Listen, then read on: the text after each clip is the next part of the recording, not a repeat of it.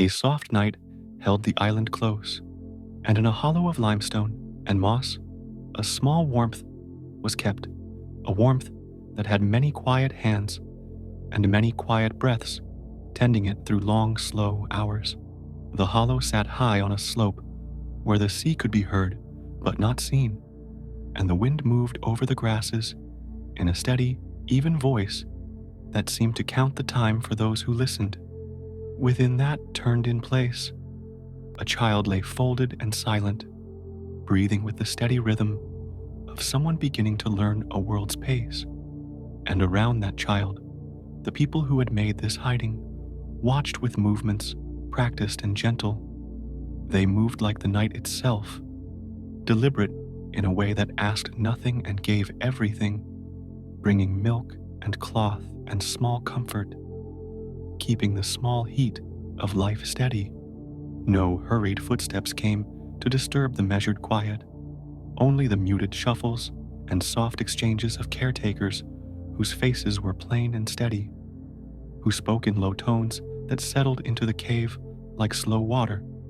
Outside, the low hills held the sky, and inside the cave, the living room of rock held the child's slow unfolding, a small life growing patient and sure in the cradle of careful hands.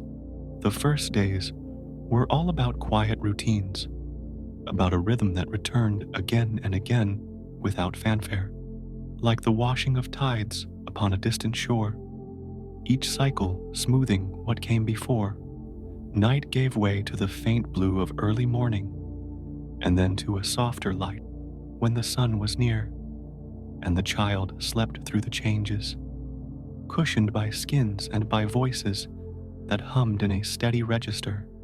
An elder woman would pick her way across the stones to feed and warm, her fingers working with the practiced ease of long repetition, and a younger pair would rearrange blankets and push a mat to catch a stray draft. There were small, deliberate ceremonies, a ribbon folded into a nest of hair, a cup of cooled milk offered with a hymn whose words were simple and circular, the same phrases returning in a round that asked nothing more than presence. Each act of care was slow and unhurried, like the careful pruning of a garden where nothing was rushed.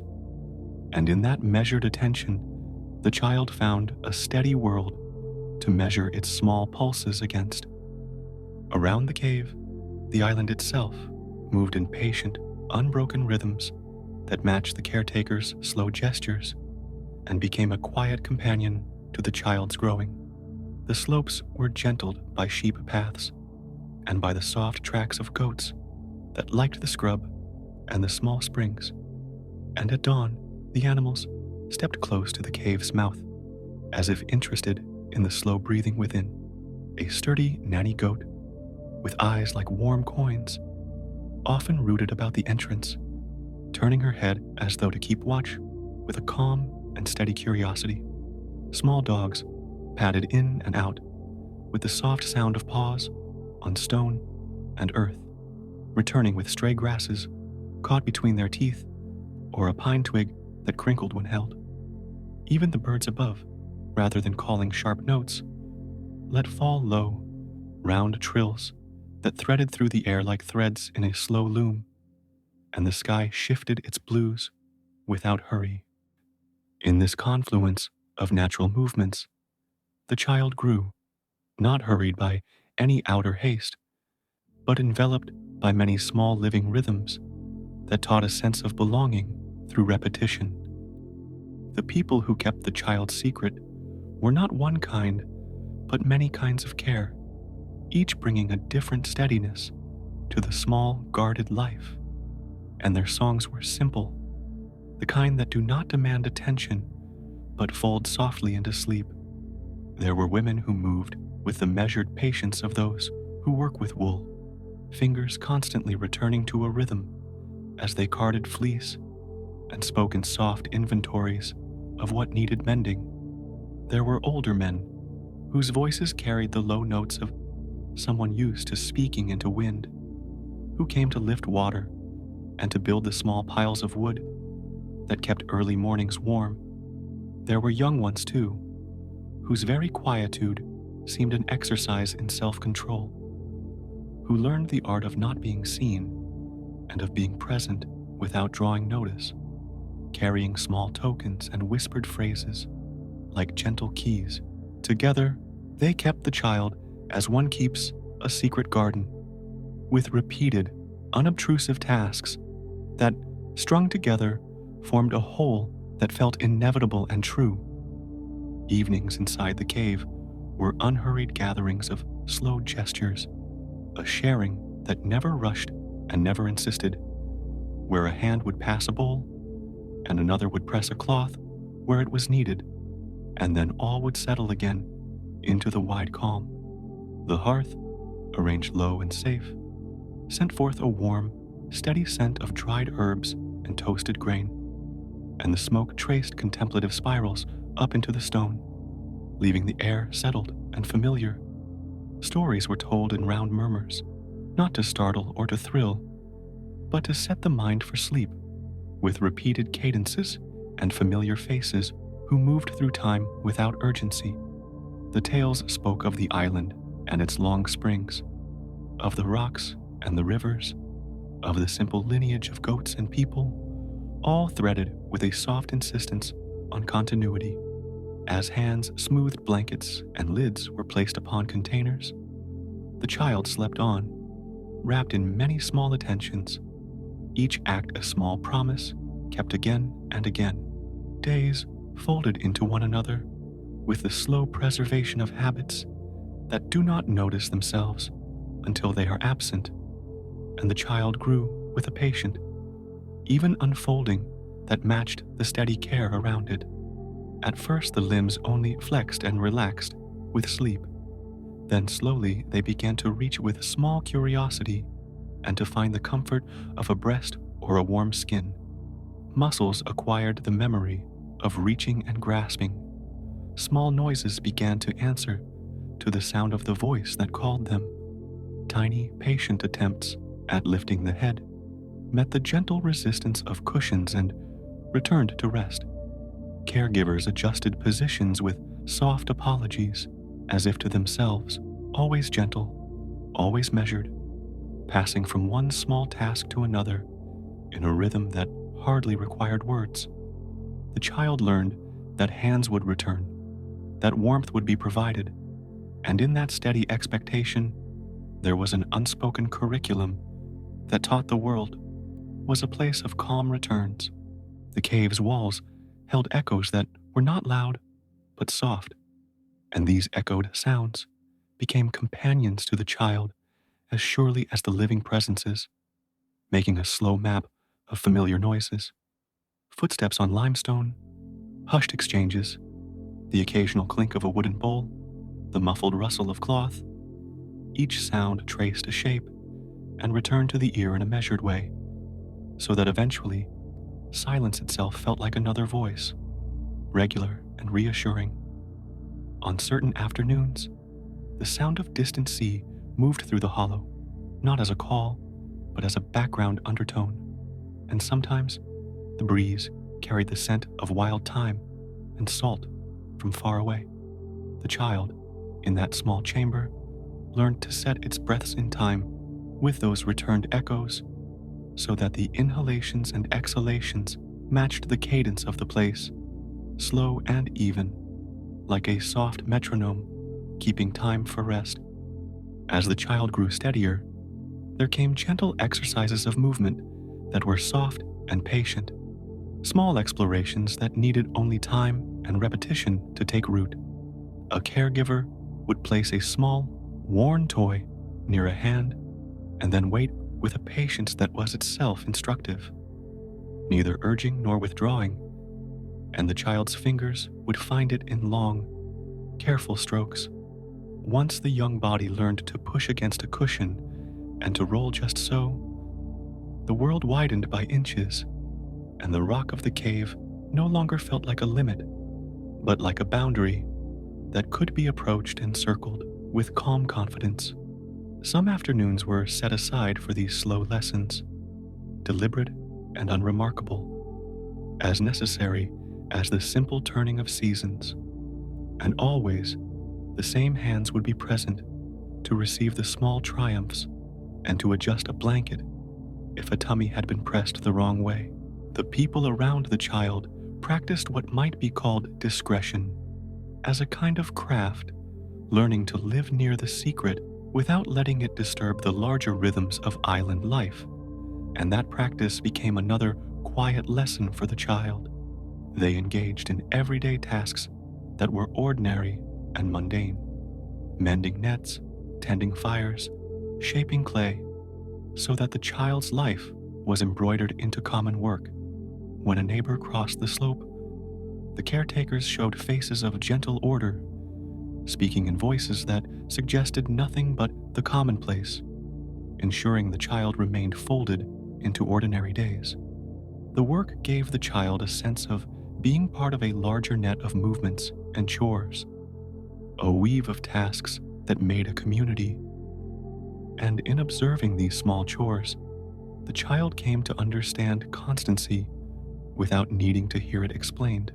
Occasionally, people would come who were not part of the regular keeping, skilled visitors whose presence was quiet yet purposeful, arriving with soft sandals and patient hands that added other notes to the cave's calm chorus. An elderly seamstress would arrive with new swaddling, her thimble tapping a steady rhythm as she stitched and hummed the pattern of stitches into a song of repetition. A soft-voiced nurse would come with bottles of herbs that steamed like a small fog when warmed, and she would rub them across a tiny brow, fingers practiced and sure, teaching that touch could be a form of language. Even a traveling story singer, who passed through only once in a slow season, sat and told a looped tale in a voice that rose and fell like the sea, and those words nested with the other sounds to create a layered hush that felt like deep water. There were slow rituals observed in the secrecy of the cave that resembled the measured customs of the wider island, and these small ceremonies kept the child within a cultural rhythm that was old and patient. At certain times, cloths were woven with soft patterns and placed near the bed in a repeated sequence, not to mark drama, but to acknowledge passage, like the marking of days by the movement of the sun. Anointing oils were mixed in small amounts and applied with the utmost gentleness, not as spectacle, but as habitual care, so that the child's skin carried the faint smell of thyme and olive through many dawns. When a certain herb was to be chewed and released into a bowl of steaming water, the act was slow and communal, shared with low voices and steady hands, and each repetition folded the child ever more into the safe cadence of the group's customs. The island's sky moved slowly overhead, and its stars came to be counted as friends who kept a patient vigil in the upper quiet, their light like small promises that did not shout but simply were. On clear nights, the caretakers would lift their faces to the sky with a small, communal breath, as if acknowledging a vastness that needed neither explanation nor conquest. And the child would lie within the cave, listening to the soft exhale that matched the low, regular turning of the heavens. Those nights, the mantle of darkness felt like a slow blanket, and the stars' steady presence made a pattern that repeated without demand, drawing the child into the gentle habit of looking up and then returning to sleep. Light in that place was not a forceful thing. It crept and settled.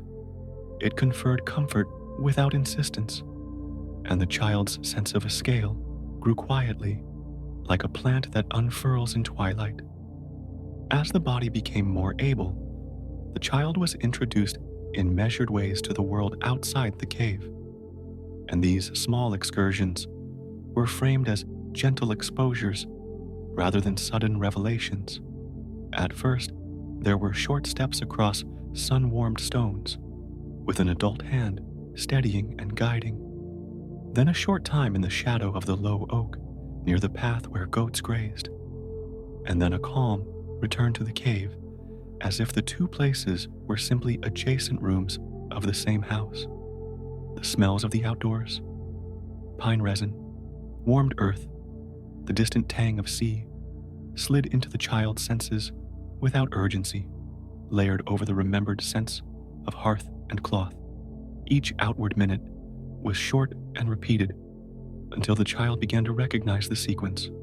Step out, breathe, touch a leaf, return, sleep, wake, repeat. This repeated schedule taught that exploration could be slow and secure. The animals who shared the slopes learned to be part of the child's forming world with a quiet loyalty that needed no instruction, communicating in small ways that the child came to understand by pattern rather than by speech. The nanny goat would bleat in a low, repeated way just as a bottle was being prepared, as if heralding the rhythm of feeding. Dogs would pad softly and settle at a respectful distance, their breath and warmth part of the fabric of comfort that made the cave feel safe. Birds would come to peck at crumbs placed carefully outside, and the child's hands would reach with slow curiosity to throw another small piece, a motion repeated until it took on the quality of ritual. The relationship between these animals and the child was subtle and slow, a mutual recognition grown through patience and shared hours. The seasons shifted in subdued manners that never demanded sudden changes from the people who kept the cave, and the adjustments made to accommodate these transitions were measured and routine, teaching the child how to live with time's steady variations. When rains came, the caregivers rearranged stores and laid out new coverings, moving with practiced economy and calm. In dry months, the focus moved to conserving the little springs and moving to shade, all with a composed attentiveness that never disturbed sleep. Even the ways food was prepared changed slightly with the seasons. Certain herbs were favored, certain grains were ground with renewed attention, and each subtle alteration became another regularity for the child to learn from.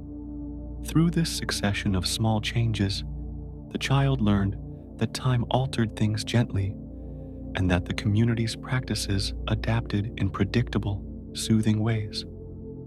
At quiet intervals, small lessons in sound and song were given, tunes repeated with slight variations so that the child's ear could attune to pattern without surprise. And those melodies became as familiar as breath. A caregiver with a low voice would sing the same soft line and let it repeat like a turning wheel, while another added a small harmony so that the child could feel the surrounding voices like a warm bath. The songs were not grand or ornate. They were circular and slow, constructed to ease the passage into sleep and to create memories of gentle voices that would be recalled at any hour. The child's reaction was calm and responsive. Small eyes would settle, as if fitting into a groove, limbs relax, and breath lengthen with the cadence of the song, until the world itself felt like a chorus of soft, repeating sounds. The cave itself was arranged with patient care, every object placed with the quiet intention of comfort and ease, and the child learned to trust that each object had its place, and each place was steady. Mats were layered for softness, skins folded to catch drafts, and small bowls kept within reach, but out of harm's way, all positioned by hands that had practiced these placements many times. A small stone was kept smooth and warm to press against a fevered brow. A cloth was folded in a particular way to comfort, and these items acquired their own histories as they were used and returned and used again. Through such familiar arrangements, the child internalized a world in which things were arranged for care and could be relied upon. Within this careful rotation of people, animals, seasons, light, and objects, there was also the slow presence of ritual guardians, those who worked in the soft borderlands between the cave's hush and the larger arrangements of the island's life. They did not intrude with loud proclamations. They came in at set times with measured steps, bringing quietly prepared offerings and small written scraps that were read like prayers without urgency. Their actions had a repetitive clarity, a folded cloth placed on a stone, a murmured phrase, in a voice that did not seek to be heard beyond those present, a small token left in a niche and then retrieved and stored again. The child observed these measured acts as if watching a rope maker work, a slow, methodical twist followed by repetition, learning that meaning could be made through steady, repeated labor rather than loud assertion. As days multiplied, the child's limbs found a steadier balance, and small achievements were greeted not with fanfare, but with calm acknowledgement that allowed the child to absorb them as ordinary steps in a long process. When a first tentative step was taken, an adult would extend a hand and smile in a way that was soft and composed, and then they would return to other tasks, letting the child's next attempts emerge in their own time. When the child spoke a first clear word, it was met with a low, approving murmur that did not arrest the surrounding rhythm, but added a new note to it, settling into the daily music. These modest recognitions taught the child that growth itself was a sequence of gentle, cumulative motions, each one fitting seamlessly into the wide river of time that carried every life forward. The child learned to sleep through small disturbances, to absorb the faint sound of passing feet, of a distant bell, of the sea that edged the island, and to return to rest as if to a remembered harbor. If an animal shifted and made a tiny sound, hands would smooth a blanket, and the voice that answered would be a low, measured reassurance that did not demand a wakeful response. When storms came, they altered the light and the scent and the small tasks, but the caretaker's unhurried adjustments, adding an extra cover, moving a mat, loosening a bundle, restored a soundness to the environment, and the child found sleep again within minutes, as if a pattern had simply reasserted itself. These recoveries were not dramatic, they were functional and calm, part of the long experience of life, kept in a soft, continuous way. Meals were simple and repetitive, and this routine encouraged a sense of belonging through the repetition of tastes and textures that returned day after day. Bread baked in a small earthen oven had the same flatness and slightly salted tang each morning, and the child became accustomed to its smell and warmth folded into palms. Stews were slow cooked with the same combinations of lentils and herbs, the spoonfuls given in measured portions and at predictable times, which taught the child the comfort of ordered offerings. Even the act of washing was a ritual of recurrence. Water warmed over a low flame, hands dipped, cloths passed, and then the child was dried and folded back into bed. The unvarying nature of these meals and chores was a lesson in predictability that the child took into the slow architecture of memory. Certain objects within the cave acquired significance simply by virtue of being used again and again, forming a private inventory of familiar tools that made the place feel permanent and reliable. A small wooden spoon became known by its weight and the sound it made in a bowl. A stone lamp was recognized by the way its light pooled upon the walls. A blanket was remembered for the slight roughness at one corner, where a finger always found purchase. These items, ordinary and unadorned, accumulated a kind of soft authority, and the child learned to find its world through them, to touch the spoon, to rub the worn patch on the blanket, to tilt the lamp just so. All were actions that tethered experience to habit and habit to calm. The caregivers, in their slow stewardship, taught patience as an embodied practice, not as an abstract idea, but as a set of small, repeated acts that the child could imitate and learn from. They moved through days without hurry, took breaks at set times, and returned to tasks with the ease of someone who knew that time would provide the necessary spaces for healing and for growth.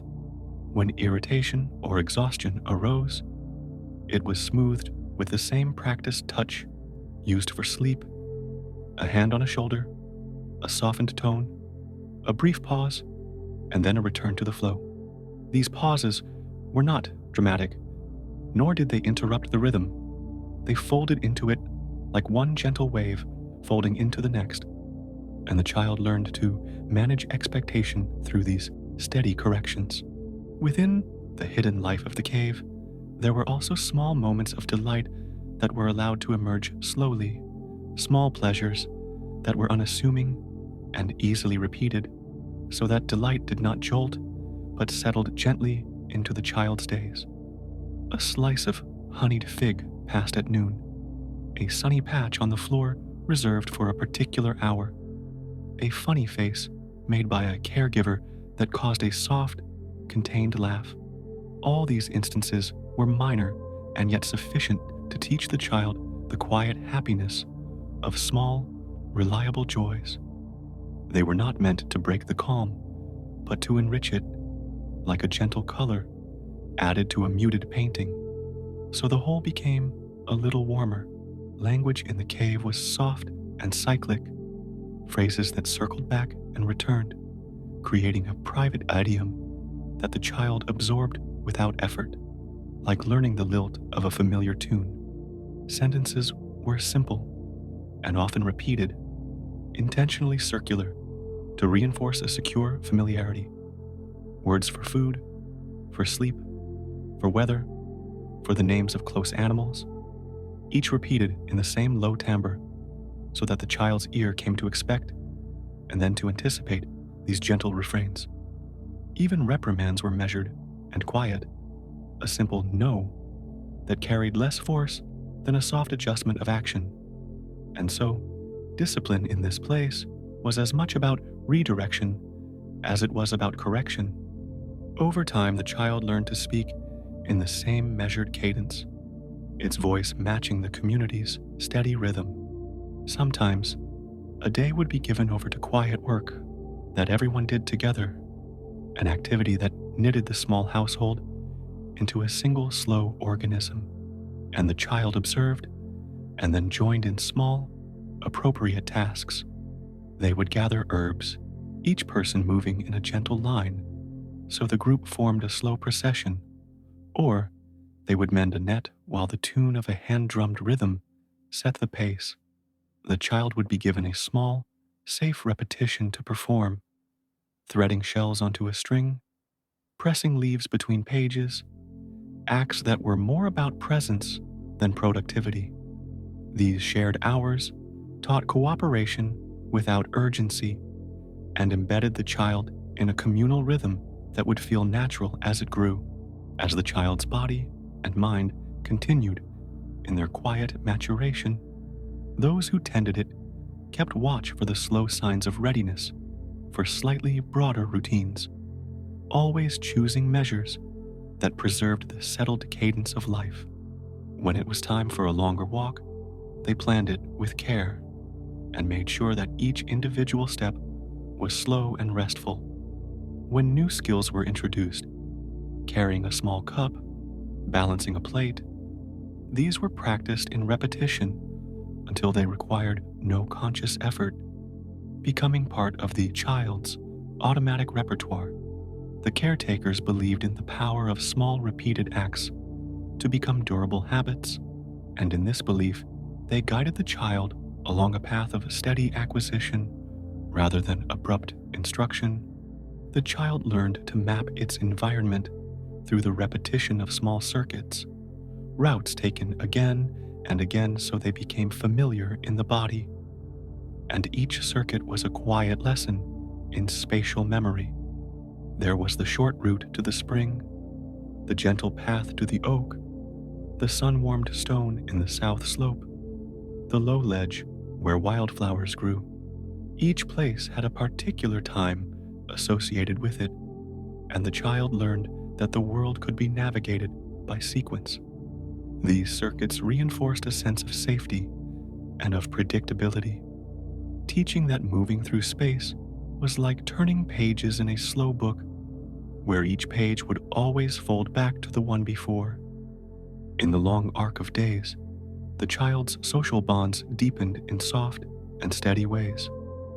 Attachments framed by repeated contact and by small exchanges that did not require words.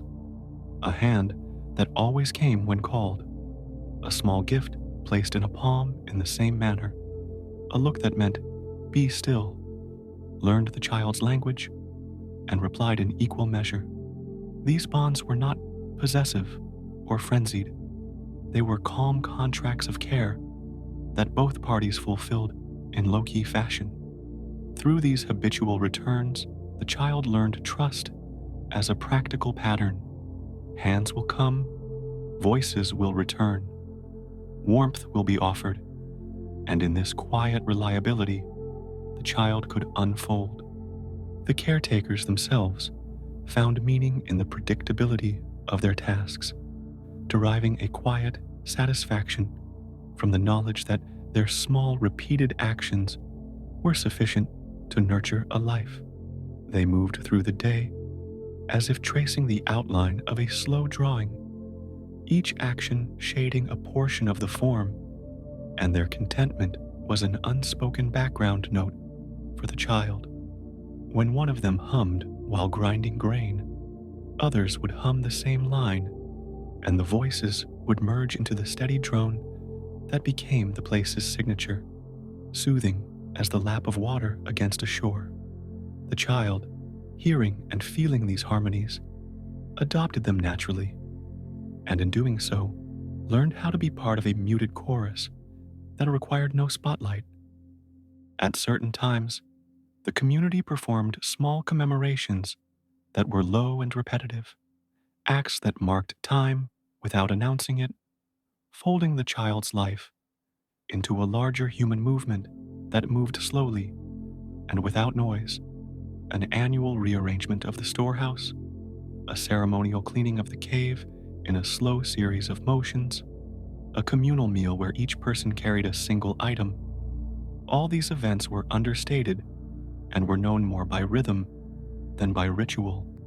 The child took part in these cycles as a matter of course, absorbing the idea that a life is composed of repeated communal acts that create continuity across years.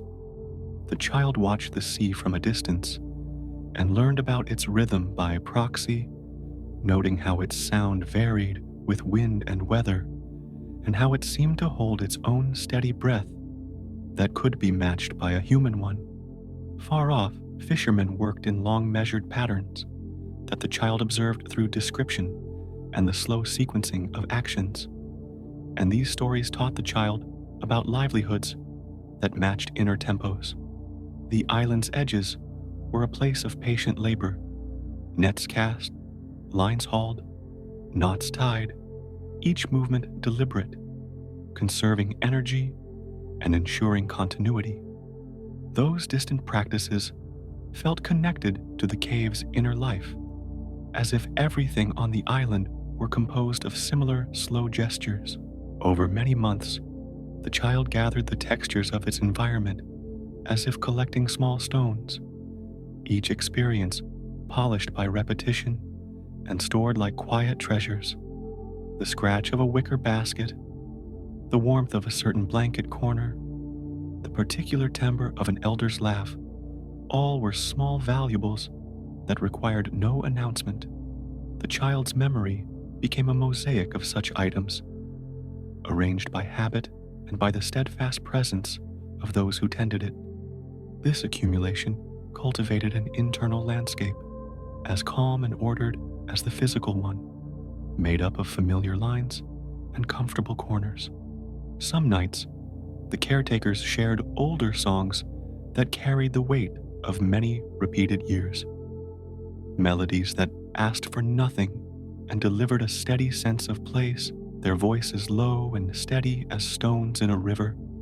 The child listened, perhaps without fully grasping the language, and felt the comfort of continuity in those airs, a subjective sense of lineage that needed no explanation. The songs did not press the child to remember. They simply existed as gentle markers in the long chronology of days, and the child in time learned to hum along, adding its small voice to the tide. In slow, patient increments, the child's body and mind matured, and each soft milestone was acknowledged in the same calm way the rest of life proceeded. No rapid exultation, only a quiet nod toward another fact accepted and settled. Walking became confident. Speech grew. Hands learned to shape and to help. And each new capacity was folded into the steady routine without fanfare. The caregivers adjusted their attention accordingly, stepping back when appropriate, stepping forward when necessary, always maintaining the unhurried tempo that made the child's development feel natural and unforced. As the child continued to expand its understanding of the people and animals around it, there was also an incremental acquaintance with the slow-moving affairs of the island's small courts and customary exchanges. Things observed more than participated in, learned by hearing fragments rather than by direct instruction. Elders spoke of land boundaries in measured tones, of shared grazing times, of the sequence of festivals that would come with the year. And these references suggested a larger order that moved as steadily as the child's own life. The child absorbed these references like small pieces of a larger, slow puzzle, fitting them into the internal map without urgency, simply allowing the knowledge to sit alongside other repeating facts. Through these cumulative patterns of care and repetition, the child came to understand the stability of its world as an ongoing set of practices, not as one event or one command, but as a steady, continuing choreography. Each day presented similar movements, each night similar undulations of sound and light, and the repetition of small acts, feeding, wrapping, singing, walking, sleeping, formed the scaffolding of an untroubled life. The child learned to rely on this scaffolding, to place confidence in the return of warm hands, in the softness of a certain blanket, in the low hum of a known tune, and in time the child's inner tempo synchronized itself to the cadence of those who kept the secret. There was a persistent but quiet sense that the child's fate was folded into many hands and many small acts, that its life was not the product of one great decision, but of long sequences of modest, patient gestures. And in accepting that the child learned to move with the slow, sure motions of its keepers, each caretaker's action was a small stitch in a larger cloth, each animal's presence a soft reinforcement of a world ordered by repetition, and the child's growth was the steady revealing of a pattern stitched day by day. The child's days continued, measured, gentle, and unhurried, as if breathing in tandem with the slow rhythms of island life and with the constant, steady care that kept it always near to warmth and to rest. They moved with a steady calm, each voice measured and slow, as if every word might become a mark in a long ledger, and the air carried the soft sound of agreement, like a gentle tide that finds the shore and lingers there, shaping the sand without hurry. A circle formed, not rushed, where faces met, and hands rested lightly on small tokens, and each person present allowed the others room to speak, naming what they felt suited to their nature, while the rest listened and breathed with equal softness, letting the rhythm of their speech settle into the place. There were no sharp interruptions, only a patterned exchange, a giving and taking of phrases, as when two people match steps in a slow walk, each step set to the other, each intendment acknowledged, and in this way, a map of duties began to unfurl from their calm conversation. Old names were spoken with care, not to recall past storms, but to recognize continuities of being, and the room arranged itself around those recognitions like a careful gardener planting seeds in measured rows, so that each seed had space and light and a steady trust it would be tended. Alliances made themselves evident in the ease of certain nods, in the way some voices overlapped smoothly and finished each other's thought, as if they had long practiced this soft choreography together. And from these small harmonies, larger patterns of cooperation gently took shape. They spoke of limits with a gentle exactness, placing thin lines of understanding between one domain and another, as if tracing borders on a quiet lake where reflections meet and separate without disturbance. And these distinctions were honored with a calm simplicity that required no loud proclamation. The method of choosing places of charge was deliberate and unhurried, sometimes decided by a light casting of lots that felt like dropping pebbles into clear water, watching the ripples settle, and sometimes by mutual consent, when two voices found an even softness in the sharing of a duty. Tokens were exchanged with quiet hands, small emblems of a role accepted without fanfare, and each token fit into a pocket or palm as if it had always belonged there, becoming both sign and seal in a way that calmed the hands that held it and the hearts that received it. Oaths were spoken in low tones, words wrapped in the weight of a long memory, and those vows were given the simplest and surest tests, not by spectacle, but by soft ritual acts, a touch, a drop of water, a turn of a stone, small movements that made commitment visible yet gentle. As agreements settled, the practicalities were discussed in a clear, unhurried fashion. Who would keep watch over the patterns of the sky? Who would tend to the ebb and flow of the sea? Who would oversee the quieter depths? And each responsibility was outlined like a measured step on a long road. Boundaries were drawn as if on a calm map, soft lines of air and water and earth, marked by agreed signs that were subtle and natural, like planting a sapling to mark a place, or setting a small cairn where paths divide. And these signs were understood and respected without loud declaration. There was a patient exchange about the guardianship of law and oath, not about enforcement through clangor, but about the quiet care of memory, of preserving promise and witness, of keeping the ledger of words that bind. And those who took on this trust did so with a solemn, even breath. Certain roles required gentle oversight of seasons and weather, and those who assumed them spoke in measured tones about the timing of rains and warmth, about the careful turning of days and nights, agreeing on rhythms that would move slowly and kindly through the world. Councils were scheduled like tides, recurring and reliable, times set aside for reflection, for renewing words, for soft arbitration when questions drifted up, and each meeting was imagined as a calm harbor where concerns could be moored and attended to with steady hands.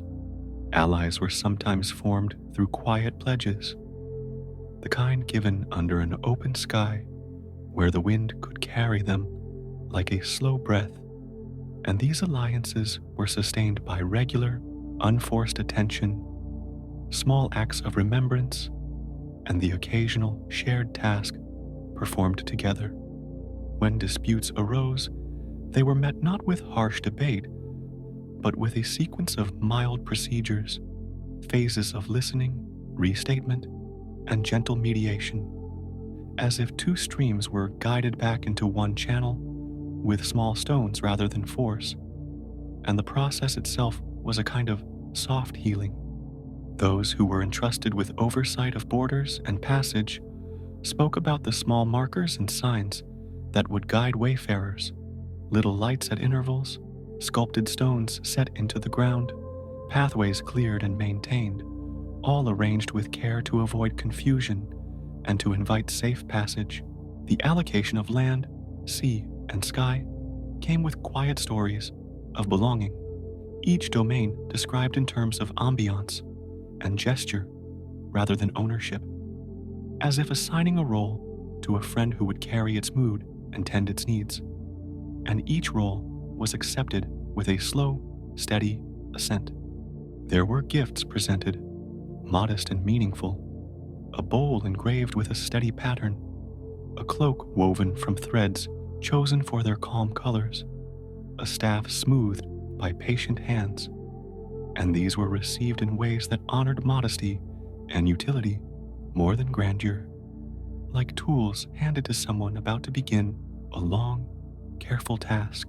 Certain responsibilities required more than a token. They required a small station, a place where one could sit and attend. And so, arrangements were made for seats placed in quiet corners, for tables where records might be kept, and for low lamps that would burn with even light through long hours. The assembly took time to consider the balance of speech and silence, of action and repose, and decided to place guardians in roles where they could move between both with ease, tending to the loudness of storms or the hush of night as needed, always mindful of preserving calm. A gentle system of precedence was agreed on, not to elevate voices into harsh hierarchy, but to provide order in meetings, to make sure that questions could be heard in turn, and that those who spoke did so from positions of experience and steadiness, their words given room to unfurl. The forms of address were set with soft care, phrases that felt like placing a hand on a shoulder, acknowledging rank and respect without ostentation, words that reminded listeners of duty and mutual regard in a way that encouraged attentiveness rather than agitation. Certain stations carried duties of witness, to stand watch over rites, to hear the vows of those who came seeking, to note the passage of promises through time. And these witnesses performed their role with quiet attention, recording not with ink and clamor, but with slow remembrance. They planned ways to share resources, modest exchanges that allowed each office to carry out its tasks, such as the use of light for ceremonies, the sharing of dwelling space for rest, the pooling of small stores for common feasts, arrangements made so that scarcity never forced hurried choices. When questions of succession or representation came up, they settled into gentle formulae, deputies chosen by consent, brief periods of oversight granted when one needed rest, and the knowledge that duties could be passed along with simple rituals of hand and word, all aimed at keeping governance steady and continuous. The fabric of governance included a slow system for communicating decisions across distance, a chain of messengers who moved like soft currents, carrying word and sign from one place to another, each trained to speak in measured tones and to return with careful replies.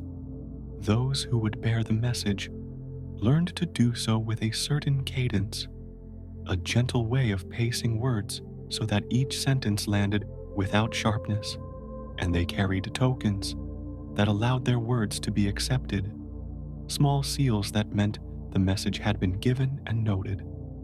The methods for adjudication of claims were designed to calm disputes, employing mediators who listened twice as long as they spoke, who repeated back what they heard in simple language, and who offered remedies that restored balance through small acts rather than sweeping decrees. There were also arrangements for honors and recognition, ceremonies that marked service with delicacy, a quiet crown of leaves, a garland placed on a table, a naming spoken in low voice, gestures that conferred esteem without creating excess display, strengthening bonds by subtle acknowledgement. A careful registry of lineage and rights was maintained, slowly and warmly, pages not piled high, but turned gently, names inscribed with patient ink, connections drawn as threads on a slow loom, enabling claims to be verified without rush, and allowing gratitude to be recorded alongside duty. Some of the older forces found new roles within this ordered space, not vanished, but given stations suited to their vastness, watchful posts, slow-moving councils, and tasks that asked for endurance more than speed, their presence woven into the fabric of rule in ways that honored their age. The younger ones received tasks that fit their energy, assigned to keep movement and change in gentle measure, to tend to new growth and the tides of life with attentive care. And their contributions were welcomed with quiet encouragement and simple instruction. The idea of shared rituals emerged naturally as participants noticed the comfort of repeated small acts, a morning marking, a noonful hush, an evening candle placed at the same time, patterns that offered rhythm and reassurance, and that made collaborative life feel continuous and gentle. Schedules were made not as rigid orders, but as calendars of care, times set for harvest, for planting, for renewal, and these markers helped people and places to move together, each knowing when to expect the other's touch and when to tend their own portion of the world. They spoke of oversight in terms of stewardship, using words that evoked tending rather than ruling, and those entrusted with stewardship approached their work like gardeners, guiding growth, pruning with restraint, and allowing spaces to breathe and recover over long spans. There was a practice of rotating certain duties so that no single person should be overburdened, a kindness that kept work light and attention fresh, and this rotation became a quiet custom, a soft rhythm of service that preserved balance and reduced strain. To keep promises, a set of simple seals and signs was agreed upon, subtle emblems worn on the wrist or carried in a satchel, small things that could be shown to confirm a pledge, and these marks were respected across the council, easing transactions and soothing doubts. Communication protocols included the use of symbols laid gently on thresholds to indicate welcome or caution, plain markers that guided visitors and travelers without the need for loud proclamations, helping each passerby know what to expect in ways that felt considerate rather than imposing. They also considered the care of reminders, little tokens placed in the public places to mark ongoing obligations, such as an offering bowl left full for those in need, or an evergreen bough that signaled renewal, small and steady signs that asked for attention without demanding it. A quiet order of envoys was established for delicate matters, those who would speak softly and return slowly, carrying not commands but proposals, and listening to replies, trained in patience and the art of making space for the other's truth, their footsteps measured and sure. When new requests reached the council, They were folded into an orderly pattern, first heard aloud, then set aside for reflection, considered by those whose duties touched the matter, and finally dealt with through small, careful decisions rather than sudden decree, a process that honored reflection. The idea of counsel itself was refined, distinguishing between casual advice given in passing and formal counsel reserved for the circle. And this distinction allowed talk to be both spontaneous and solemn, depending on the need, preserving both intimacy and responsibility. Among the agreements were clear ways to support those in grief or want, quiet mechanisms of aid that could be summoned without fuss, such as a neighborly hand or a token that allowed entry to stores of food, small systems designed to restore balance in times of gentle need. Meetings included time for quiet standing, a pause where everyone allowed their thoughts to settle, a shared breath that acted like a reset. And these pauses were treated as essential rather than optional, a practice that kept deliberation thoughtful and pace unhurried. The council took care to define the role of witness in legal and ceremonial actions, appointing gentle recorders who would note occurrence with a steady hand and who would safeguard the memory of events so that over time, what had been decided would remain accessible in a spirit of clarity rather than contention. They agreed on a slow process for appeal, a space where decisions could be revisited when new light had come, handled with patient review and open ear, ensuring that initial choices could be changed if better understanding emerged, and allowing the system to correct itself without urgency.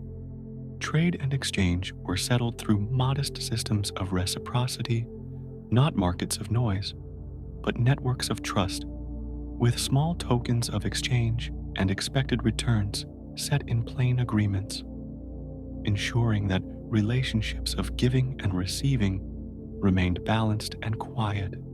For the care of ceremonies, there were entrusted keepers who learned rites that moved slowly and with grace, their gestures practiced like a soft handwriting, each motion performed with intention to calm rather than to startle, creating an atmosphere that soothed participants and onlookers alike.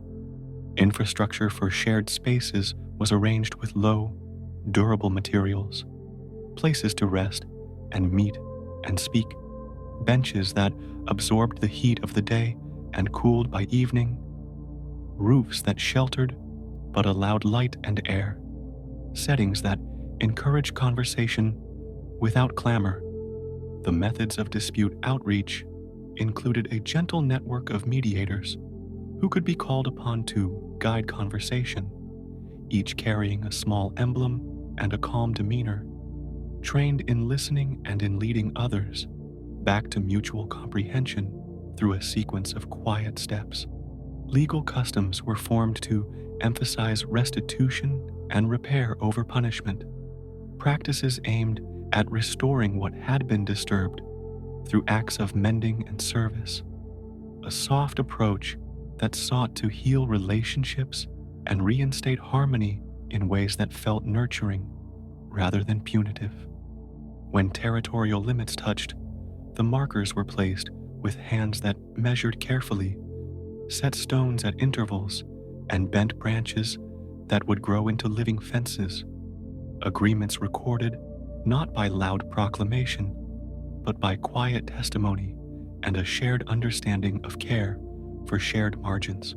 They designed a modest system of shared labor for tasks that benefited all, a practice where rotations of hands would maintain roads and aid harvests, communal work done in gentle company, and concluded with a simple meal, reinforcing bonds through cooperative care. Religious observance was arranged to be inclusive and slow, with ceremonies set at times when many could attend, and with rituals designed to be comprehensible and soothing, drawing people together in rhythms that comforted and connected rather than separated and estranged. The council took note of communication between distant places and set up a schedule of envoy exchanges, times when letters and signs would be sent out and replies expected, a pattern that reduced uncertainty by offering predictable intervals for news and reply. To support new growth and ventures, small grants of resources were agreed on, modest endowments given to start projects that would benefit the community, distributed after simple petitions and slow consideration to ensure thoughtfulness and responsibility in their use. They decided on procedures to maintain archives and teachings, careful keepers who would pass knowledge with patient instruction, ensuring that traditions and practices would continue quietly through time, remembered not as brittle rules, but as living habits of care.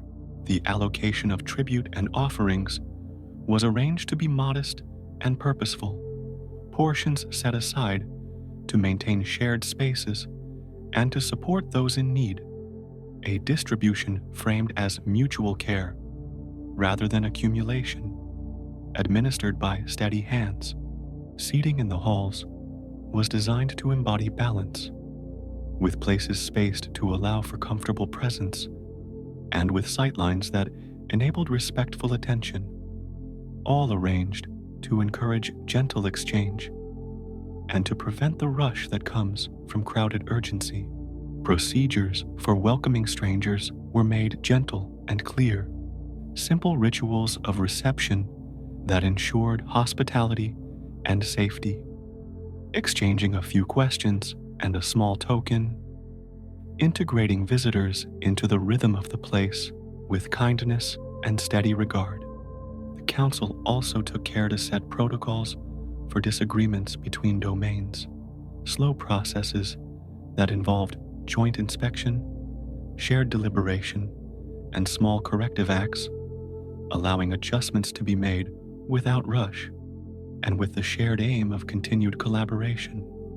There were quiet tribunals arranged for matters that required wider hearing, each with spokespeople chosen for balance and calm, the proceedings paced to allow thinking and reassessment, ensuring that decisions reflected attentive consideration rather than quick judgment. In all of these arrangements, the underlying theme was steadiness, an emphasis on continuity, simple signs, rotation of duties, gentle enforcement, and an abiding preference for repair and inclusion, practices that were designed to hold the world in an even, care-filled motion. A soft passageway opens into a broad terrace, where pale columns rise in even rows, and clouds gather low and slow, like wool being spread across a field. Footsteps are measured along flagstones, the sound softened by moss and the hush of weather above. Small courtyards sit between halls, each planted with a single, steady oak and a bench to wait upon. Walkers move with quiet purpose, often alone or in pairs, carrying folded documents or small wooden boxes that hold tokens and seals. Lantern light pools in shallow bowls, careful and unhurried, and the air smells faintly of laurel and warm stone. The terraces incline so gradually that one hardly notices the ascent. Each step is given without haste, as if time itself were a companion that prefers to move at a consistent, easy pace. Beyond the terrace, a range of halls stretches out in thoughtful order, each hall named for a function and kept deliberately plain. Names are carved on lintels with steady strokes that have been renewed many times, and the worn letters remind visitors of long use without spectacle. Inside, rows of seats face gentle platforms, arranged so voices travel cleanly, but without echo or strain. Surfaces are polished soft by hands that tidy them without fuss, and the rooms smell of beeswax and dried herbs. Windows are set to welcome the sky and to let in slow sheets of light that move like rivers across the floor.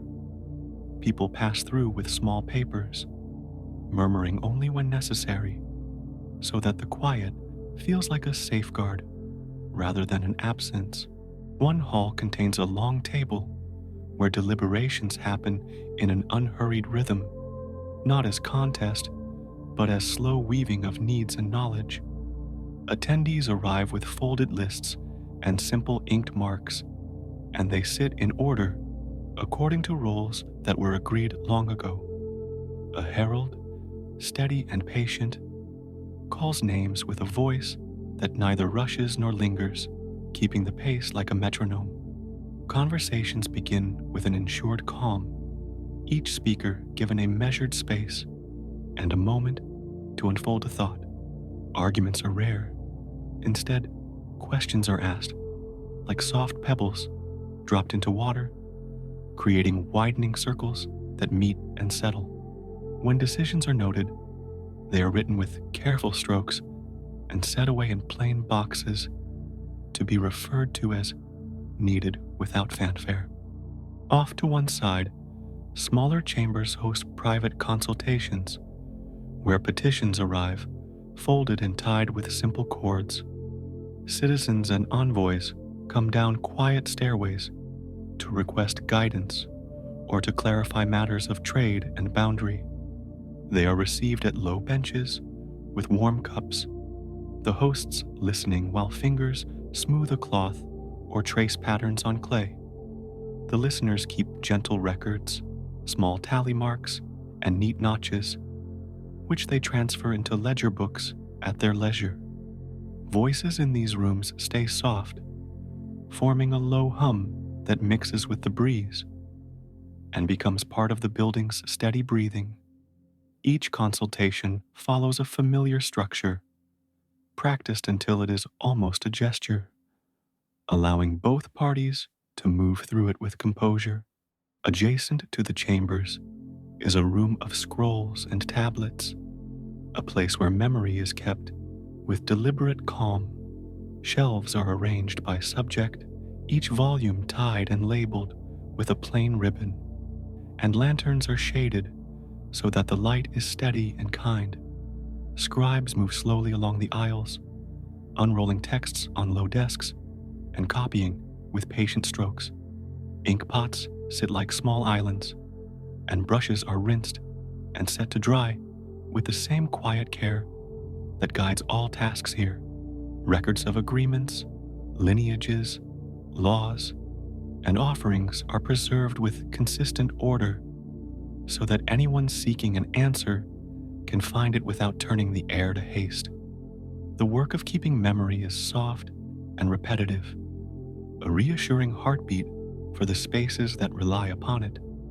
Near the scroll room, a modest archive holds seals and emblems, small objects shaped to certify and identify. Wooden stamps are carved with deliberate patterns and kept in individual boxes, each box labeled and nested within its peers. Ribbons of color lie folded, assigned to particular uses and renewed when gifts arrive. When a decision is finalized, a stamp is pressed into clay and a ribbon attached, turning a simple document into something fixed and recognizable. These physical marks travel with messages that cross the terraces and go to distant places, and they move at a pace determined by steady couriers rather than urgent haste. The act of sealing is quiet and exact, a small ceremony that brings order and calm. A kitchen wing hums with a different kind of steady activity, the rhythm of preparation that supports gatherings and prolonged meetings. Pots simmer on low fires beneath broad chimneys, filling the air with gentle, familiar scents of grain and roasted herbs. Bakers tend loaves with hands practiced over many mornings, shaping dough into simple rounds that will nourish without drawing attention. Dishes are carried on trays from a cool larder, where jars are labeled and stored by season and use, and the cooks speak in short, habitual phrases that keep work moving evenly. Meals here are served without flourish at consistent times, nourishing those who meet and those who keep the place running, allowing thought to continue without distraction. Toward the center, a rounded courtyard receives weather with hospitable design, channels directing rain in soft streams and terraces catching sun in measured steps. The courtyard is planted with trees that are pruned gently into ordered forms, and benches sit beneath them for quiet conversation or moments of rest between duties. Paths curve calmly, never abrupt, and attendants sweep leaves with broad hands, returning paths to neat order so that movement never surprises. The proximity of water in a shallow basin lends a cool quality to the space, a steadying pulse of light on the stone. People pause here, sometimes simply to breathe, and let the slow rhythm of the garden ease them back into the next task. Along a quieter corridor, rooms hold tools for the maintenance of garments and regalia, places where cloaks, cords, and banners are mended and stored. Tailors work on low benches, their hands moving with gentle precision, sewing seams and repairing edges. The fabrics are simple and kept in calm colors, selected for durability and respect rather than display. Each piece is stored with notes on its history and use, so that when it is needed, it may be found and placed with minimal deliberation. The mending itself is an act of quiet care, returning things to service, and it follows a slow, repetitive pattern that fits well within the larger rhythm of the house. A hall reserved for audiences is arranged with thought to ease and dignity. Chairs placed in arcs around a modest raised seat, and spaces left open to ensure movement. Petitioners are led to particular benches and given a few minutes to compose themselves, edges smoothed by the calm steadiness of the surroundings. Protocol is followed like a soft chant, names spoken, and matters presented in measured sentences. Those who preside listen with eyes that rest rather than search, giving their attention with a stillness that feels like a shelter. When decisions or guidance are given, they are stated plainly and recorded carefully, then placed away in designated boxes to be read and acted upon in quiet order. A suite of rooms supports communication with places beyond the terraces, where envelopes are prepared and messages folded, their content sealed and marked, then entrusted to couriers who know the steady routes. Couriers leave and return at predictable intervals, paths known and practiced, with horses and steeds tended by hands that move in repetition. Maps are consulted in low light, as plans are made for travel that will not rush but will arrive reliably. The simplicity of each step, from writing to sealing to dispatch, ensures that words travel with care. The knowledge that messages are handled with consistent attention lends confidence to those who rely upon the system, and the world beyond feels accessible through slow, dependable means. Above many rooms, there are balconies and terraces used for quiet observation, places where officers and keepers watch weather and horizons with a practiced calm. Instruments are simple and steady, designed for long use rather than precision spectacle, and they are read quietly in order to note the angle of light or the pattern of clouds. These observations feed into decisions about schedule and ceremony, informing when a procession may move or when offerings should be made.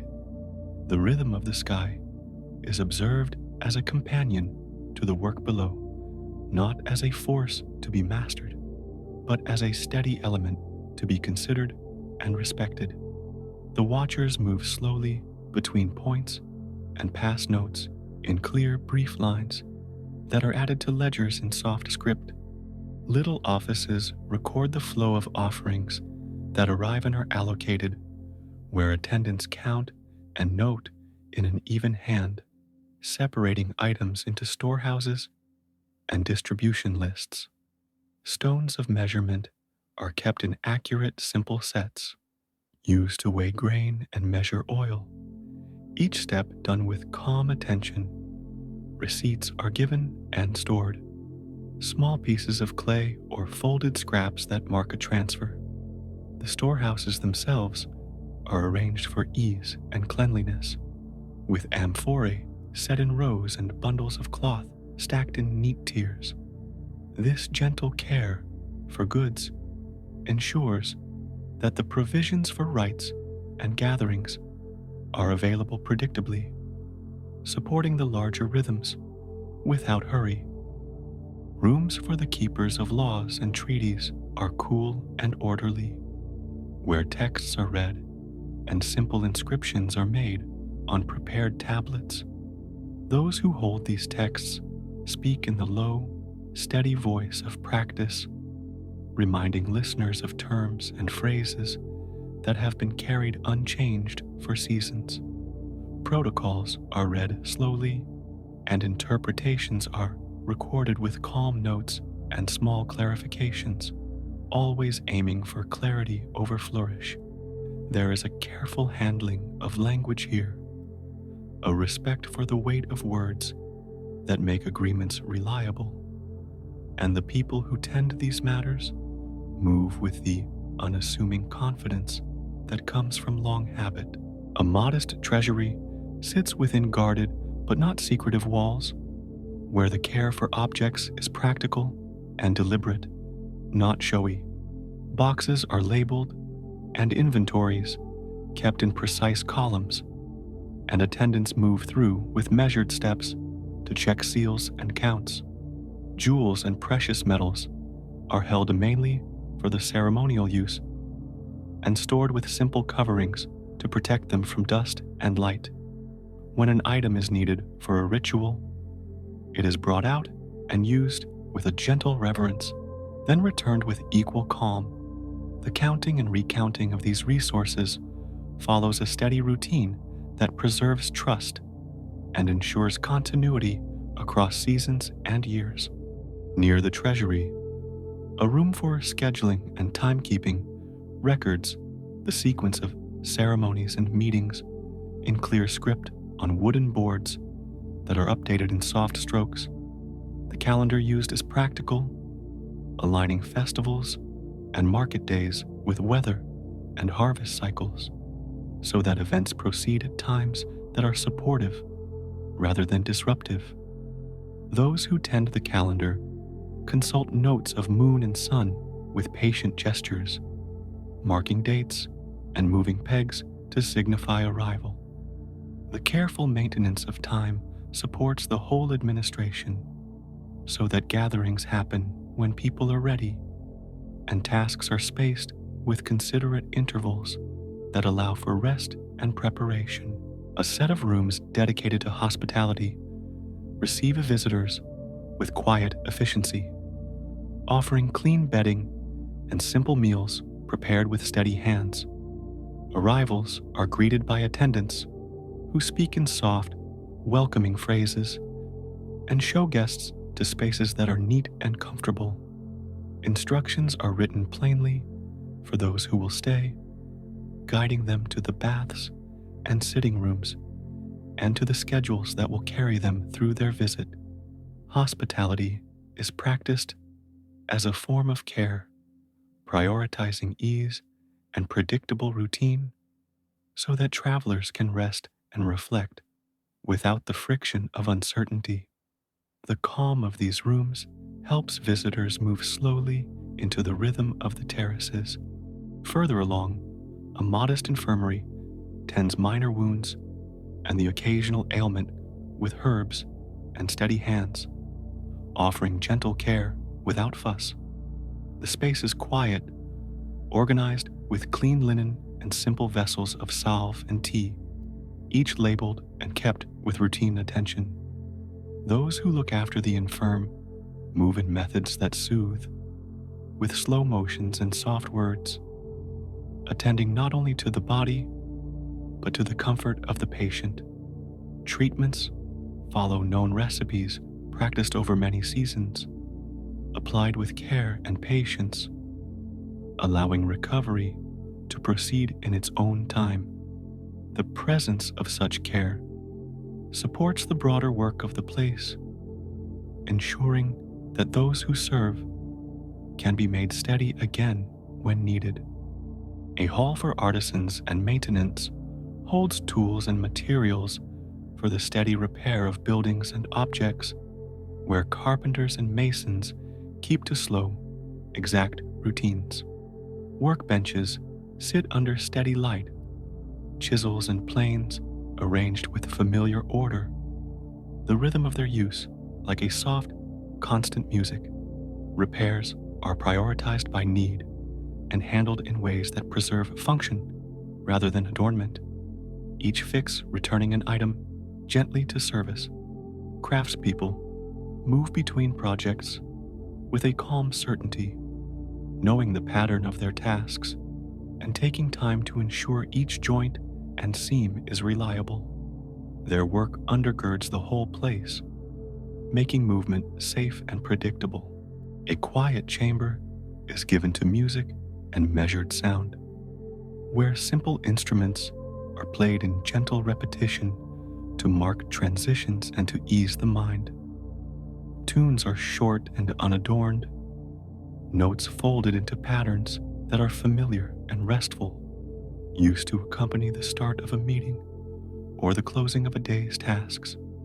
Musicians practice with patient repetition, refining soft phrases that become part of the building's fabric. The music here is unobtrusive, functioning as a calming guide rather than a focal spectacle, and its steady presence helps the people within the walls move from one task to another with composure. A small school of young attendants meets in a pleasant room where lessons are given slowly, teaching the forms and rhythms of office with calm repetition. Students learn to copy letters, to tie simple knots, to carry messages with even steps, and to hold a silence while others speak. The instruction is practical and supportive, guiding hands and voices to habits that serve the whole place. Patience is emphasized, and mistakes are corrected with soft encouragement rather than urgency. Over time, these lessons shape new keepers who will move within the halls with the same mindful rhythm that has always been valued. Near the center, a chamber used for private counsel allows for deeper conversation in an atmosphere of respect and steadiness. The room is arranged with cushions and low stools, encouraging a posture of ease and openness. Conversations here are given the time they require, with listeners offering space rather than interruption, allowing thoughts to unfold naturally. Notes are taken at a measured pace, and important points are marked for future reflection rather than immediate pronouncement.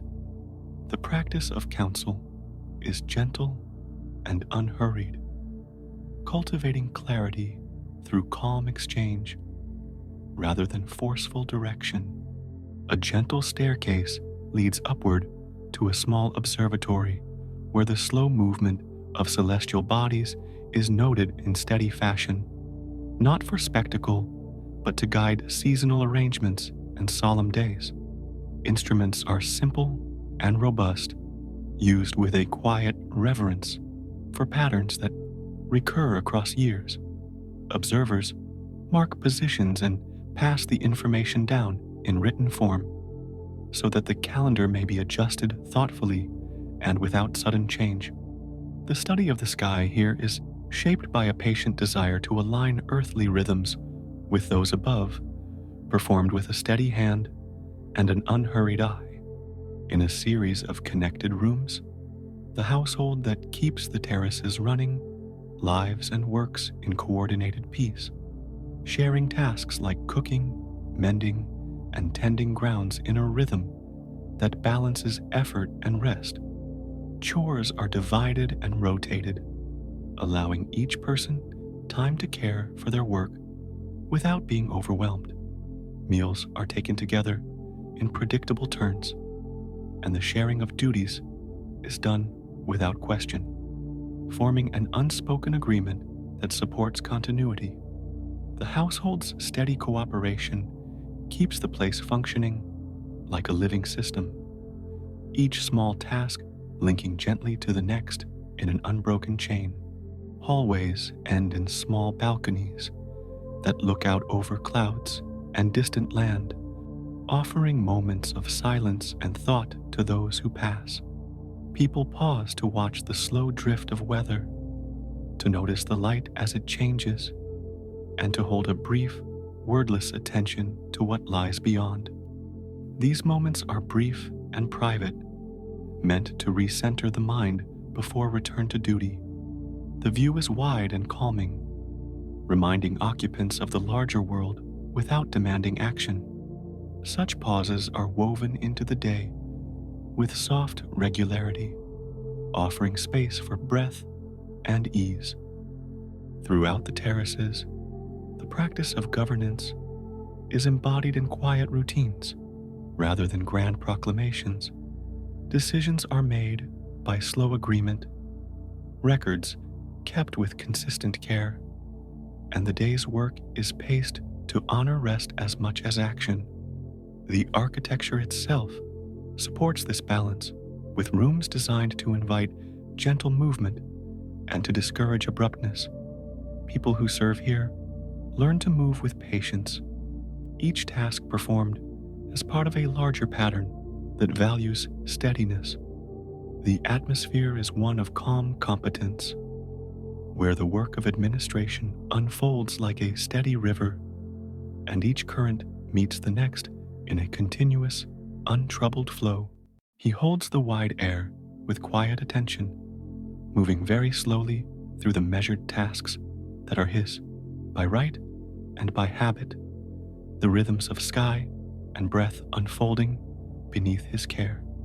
His work begins simply, with an eye on the east where mornings gather their pale light, and on the west where evenings collect the hush that follows the day's slow spending. He tends the unseen drafts that ferry cloud and scent, noting which currents will carry rain and which will keep the world clear and hushed. In that watching, there is a steady, unhurried keeping that feels like the first slow breath of evening. From the watching come small adjustments, performed without hurry, like a hand easing a door closed. He loosens a wind in one place and softens it in another, letting a gentle breeze pass through a valley where sleep is deep. He gathers a darker, denser wind over distant seas, where ships should know caution and sailors should be aware of a change in taste of the air. Each change is made with a quiet economy, a minimal shaping that keeps the larger balance intact. The motions are deliberate, almost invisible, felt rather than seen, the way the body shifts under warm covers. When the sky needs firmness, he offers a steadying presence that holds clouds in a broad, patient formation. When the clouds need release, he gives them leave to soften and let fall what they have kept. Rain comes in his time, a slow measured lowering that refreshes fields and washes dust from stones. Snow descends with unhurried hush, a slow forgetting for the ground, each flake settling in a patient pattern. Hail may be called where a quick sternness is required, and thunder speaks when boundaries must be made clear. Each rumble a long, low sentence, that rolls and then eases into silence. He is the slow keeper of temperature and of intervals between warmth and chill, arranging the seasons with a steady, almost imperceptible hand. He draws the warmth of summer into a gentle fullness, then allows it to thin and yield to autumn's soft descent. He does not hurry the turning of the year. There is a measured ritual in the way warmth ebbs and returns. And in that returning, there is trust. He watches orchards as they rest, fields as they fold, streams as they slow, knowing each small pause will be answered with a gentle upturn of life again when the slow cycle calls for it. Beyond the shaping of weather, he carries the mantle of order in a broader sense, a careful registry of spoken pledges and quiet promises.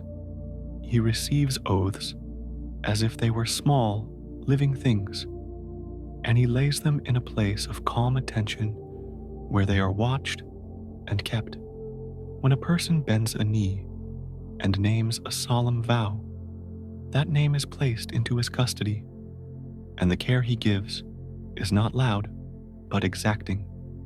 These pledges collect weight in his keeping, and in that weight, there is a slow gravity that guides conduct without display. Oaths are treated with a quiet ritual of presence. He listens with a steady silence, the kind that lets words find shape and settle. That silence becomes the container for what is said, and in that containment, promises feel their tether. He does not rush to remind, but he remembers without strain, the way one remembers a song hummed, often enough that its notes become part of the house. In this remembering, there is a soft authority, not sharp, not invasive, but persistent and true. When oaths are violated, his response is measured rather than immediate. He calls attention gently, as one might straighten a picture slightly askew on a wall. There is a long patience in how consequences unfold. Notices come like drafts, small signs in the lives around the one who broke a word. He arranges for reckonings that are commensurate and temperate, avoiding excess and steering toward restoration where it is possible. These measures are shaped so that order may return, and the weave of trust among people can be mended slowly and with care. He also oversees the unspoken codes that regulate life among communities, the slow customs that guide how strangers are met and how guests are treated. Hospitality exists within his purview, and he watches how tables are set, how hands are extended, how a bowl is offered to another. He keeps a patient record of gentleness, of the small courtesies that smooth daily living. When hospitality is neglected, the imbalance shows in quiet ways. The skies may turn cooler around a hearth, or a wind may take the scent of a neglected loaf and carry it far from its home, a subtle reminder to amend and to welcome again. Part of his duty is to oversee the laws that are spoken aloud in councils and set down in softer ways among families. He maintains a steady sense of what is fitting, a slow calibration between deeds and declarations. Law under his watch is not merely a string of commands, but a fabric of expectations woven through time. He tends that fabric, mending frayed edges, making sure patterns align, bringing to attention the threads that have begun to loosen so that the whole cloth will hold once more. His approach brings cohesion rather than spectacle. In moments where law needs articulation, he allows for formal pronouncements to be framed and given voice. Those proclamations are measured and balanced, not abrupt. He ensures that when laws are spoken, they are tempered by context, by an appreciation for the long memory of places and peoples. He prefers that laws grow from habit and consent rather than being forced into place. The voice that ensures this is steady, old as measured time, giving space for adjustment and patient correction when necessary. He convenes deliberations with a calm presence, letting decisions be reached by slow consensus where possible. Councils meet in a quiet cadence, voices rising and falling like tides, each point considered and laid down with care. He values fairness in those proceedings, not through loud argument, but through attentive listening and thoughtful response.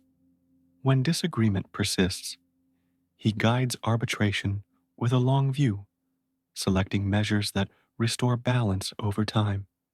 The process itself is part of the cure as much as any outcome, because it reteaches how to attend to one another. Enforcement under his charge is subtle and refined. He does not command frequent displays of force. Rather, he employs mechanisms that remind and realign. Messengers and signs circulate, revealing infringements and inviting correction. Dreams and small omens are arranged so that those who have drifted from duty notice the gentle tug back toward right behavior. When a more tangible action is needed, he may sanction interference through appointed agents who act with restraint, ensuring that the response fits the offense and allows room for repair. The aim is to recenter, not to break. There is a system of symbols that supports his oversight, quiet tokens that carry authority into daily life. A spear left leaning against a hall, a wreath placed above a doorway, a carved mark on a threshold. These things speak of duty and remind households of the steady order that is expected. Such tokens are placed thoughtfully so that respect is cultivated through repetition and gentle reference rather than through fear. The presence of these markers creates a soft architecture of governance, present enough to influence choices while light enough to allow living to unfold.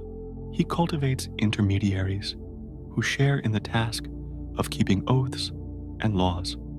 Those chosen to serve in this way are trained in restraint and in the art of calm judgment. They move through towns and fields and assemblies, carrying the quiet tone of his office. Their role is to observe, to record, and to guide, bringing attention to those moments where adjustment is helpful. They offer counsel in patient phrases, and they bring grievances to light lightly, fostering reconciliation in measured steps. They are not heralds of fear, but keepers of measured calm. Part of his governance is the oversight of contracts and agreements, the slow transactions that order trade and exchange. He watches over pledges made in market and in private, making sure that obligations are met and that trust continues to underwrite commerce. Disputes are handled with care, often beginning with a shared recollection of what was promised. He encourages processes of restitution rather than punishment, so that balance is restored and the web of community exchange remains intact. In that way, he nurtures the steady flow that keeps everyday life moving.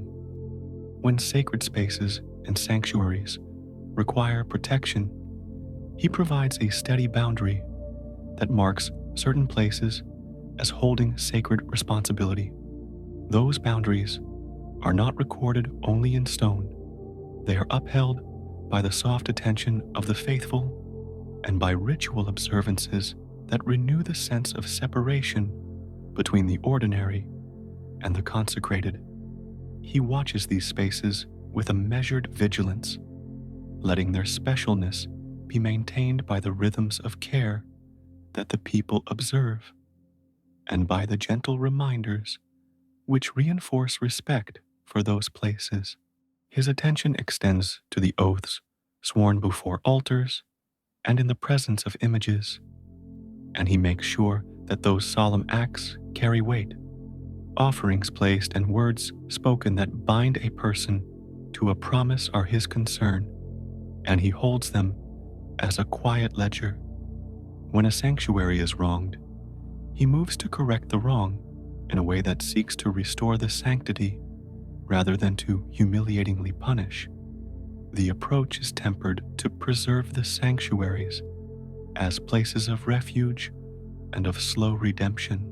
There is a particular patience in his treatment of transgression that stems from an understanding of human frailty, and he designs procedures for redress that allow for reconciliation. Those procedures may begin with confession or with the offering of a token, and they may proceed through steps that include apology, restitution, and observance of rites that reestablish standing. Each step is paced gently, allowing those involved to internalize lessons in time. The goal is not to erase memory, but to transform it into a foundation for wiser conduct going forward. He recognizes oaths made between kin as holding special complexity, and he attends to family disputes with a soft, steady hand. He encourages the use of mediators who listen and store stories carefully, then help parties discover shared ground. Remedies in these matters are crafted to heal relationships over time, integrating symbolic acts of acknowledgement and practical measures of repair.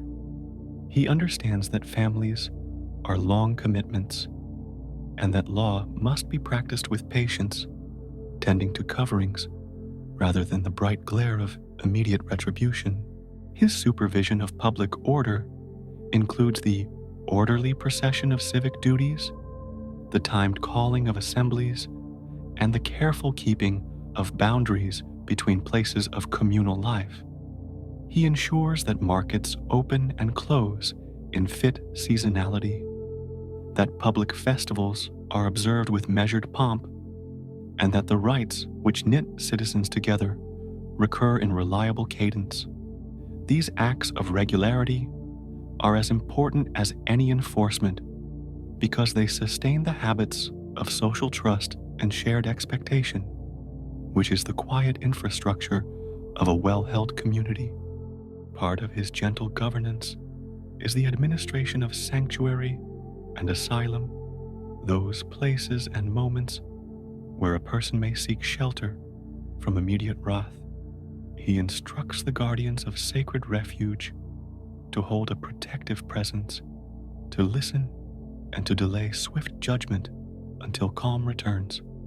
The waiting space is intentional, giving time for tempers to cool and for narratives to be checked. In this slow cooling, the possibility of fair resolution grows, and the role of sanctuary becomes an instrument of temperate justice rather than mere escape. He also monitors the oaths farmers take to the land, the slow promises of care between steward and field.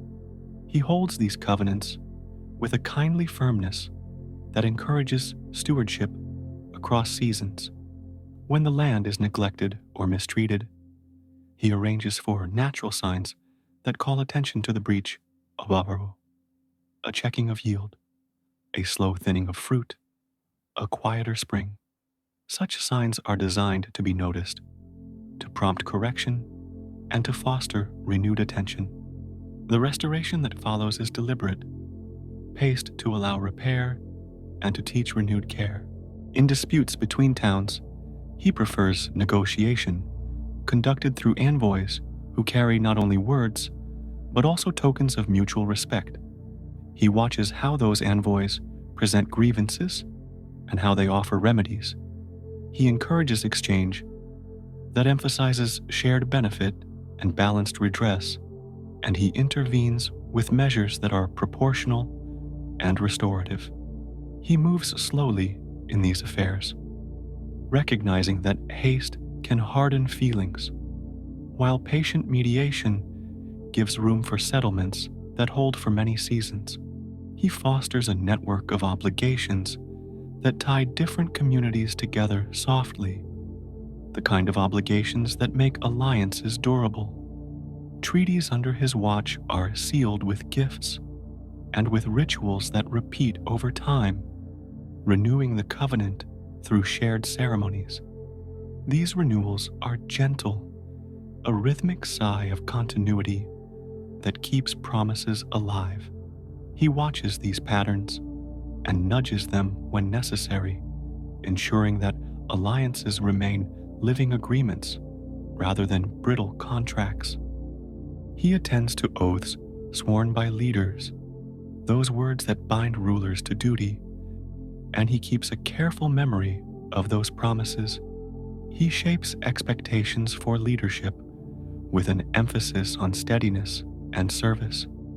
When leaders stray, he encourages correction through counsel and through the slow processes of assembly and deliberation. He prefers that power be tempered by the visible presence of obligations and by the humble reminders that leadership is service to the common rhythm of life, not dominion over it. Enforcement through his office sometimes involves symbolic acts that restore balance without breaking the one who erred. An offering may be required, or a public acknowledgement, or a return of a favor.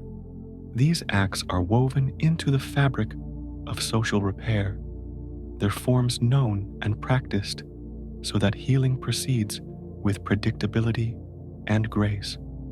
They are small rituals with firm shape, practiced in a communal voice, and their repetition teaches the community how to right itself again and again. He keeps a catalog of rituals and observances that support obedience to vows and laws so that adherence becomes part of daily living. These rituals are gentle and recurring, like the nightly lighting of lamps or the morning tending of thresholds. By embedding obligation into regular life, he ensures that duty is encountered not only in crises, but in the ordinary.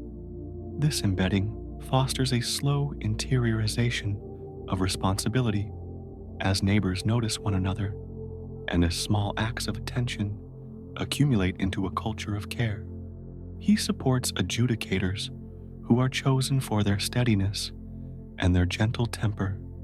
These arbiters hold hearings in a calm manner, listening to stories without hurry and rendering decisions that weigh the long arc of consequence.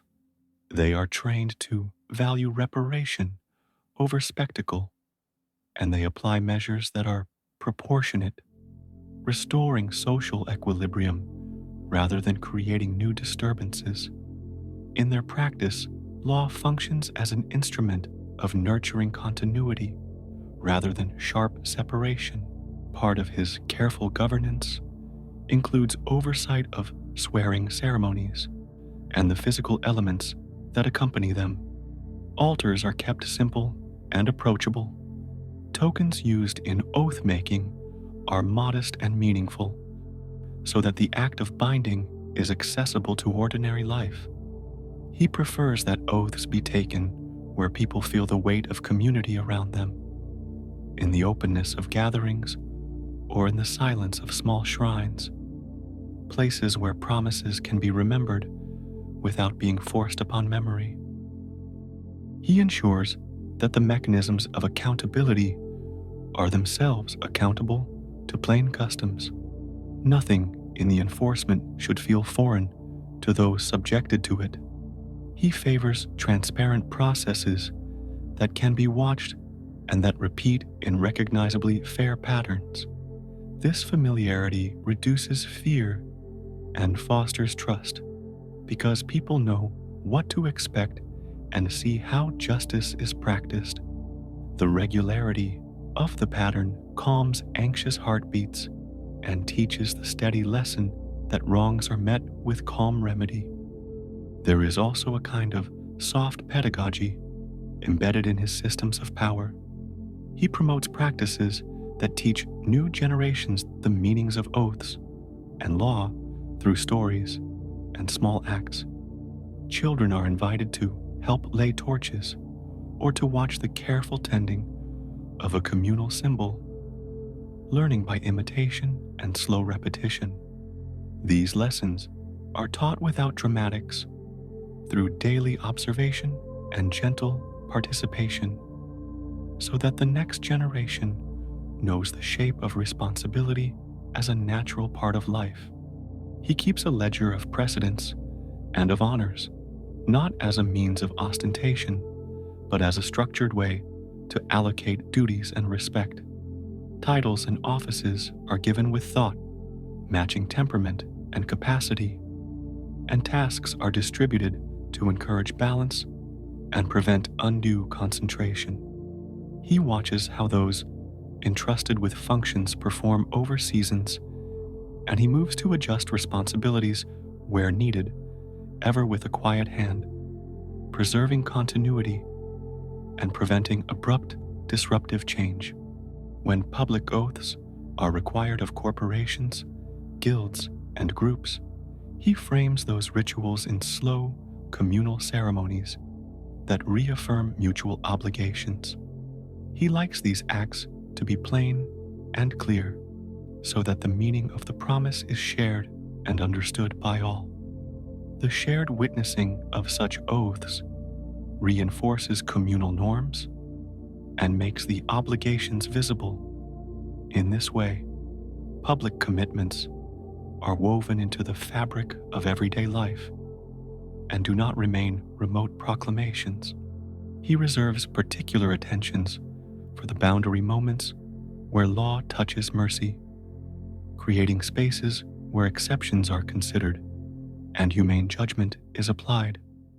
He values the small pauses in which compassion can be given shape, where someone may be spared a harsher outcome because of mitigating circumstance. These pauses are structured into procedures so that mercy is neither capricious nor absent, but practiced as a form of justice that recognizes human complexity and aims at restored relationship. He, moreover, attends to the symbolic language of sanction, ensuring that penalties, when necessary, are expressed in forms that are understandable and proportionate. Public markers of wrongdoing are subtle and instructive, rather than shaming in a way that wounds beyond repair. The forms of sanction aim to educate, to reintegrate, and to correct, using measured increments that allow for learning and eventual restoration. Punishment, when it appears, is a last, carefully measured step, never an end in itself. He encourages the use of oaths that are conditional and reparative, where an offender may bind themselves to future acts of service as a way to restore standing.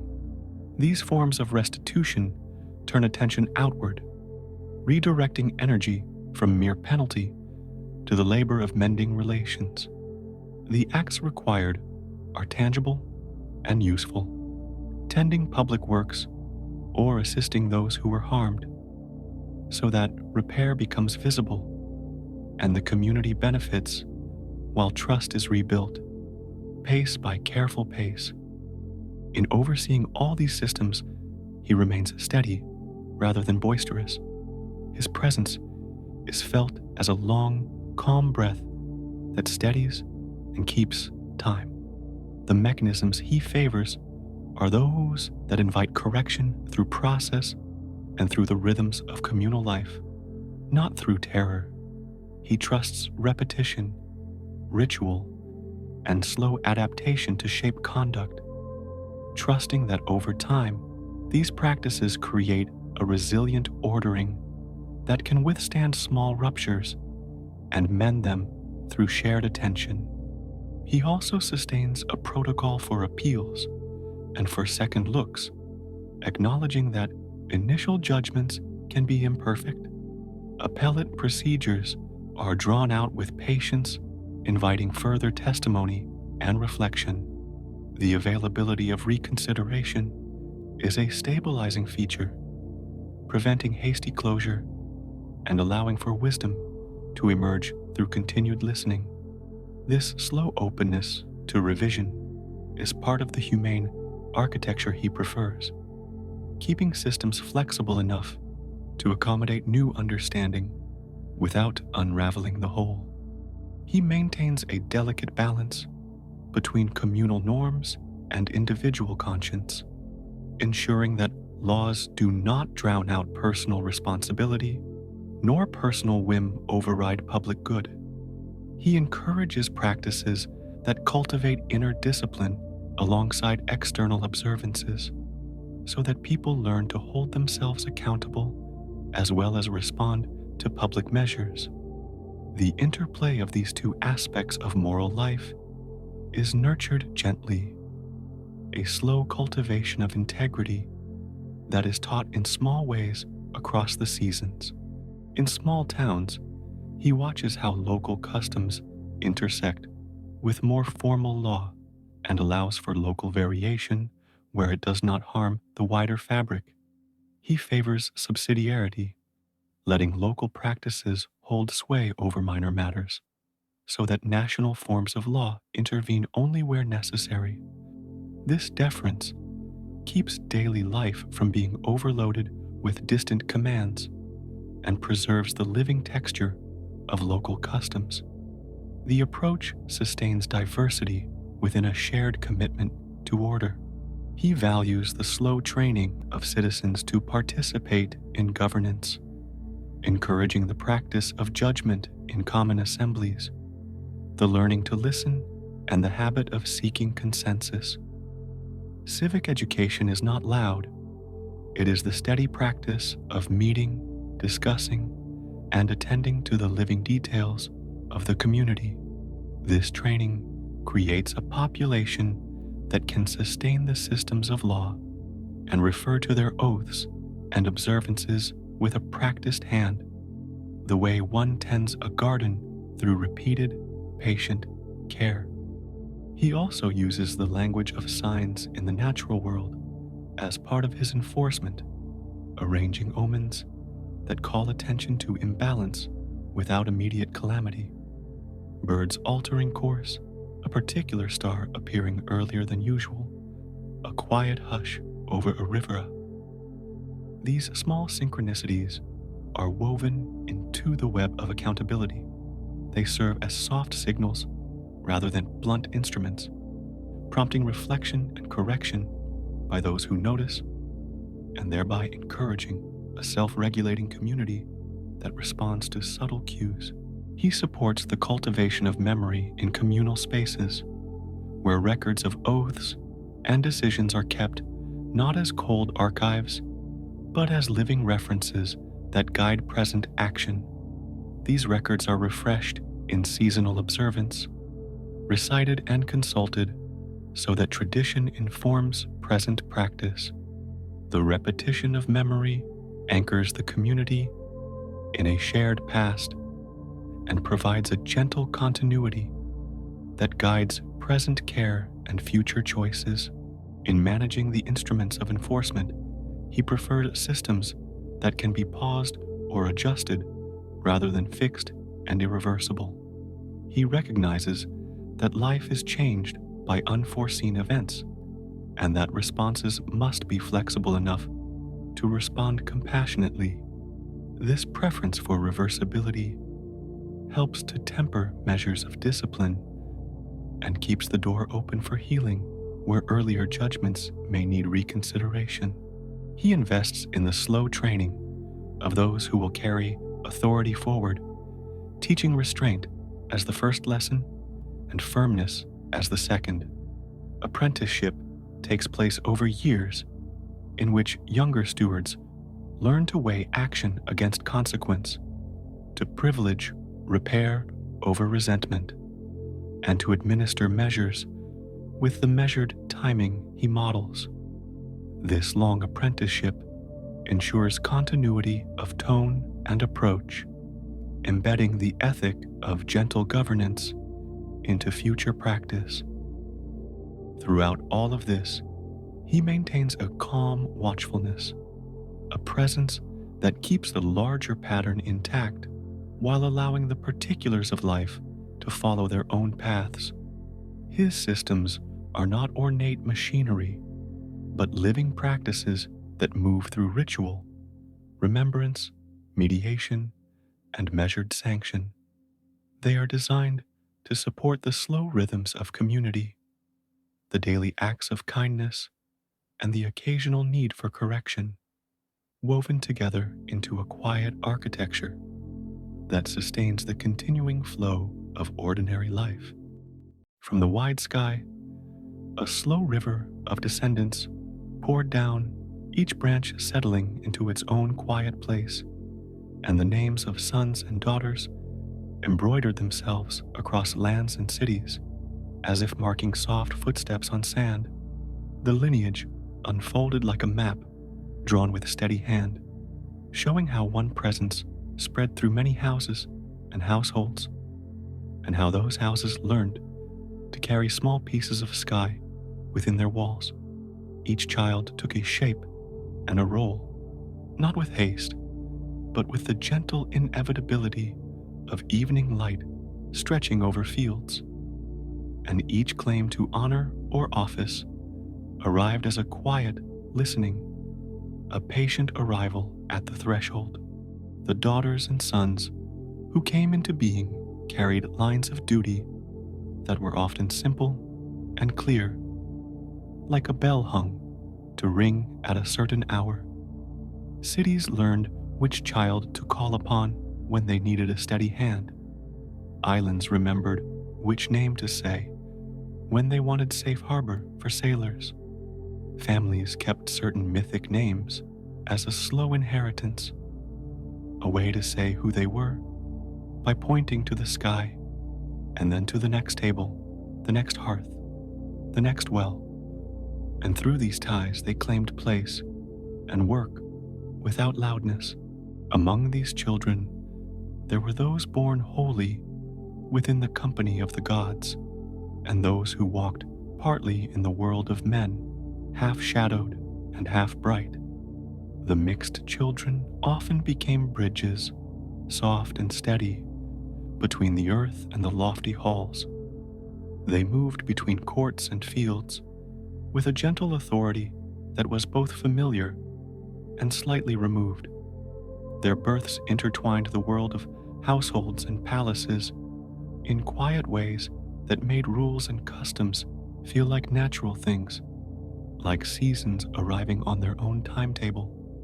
One name often came as a soft shape of wisdom and city care, born in a hush and known for a mind that was both steady and fast. Her coming was like a thought that opens a room, and cities found in her a quiet patron, a guardian of plans and quiet order. She was called upon to settle disputes without heat, to set craftsmen to work with sure designs, and to stand watch over gatherings, guiding hands with measured care. Those who claimed descent through her used her calm to justify the orderly ways they governed and the measured laws they kept. Another presence moved with the slow light of morning and the stillness of long halls where music hangs. Twins sometimes arrived together, matching like two notes that complete a phrase. One wandered at the edge of ritual and prophecy, tending soft fires of insight where people came with questions and left with a calm reply. The other walked with quiet steps among woods and quiet places, listening to the small lives of animals and the hush of birth. Between them, they shaped the rhythms of days and the quiet rites of transition, and towns looked to them when they needed both speech and silence kept in balance. A messenger figure threaded lightly through worlds, carrying words like folded cloth, neat and unwrinkled, between houses and altars. He moved with a soft certainty, arriving at doorways and markets and courts in a way that felt almost like the natural movement of wind through corridors. His presence meant that petitions could travel, that oaths could be heard, that the pact between a household and a higher power could be passed along and received. Those families who followed his line often served as guides and heralds, their duty to keep the flow of communication clear and faithful. There were children marked by the craft and making of things, whose hands shaped metal and meaning with careful patience. They bent toward the slow work of heating, hammering, and cooling, turning rawness into objects that would hold memory and use. Temples and halls learned to keep them close, for those gifts made the ornaments and tools that stitched ritual to everyday life. The quiet authority of such descendants lay in their ability to give form to spoken promises, to make visible the thoughts that homes and altars held. War and its hushed readiness also had a presence among these lines, not as noise, but as a worn tool, held ready and respected. Where conflict rose like a rough wind, certain houses would call upon this child as an emblem of force, contained and used sparingly. His descendants carried a stern, steady duty, a reminder that strength could be held with control, and that honor could be defended with measured resolve. These ties often became the basis for claims to protect borders and keep safe the paths between towns. There were also gentle attendants who tended the cup at the great table, whose roles were quiet but necessary, ensuring continuity in the slow daily rhythms. Their coming ensured that sacred services were smooth, that offerings were steady, and that the public face of ceremony remained calm. Small lines of service grew within temples and palaces, each knowing its place and time, and these roles became hereditary in the softest ways, taught from parent to child, as if passing on a warm cup across a quiet morning. Sometimes a child arrived whose story threaded into the very land, binding legal memory to a place. Kings and judges sprang from these lines, carrying authority that felt older than any single generation. Their right to preside came as part of a lineage that linked stones, oaths, and fields. When a family claimed descent through such a child, their right to lead was spoken of in hushed, confident tones, as if the land itself recognized the name and opened its ways accordingly. Many founders of cities and houses claimed a quiet descent that gave them a soft legitimacy. They told their stories slowly, tracing their origins back to a meeting of sky and shoreline, to a sheltering gesture that encouraged settling. These descent lines were broom-straight paths from a single figure to the foundation stones of a town, and the townsfolk accepted them as a way to set boundaries and duties. Through those names, ports laid claim to safe waters, fields to certain grazing rights, and markets to long-held stalls. The muses, who came in a gentle cluster, settled like a calm chorus in halls of learning and quiet studios. Their presence made scholars and singers feel seen and carried. Families who said they were under their care taught children the rhythm of story and the hush needed to listen. The arts became a slow inheritance, passed with patient care, and the towns that honored these lines found their festivals and recitations carried with a soft steadiness from year to year. Not all descendants were high and bright. There were smaller lines who guarded particular springs, crossroads, or trees, custodians of quiet places where daily life turned. These children were honored in small ways, their names carved on stones or whispered over wells, and the people who maintained those places often traced their right to do so through gentle genealogies. Their claims were local and specific, and the comfort they provided was small but steady, like a lantern left burning near a path. Some offspring became intermediaries, living in the borderland between human affairs and divine will. Priestly lines often arose from such ties, where a family was given the quiet trust of keeping rites and omens. These families acted with a modest and steady dignity, and their inherited role structured how communities asked for guidance. Through them, oaths were made solemn and offerings were arranged with care, and the slow calendar of public devotion was kept like a clock wound at dusk. Certain sons were handed the just rule of laws and judgment, not as a show, but as a soft, practiced craft. They learned to weigh words and remember debts with a calm steadiness. Tribes and cities looked to these lines when disputes needed settling without heat. Their judgments often followed the slow customs of place, guided by memories and old promises, and that remembered authority helped maintain a subtle order across generations. Lineage often meant more than blood. It meant the handing down of a name and the responsibilities that came with it. When a family carried a particular divine name, they also carried rituals, songs, and the forms of offering that matched that name. These practices were taught with patient repetition, like a lullaby repeated each evening, and became as much a part of identity as land or language. Thus, a lineage could build a quiet cultural authority that guided how space was used and how events were marked. Marriage and the joining of houses acted like careful stitching, weaving two small traditions into a larger cloth. When a child married into another line, claims to office and temple rights could shift without turmoil, like two rivers joining and continuing as a single, broader flow. Such unions were often arranged with slow thought, matching duties and honors, so that the combined household preserved peace and kept the hereditary chores in order.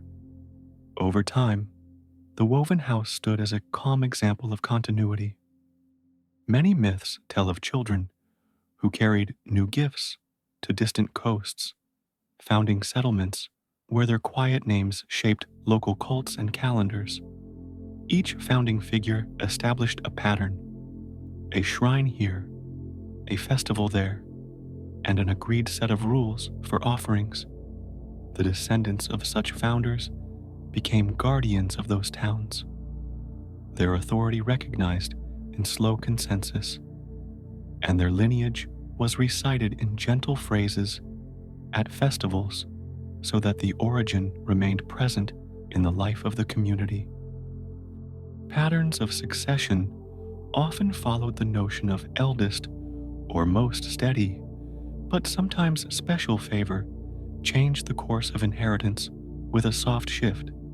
A town might grant a priesthood to a younger branch if their care of rights was more reliable, or a kingly title might pass along a line that maintained alliances with neighboring places. These adjustments were not abrupt revolutions, but patient reorganizations, like a household gradually changing a routine to better match its needs while keeping the familiar hearth. When a hero was born to a mortal mother, the child grew among both the warmth of human homes and the distant memory of divine spark. These half-born figures carried a public weight that asked for commemoration. After their deeds, towns often established local cults, small altars where offerings were made. The families that kept these altars traced their right to do so through the hero's mortal line. And through these slow acts of remembrance, the hero's presence remained as part of the town's identity and law. Such hero cults were modest centered on a single stone or tree, a place of quiet remembrance. The family keeper of the cult guided the community in the annual moments of offering. Through ritual, the memory of the founding figure held legal and moral force, serving as a source of honor and a gentle claim to precedence in festivals or in the assignment of sacred tasks. These honors were not violent assertions, but polite, enduring badges of position. The web of kinship also extended into the sea and the islands, where lines connected sailors, captains, and fishermen to their offshore blessings. Coastal houses often claimed kin with gods of wind and tide, and such affiliations meant a soft favor on voyages. Right to certain fishing grounds or harbor rights could be legitimized through genealogy, as if a name whispered to the sea would make it kinder. This gentle link shaped the way families used bays and reefs, and how harbor duties were assigned. Some lines held the role of heralding law across boundaries, traveling with a soft authority that allowed them to mediate between towns. These families were respected not because of loud power, but because of an inherited reputation for measured speech and careful record. Towns accepted their presence when oaths were exchanged or treaties formed, knowing that their role was to maintain the slow trust between places. Their lineage thus became a living instrument of intercity goodwill. Certain offspring were destined to hold particular sacred implements, object of slow power that regulated seasons and festivals. The keeping of such items often became a hereditary office, passed like a warm cloak from parent to child. The trust of care for an object or a garment tied a family's daily life to the cyclical ritual life of the community. In that way, ordinary households became stewards of public memory and the slow hum of civic religion. There were also quiet stories of children becoming judges of the dead in certain locales, custodians of rites that accompanied passage. Families who managed these rites carried a soft social authority, arranging memorials and ensuring that debts were settled and names were remembered. Their role helped stabilize ancestral claims and inheritances, linking funerary care to legal standing in the gentle way that so many customs did across generations. Networks of hospitality and sanctuary sometimes formed around a divine name, creating safe houses where travelers could rest. These refuges were run by families whose pedigree gave them the right to offer protection. The trust in these houses rested on long practice and a reputation for honoring oaths, so that a traveler's claim would be met without question. Such hospitality created slow bonds that spread goodwill between regions and reinforced social ties through quiet, repeated acts. When the offspring assumed priesthoods of larger temples, their families became part of civic administration, integrating religious care with daily governance. The management of temple funds, the scheduling of festivals, and the arrangement of offerings all required steady hands and sound memory. Families entrusted with these tasks acted as custodians of both faith and public order, their inherited role weaving ritual and civic life into a single, slow fabric. Yet there were also lines associated with craft guilds, where a patronage linked to a divine child gave certain families precedence in trade. Artisans passed on specialized knowledge and techniques alongside ritual forms of invocation, and their workshops became little schools where soulcraft and spiritual blessing coexisted. The economic stability of towns often depended on these quietly hereditary skills and the steady markets they maintained. In many places, the naming of a child for a divine ancestor worked like a soft charter, a family remembering its genealogical tie in a name and in a yearly offering. This remembrance made claims to land and office feel natural, embedded in ritual repetition and the slow counting of seasons. Families kept lists of ancestors, reciting names in quiet tones so that obligations and rights remained known and recognized. Kinship networks also created alliances that extended into legal and military obligations. But these obligations were framed as steady duties rather than fiery commands.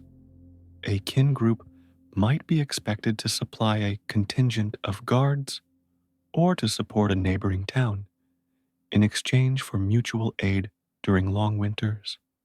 These reciprocal duties were understood through common descent and ritualized in soft ceremonies that marked the obligation without spectacle.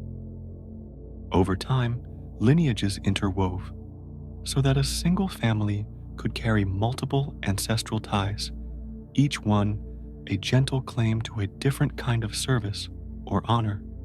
A household could steward a shrine, keep a festival, maintain a trade, and shelter travelers, all under the weight of several ancestral names. The resulting social fabric was complex, yet slow and comprehensible, a layered map of who did what and why, remembered through song and careful practice. A recurring pattern was the founding of judicial or advisory councils made of descendants who represented different lines, each bringing a measured authority to bear.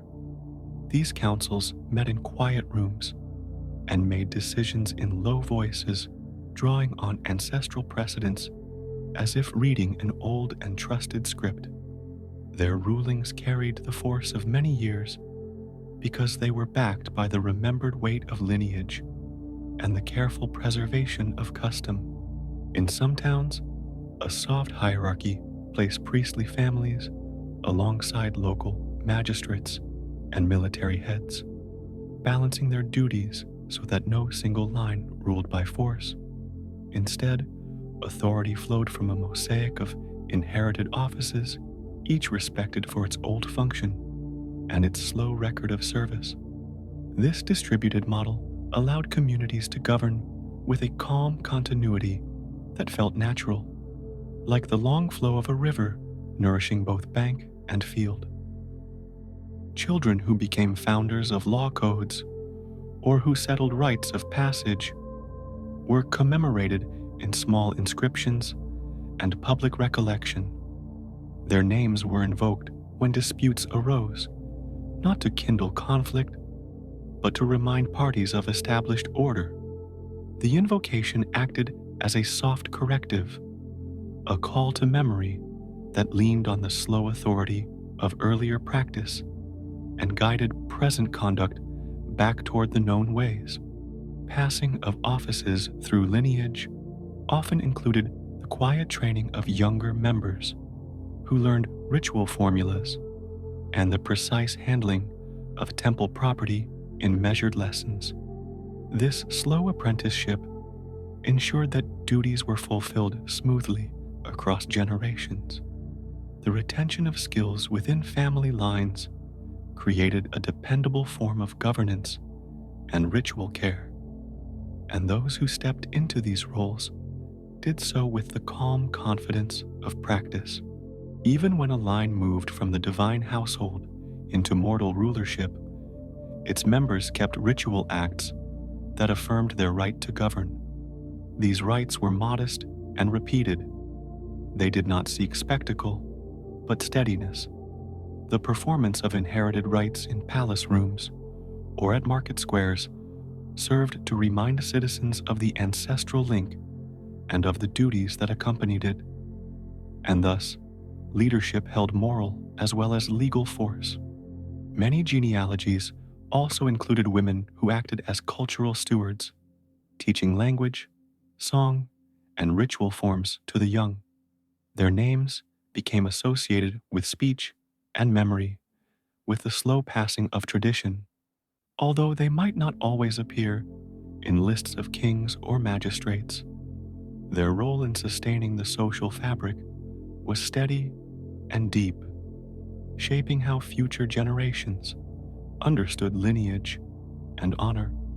Small and localized cults sometimes traced their origin to a shared ancestor who taught a particular craft or rule. The families keeping those cults became the quiet bearers of a tradition that gave a town its flavor. Their slow rituals lent towns a sense of continuity, and their genealogical claims were accepted as the basis for local distinctions in law, trade, and ritual precedents. Across islands and mainland alike, the interweaving of divine descent with mortal families created a social order that needed little proclamation to be recognized. People lived by these knit patterns, arranging marriages, festivals, and offices so that responsibilities fit the remembered past. The effect was a culture of gentle continuity in which claims to honor and territory were seldom questioned in sudden ways, but rather adjusted through patient negotiation and the respectful calling of ancestral names. These ties also shaped the calendar, for certain families were charged with holding particular days and rites, and their annual observance became a communal marker of time. The household that cared for a festival became, in a sense, the keeper of that day, and the rhythm of the year was felt through their steady work. Such rhythms guided agricultural tasks, legal renewals, and the simple pacing of public life, and they were anchored by the slow repetition of inherited duty. As families grew and sometimes branched, their claims could be subdivided and shared with polite care, so that older houses might allow a younger branch to hold a lesser ritual while retaining the more central offices. These divisions were negotiated with the calm language of lineage and memory, and the result was a distribution of tasks that maintained both unity and local responsibility. The balance often lasted because the forms of inheritance encouraged cooperation and gradual adjustment. The map of descendants extended into sacred geography, where certain groves, springs, and promontories were associated with particular lines. Pilgrims and neighbors recognized these spots and treated them with a gentle respect that acknowledged the family's long stewardship. Through such a connection, a family's claim to a stretch of land or a sacred resource was experienced as natural, woven into the topography by stories and rites that repeated the ancestral link. Sometimes, when a town absorbed another, or when a new colony was founded, the genealogical claims of both places were slowly reconciled through ritual marriage or the sharing of priestly duties. These processes were seldom abrupt. Instead, they involved patient agreements and shared observances that gradually created a larger, more inclusive lineage. Over time, such reconciliations built broader civic identities without erasing the small, steady claims of local families. The slow work of maintaining these networks was a daily thing. Children learned lineage stories at the table. Names were whispered over births and marriages, and offerings were left at thresholds in a rhythm so quiet that it became a background hum of life. In this way, the web of descent remained living and practical, not just a set of names on a page.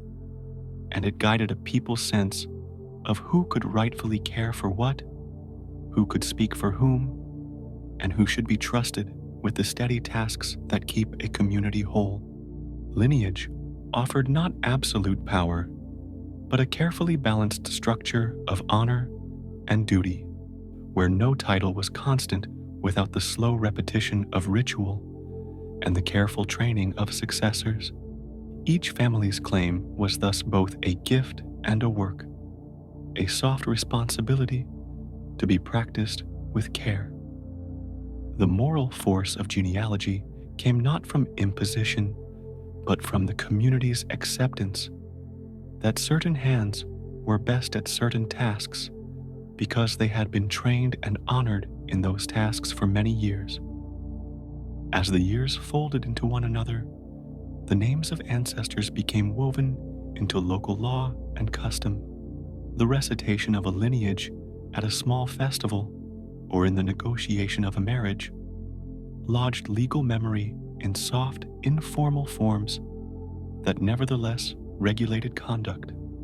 People relied on these memories to settle disputes, to allocate fields, to appoint guardians, and to decide seating at feasts, because the genealogical web provided a known and slow set of rules that everyone could reference. Within this slow and patient order, families that cared for the continuity of rights and the preservation of records held a special gravity. Scribes and keepers, whose work was steady and often invisible, kept scrolls and lists of names that served as the living backbone of claims. Their quiet labor gave form to the social fabric, and their trustworthiness became a common resource that steadied the many claims arising from a wide and branching line of descent. And so, the network of descendants, spreading soft and wide, continued to shape who was welcomed into offices and who kept the small, steady duties that made life orderly, assigning honor gently and ensuring that territory and role passed in patient, repeated acts of remembrance and care, as if each ritual moment were a stitch in a long and careful cloth that held communities together in the quiet, enduring way of long practice. The dawn light moves slowly across the marble of the great halls, and the household of the highest household stirs in gentle and ordered ways. Servants move with soft steps along corridors that have known many feet, carrying simple bowls of fresh water and cool fruit. The air there is the whitest and calmest kind of air, kept mild by wide-open colonnades and small shaded courtyards, and it holds the steady smell of oil and cedar and warm bread. In this quiet, the household breathes as one, and each movement is part of a longer, patient rhythm. Within that rhythm, marriages and unions are held in careful balance, like branches tied together to keep a tree from bending too far. Some pairings are old and quiet, sustained by years of careful attention and small, steady acts of care. Others arrive soft and unexpected, shifting the pattern like a breeze that lifts a curtain and then sets it down again. All such unions move slowly, from first whispers to settled companionship, and the home learns to adjust its breathing to new voices and new needs. Hera's presence is like a warm cloak in the family rooms, tending to small practicalities with the same calm steadiness she uses when she sits in the council. She manages the guest lists and the seating, the lamps and the linen, and she listens with a soft, attentive ear when a new voice needs to be placed. Her tasks are not loud or sharp. They are the kinds of things that keep a household from drifting. Small knots tied at regular intervals to hold a tapestry steady. Rooms are arranged with a thoughtful, useful symmetry, and the beds where couples rest are placed to allow easy waking to meet the day together. Private corners are lined with low benches and woven mats where quiet conversations are shared. These spaces are not private in the way of secrecy, but private in the way of shelter. Places where soft words can be exchanged and small agreements renewed. The household values these quiet corners because they are where harmony is refreshed. Ceremonies within the house follow gentle, known forms. When a marriage is acknowledged, there are simple tokens left on a shared table: a cup, a small carved piece of wood, a sprig of herb. These things are placed slowly and with intent, and each has a meaning that the house knows by memory. They are reminders as much as they are signs, reassuring everyone that the pattern of togetherness has been recognized and will be honored. Guest rituals are similarly restrained and calm, allowing visitors to enter and be received without sharp alarms. A visitor is offered a seat near the hearth, a cup of warm wine or honeyed water, and a soft cloak if the evening is cool. Conversations begin in small ways about weather, about journeys, about the condition of the olive trees, and only then move to matters of weight. This slow approach lets tempers remain even and softens the edges of differences that might otherwise rise. Daily life among the gods is not hurried, and so household duties unfold in an unhurried sequence. Morning light, a light meal, quiet work, a shared stroll along shaded terraces, a rest in the warm midday, and a later gathering for counsel or entertainment. These routines are sustained by many hands, some visible and some unseen, and they form a dependable frame in which more delicate interactions can take place. The predictability itself becomes a gentle kind of comfort. Disputes arise as naturally as clouds, but in that home, they are met with careful procedure, like tending a small fire to keep it from spreading. The first step is listening.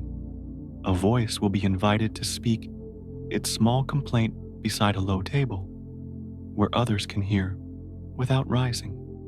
The house prefers words laid down softly, like stones placed one by one into a shallow bowl, each making a small sound that calms the surface. When two voices do not easily rest, intermediaries are chosen with calm attention.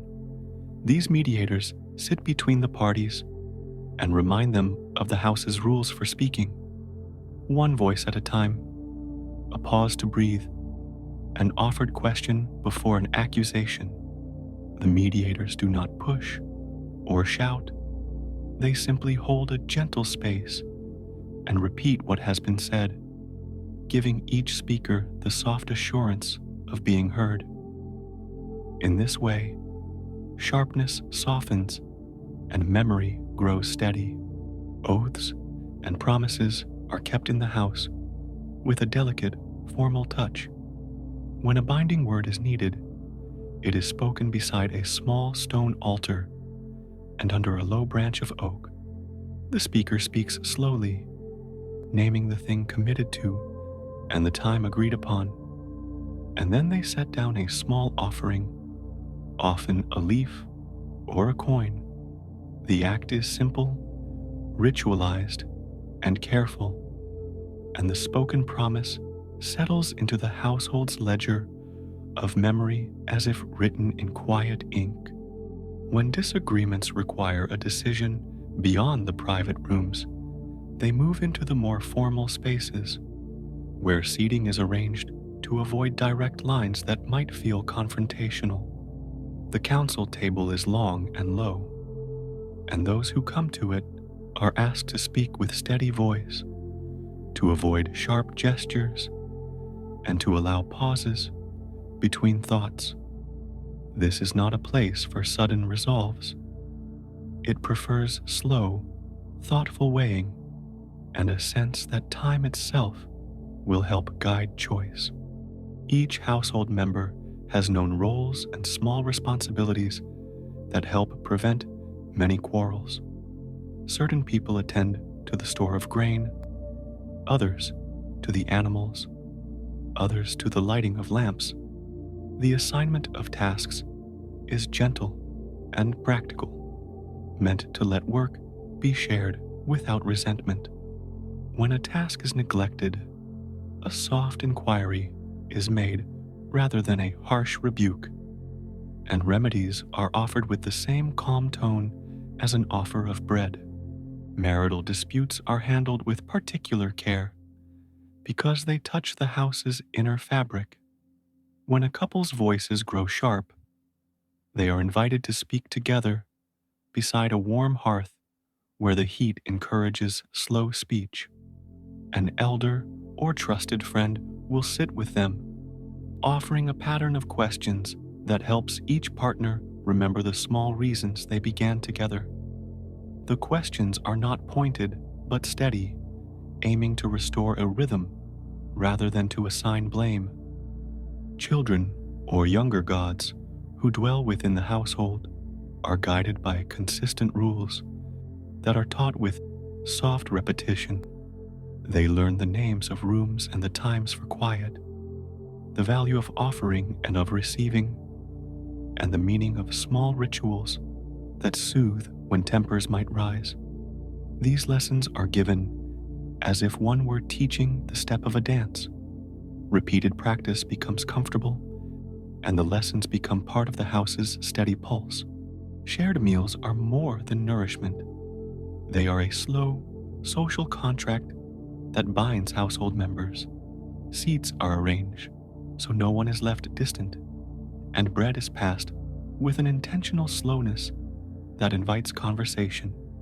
Each person receives a portion in turn, and the act of receiving and giving becomes a way to speak without words. These moments form a quiet network of obligations that holds the house together.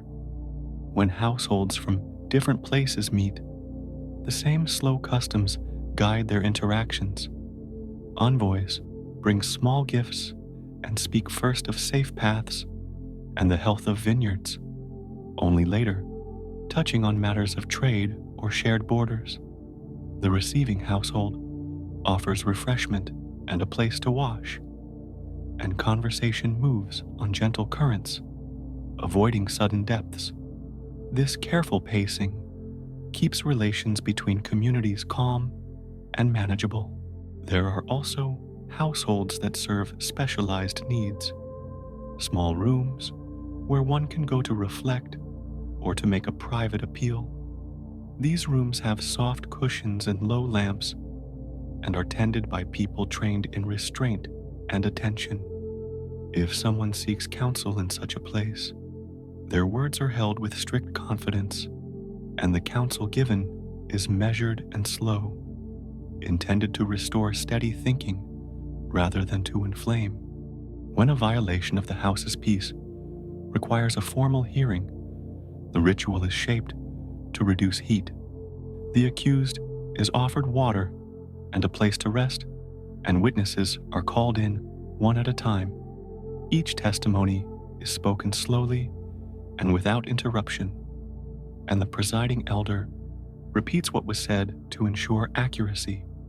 Decisions are not declared with fanfare, but given as careful instructions and reparations, small acts of restoration rather than dramatic punishments. Grievances involving oaths take a particularly deliberate path. Because words taken beneath a branch or beside an altar are held with great respect, any claim of breach is given time. Evidence is considered, witnesses are heard, and the person who swore is encouraged to speak in their own defense with calm honesty. The goal is restitution where possible, a gentle mending of trust rather than a public shaming. Relationships among married households on the high terraces are tended like gardens. There are regular visits, shared tasks, like the mending of nets or the pruning of vines, and small collaborative projects that create slow bonds. Working side by side in the mild light, people learn each other's patterns and limits. The work itself becomes conversation, and the conversation becomes the soft mortar that holds separate stones together. There are also households that maintain the sacred tasks of the broader community, and their interactions with private homes are governed by precise courtesies. Priests and attendants move among houses with care, accepting small offerings and giving blessings in return. Their presence is calm and unobtrusive, and when they enter a room, they do so like the falling of light, steady and inevitable. When disagreements reach beyond a single household, the methods of mediation scale up without losing their gentle tone. Representatives are chosen for their steadiness rather than their eloquence, and the meetings take place in times and places where all can arrive without haste. The topics are broken down into small pieces, each considered in turn, and agreements are recorded in simple ledgers that are accessible to all who need to consult them. Protocols for hospitality are long established and lightly observed, ensuring that a traveler can find rest and that a guest can speak without fear. The traveler is given a place to lay their cloak and a small cup of wine, and their stories are received with polite interest. No sharp questions are asked at the doorway. Instead, conversation moves slowly toward matters of importance, allowing trust to grow at its own pace. Within the home, household names and titles are used with careful repetition, teaching younger members who is to speak in which space and who holds which tasks. The naming itself is a calming ritual, clarifying roles so that responsibilities are known and friction reduced. When a role changes, the shift is announced softly and with an offering, so that the transition happens like the passing of a reed along a river. The quieter arts of reconciliation are practiced in private chambers where apologies are embroidered into small acts: a morning meal shared earlier than usual, a repaired garment presented with a soft knot of string, a shared song hummed at dusk. These simple gestures weave back together what has frayed. They do not rush to fix what is deep, but they make the small stitches that help continue the fabric until deeper repair can take place. Counseling in that household is shaped by listening more than by speaking. The counselors are chosen because they can sit long and fail to interrupt, because they can ask one gentle question and then remain still while the answer unfolds. Their skill is not in cleverness, but in steadiness, and in teaching others how to sit with a quiet thought until it feels lighter or clearer. When disputes involve matters of honor or reputation, the responses are tempered by a concern for dignity. The household values face-saving remedies that allow all parties to step back without unnecessary loss. A public declaration may be accompanied by a private apology. A fine may be given along with a small ceremony of restoration. These acts are arranged to preserve long-term relations and to prevent small injuries from growing into larger wounds. The rituals of household law are handed down in soft, repeated instruction so that even those who are new to the house can know the right step. Children practice them as part of daily chores, and newcomers are guided by patient mentors. The repetition is not boring, but anchoring, making clear what is expected and what will be offered in return, and so making life in the household a steady pattern of give and take.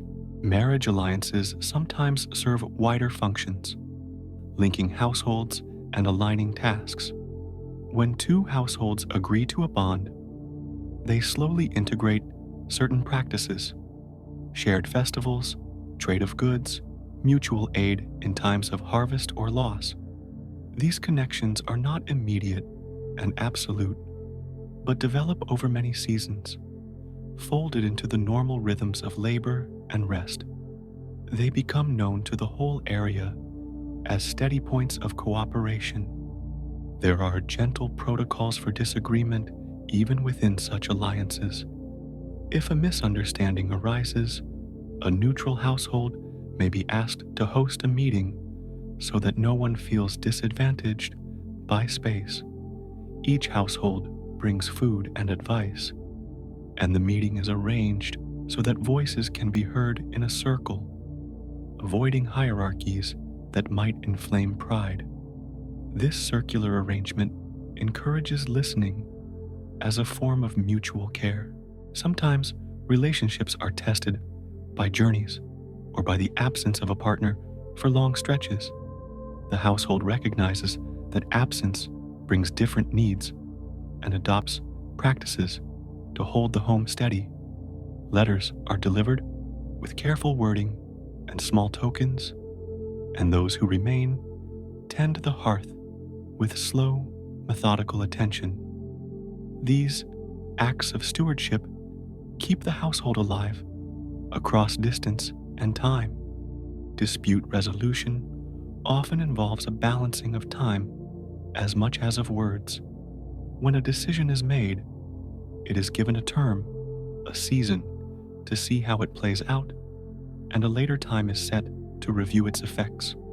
This slow accountability helps the household avoid rash permanence and allows for the natural settling of feelings. The review itself is a quiet event, noted with small offerings rather than with fanfare. There are rules about gifts and their meaning, taught to prevent misunderstandings. A gift of fruit may be neighborly. A gift of land has a weightier meaning. The household expects clarity and teaches its members to ask what is implied before accepting in silence. This practice keeps gestures from being misread and allows relations to grow with mutual understanding, step by steady step. Women and men within the household hold complementary tasks that are named and respected, and these assignments are not rigid so much as practiced, adjusted to the needs of each season. When the harvest is heavy, many hands gather to bind and carry. When guests arrive in numbers, the household rearranges its seating and its stores. The flexibility itself is a kind of protocol. All agree to move when the good of the whole is at stake. Disputes touching sacred observances are handled with very particular care. A misplaced offering or a forgotten rite is treated as a lapse to be repaired, not a sin to be condemned. The house prefers correct action over blame, and corrections are made through instruction and the repetition of the right forms. This patient correction ensures that worship remains a gentle, steady practice rather than a source of fear. House rituals around birth and naming are soft and precise, giving new life a calm welcome. A newborn is bathed with warm water and presented with a simple charm, and their name is spoken slowly, 3 times near the hearth. The repetition settles the sound into the home's memory, and the baby's place in the household is gently acknowledged by a small circle of witnesses who promise to care. When old age brings quieter needs, the household rearranges itself to provide ease. Beds are lowered, paths are cleared, and the slow tasks of daily life are taken up by willing hands. The elders' stories and small instructions are honored with patient attention, and the household learns from the long view these stories provide. The care itself becomes a teaching of how to move through days with measured steps. Protocols for hospitality include a practice of leaving doors unlatched for neighbors, signaling welcome without demand. This sign is subtle and uninsistent, inviting visits that are not obligatory. People come and go with the ease of breath, bringing news and sharing small labors. The openness reinforces a network of mutual care that prevents isolation and encourages regular, gentle contact. When a household must change its internal order, the transition is done with small ceremonies to make the change visible and slow. Tasks are reassigned in a public way, with thanks offered to those who once held them. The community witnesses these changes, and the shared attention helps everyone adjust without sudden loss. This deliberate visibility keeps transformations from becoming abrupt shocks. Disputes involving the wider community are brought to a slow council where representatives listen and where the record is made by those who write in calm hand. The notes are not sharp decrees, but careful accounts that can be consulted when questions reappear. This practice of recording keeps the past accessible and reduces the likelihood of repeated conflict. When a household breaks its trust, the repair often involves an exchange of labor rather than harsh punishment. The reparation might be a season of helping with fields or a series of meals prepared for those who were wronged. These acts of service mend relationships through shared work, bringing practical help to those affected and restoring social balance with quiet effort. There are also insular rituals of consent, practiced before larger decisions. When a household considers sharing land or joining a new alliance, there are private meetings to ensure all voices are accounted for. These meetings are slow and thorough, and the final decision is presented publicly only after everyone has had a chance to speak. This patience preserves a sense of fairness and prevents sudden grievances. Protocols for mourning soften the sharpness of loss with patterned gestures. A household will dim its lamps for a prescribed number of nights, each evening bringing a small remembrance. Friends and neighbors bring simple food and sit in low voices, allowing the bereaved to speak as they wish. The rituals are not hurried. Time is given to feel and to shape grief into memory. Trade and exchange follow established courtesies that prevent disputes. Barter is done with clear measures and with acknowledgments of prior debts. And when misunderstandings arise, they are handled by recounting the steps taken and adjusting subtly. The emphasis is on maintaining long-term relationships, so compensation is arranged to preserve goodwill rather than to break ties. Household etiquette includes a soft code about speech. Loud, belittling words are discouraged, not merely by rule, but by a cultivated sense of disfavor that grows slowly when such speech is used. People learn that certain tones are unwelcome, and the social consequence is quiet omission rather than open sanction. This informal governance is effective because it is internalized over time. Disputes that touch sacred objects are resolved by a blend of practical care and formal apology. A damaged tablet is repaired if, when a household hosts a festival, the planning itself follows calming steps. Tasks are listed and shared. Rehearsals are done in small groups, and the event is approached with gentle anticipation.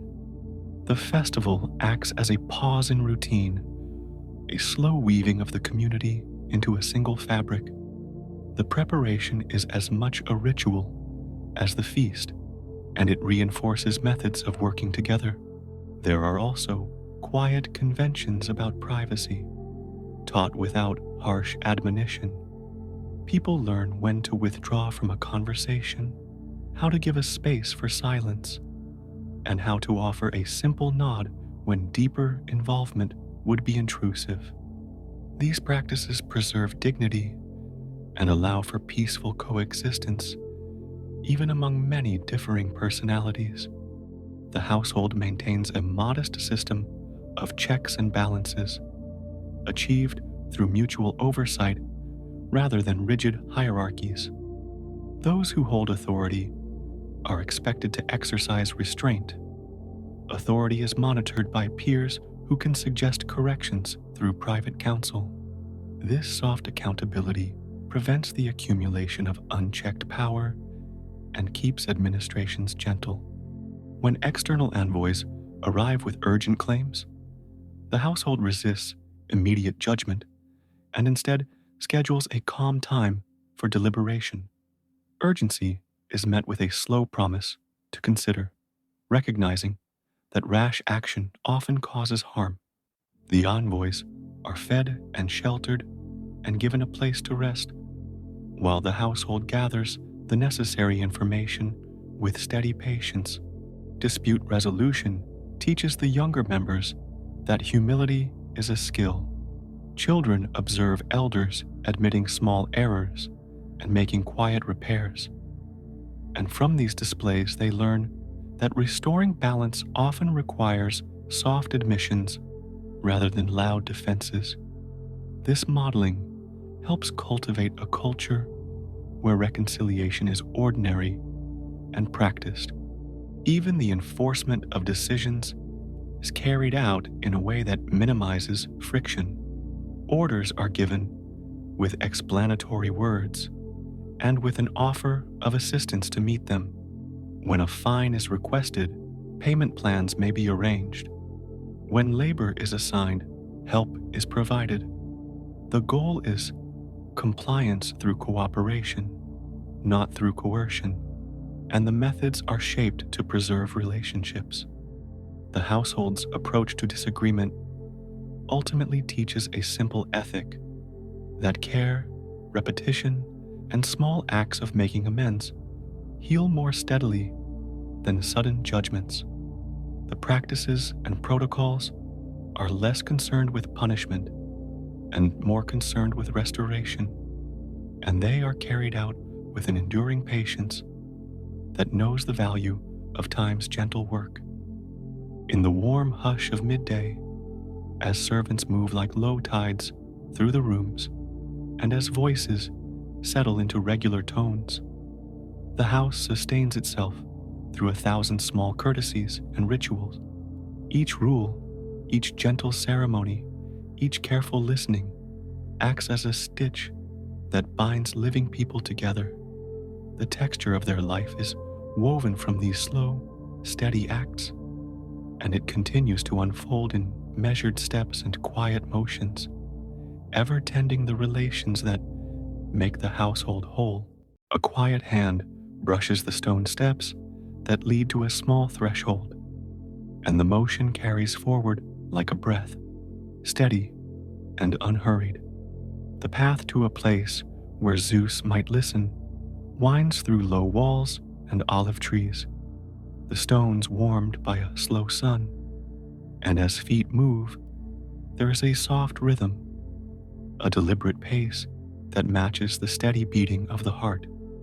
A person pauses beneath a simple lintel and lowers their shoulders, letting the weight of the day settle down, and the motion of kneeling is gentle and precise, each tendon easing into a place of supplication as if that posture itself were a careful language. They draw a measured bowl from a cloth and hold it with both hands, making a small offering, the surface of oil catching light and then releasing it in a small, slow shimmer. This act is not hurried, and its slowness invites attention, as if each movement were a word spoken in the mildest voice. Beyond the courtyard, a single attendant moves in a low, practiced way, arranging small items on a stone altar with the same soft deliberation, aligning each object so that it rests easily against its neighbor. The attendant lifts a sprig of oak with gentle fingers, places it on the altar, and with the same care, pours a thin loop of oil into a shallow dish. The scent of oil and leaf mingles, quiet and unforced, and the attendant's breath matches the motion as simply as a clock keeps time. There is no rush to complete these acts. They unfold like a slow tide. The presence of the offered things is themselves a kind of conversation, a series of small notes extended toward an unseen listener who accepts in silence through the calmness of the ritual. A child of the household watches from a doorway, eyes steady and soft, and the child learns the movements by imitation, seeing how hands fall, how the body narrows into humility, how the gaze lowers and then lifts in a slow, patient arc. The child does not hurry to touch, but practices a small bow and then releases it, feeling the steadiness in the muscles and a quietness in the chest. The elder, who taught the gestures, speaks in a low voice, not to hurry the child, but to echo the rhythm of the offering, reminding the child of the words to say and the pauses between them. The sounds are gentle syllables, repeated softly, like stones laid in a path, each one a deliberate step that leads forward. The words uttered are precise and clear, chosen to be light and measured so that they may travel without disturbance. Each syllable set like a small boat on a still river. They include names and intentions, slowly pronounced so that meaning is given room to settle, and in the pauses the air holds a subtle, expectant hush, as if the world itself is allowing a vacancy for response. These phrases are not loud proclamations, but patient requests, and they ask for attention in the quietest way, carrying the weight of hope, yet released gently into the open. The voice is steady, without strain, and by the time the offering is completed, the atmosphere has become very still, like a surface of water at dawn. Nearby, a priest or priestess moves among these quiet acts with the assurance of long practice, their steps unhurried, and even trained to preserve a semblance of calm for those who seek an answer. They wear simple garments and move slowly as if to preserve the solemnity of the moment, and their hands arrange the implements with care that encourages stillness in others.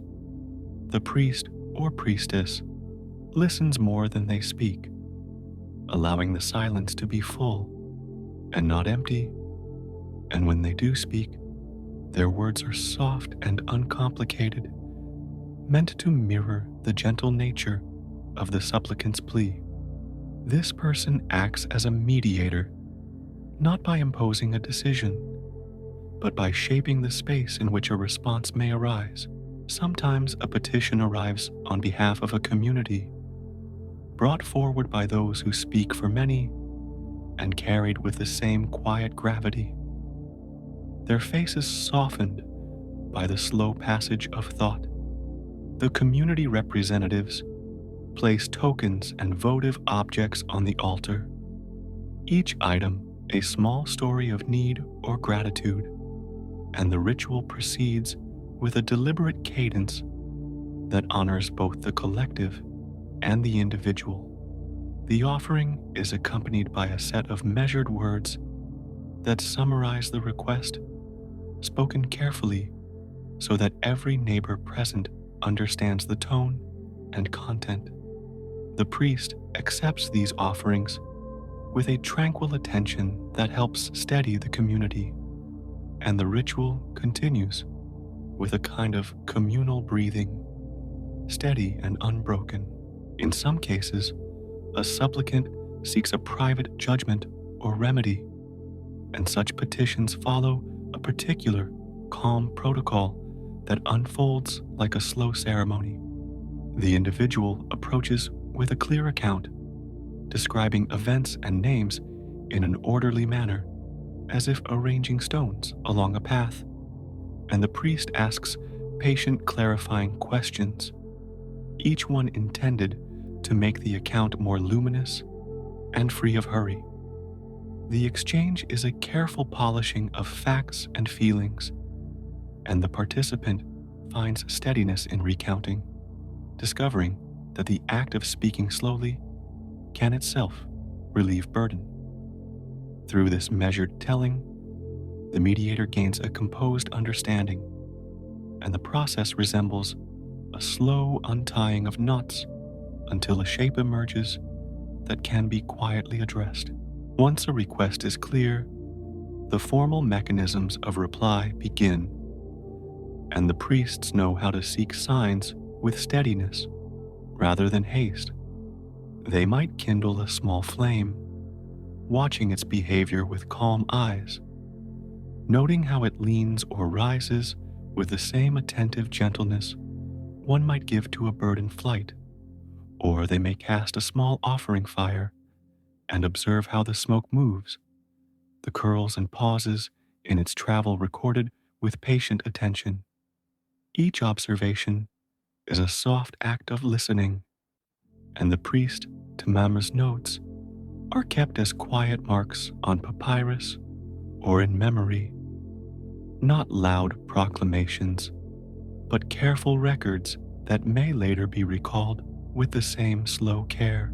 In certain places, the response comes through established oracles, where the earth or the trees seem to speak in a low voice, if one waits long enough. At such places, a visitor sits and allows hours to pass in stillness, feeling the weight of silence turn into meaning, as the environment offers small signs, the rustle of leaves in a particular pattern, the running of a spring, the near imperceptible shift of shadow. The priestesses or priests there are practiced in recognizing these patterns, and they do so in a deliberate manner that preserves calm, translating murmurs of wind into clear and measured speech. The translator's language is slow and soft, each phrase like a small beam of light in a dim room, and those who come away carry the words like a steady ember. Dreams also serve as a passage for communication, and people invite a slow, soothing sleep to open a channel through which messages may pass. They lay upon simple beds with a sense of purpose that is patient rather than anxious, breathing in a rhythm that encourages rest, and the practice of offering a few drops of oil or a small portion of food before sleep becomes a gentle promise. Then, as the mind drifts and the body relaxes, images arise in a measured procession, not wild or abrupt, but quiet scenes that unfold like pages turned in a slow breeze. These images are later recounted in calm tones to an interpreter, who listens with a steady attention that seeks to trace the thread of meaning without pressing it. Occasionally, an animal will be part of the process, an eagle or a dove moving with an undemanding grace, and the sight of such a creature can carry a gentle conviction. People watch the bird's movements with a patient gaze, noting the ease with which it finds a perch, the way it turns its head, and the softness of its call, all considered in slow detail. The bird's presence is not forced, but allowed to be itself, and the messages inferred are framed in careful, temperate phrases that do not sensationalize but rather make room for quiet confidence.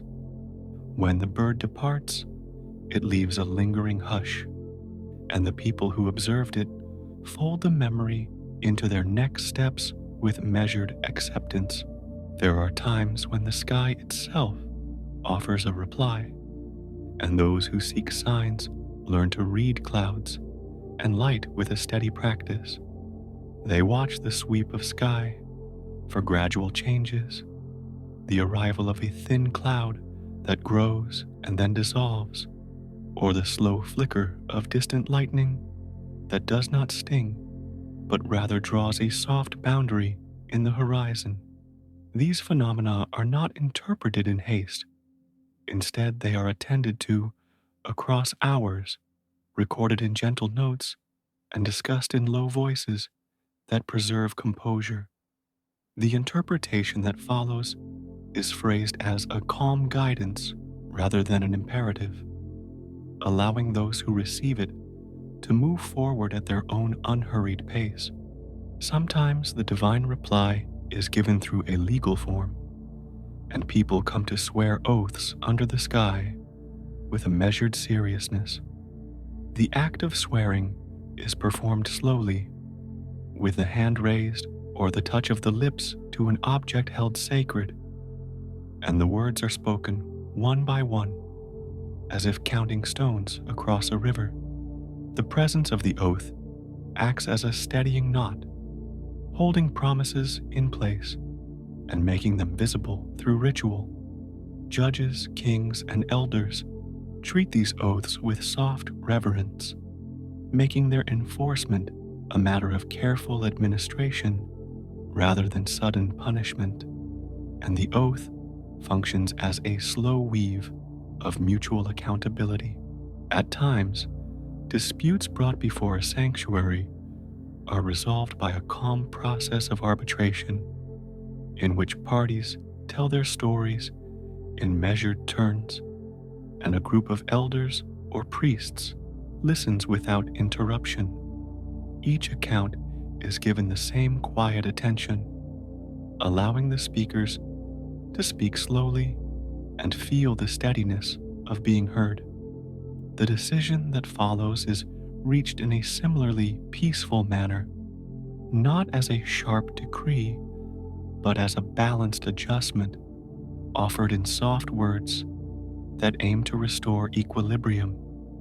The remedies are often practical and gradual, intended to be implemented with care so that relationships may mend slowly over time. When a rite requires purification, the steps are small and ordered, and those who enter the cleansing space do so in a way that preserves tranquility. Water runs in patient streams, and people wash their hands and faces in slow motions that are both literal and symbolic, as if washing off haste and leaving a calm presence in its place. The priest speaks a gentle invocation during the process, and the sound of water moving over stones accompanies the words like a slow metronome. The feeling afterward is not one of dramatic transformation, but of quiet readiness, a subtle easing into a state where further communication may take place with natural composure. The offerings themselves are modest and chosen thoughtfully, often small cakes, branches, or a cup of wine, and the act of offering is paced so that the motion is deliberate and respectful. Each item is placed with a mindful hand, and the person who gives slows to meet the gravity of the moment without strain.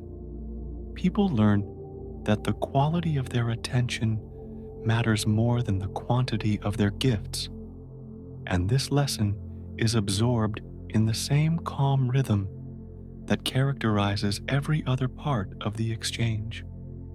The ritual language that accompanies the offering speaks in low tones about reciprocity and memory, and the verbal gestures are soft promises rather than demands. Occasionally, a votive image is set within a shrine, and its placement is carried out with patient care, the figure aligned so that it faces the proper direction and rests firmly on its base. The sculptor who created the image, the person who dedicates it, and the priest who accepts it all take part in a slow choreography of placement, verifying each small detail with gentle words. The object then becomes a quiet presence in the space, absorbing the attentions of visitors and releasing a steady sense of continuity. And those who come to it feel the long arc of devotion that has been threaded slowly across seasons and years. When messages are transmitted across greater distances, emissaries are chosen for their calm steadiness and their ability to move without creating haste. They travel at a steady pace, carrying small tablets or folded notes with phrases written in careful script, and when they arrive, they deliver the words slowly, ensuring that the receiving party has time to absorb each sentence. The exchange is not conducted in hurry, but in a manner that protects the integrity of the message, and the tone remains soft throughout, so that the communication itself feels like a gentle transfer rather than an abrupt imposition. Priests and priests emeritus often keep journals or memory tablets where they record events and responses, and these are handled with a quiet reverence that keeps the record slow and ordered. The notes are written in careful hand, each entry spaced so that the flow of days and observances is visible as a calm progression. These records serve as a slow archive, a way to follow patterns across seasons rather than seeking immediate verdicts, and those who consult them find reassurance in the continuity of practice and the steady accumulation of small signs.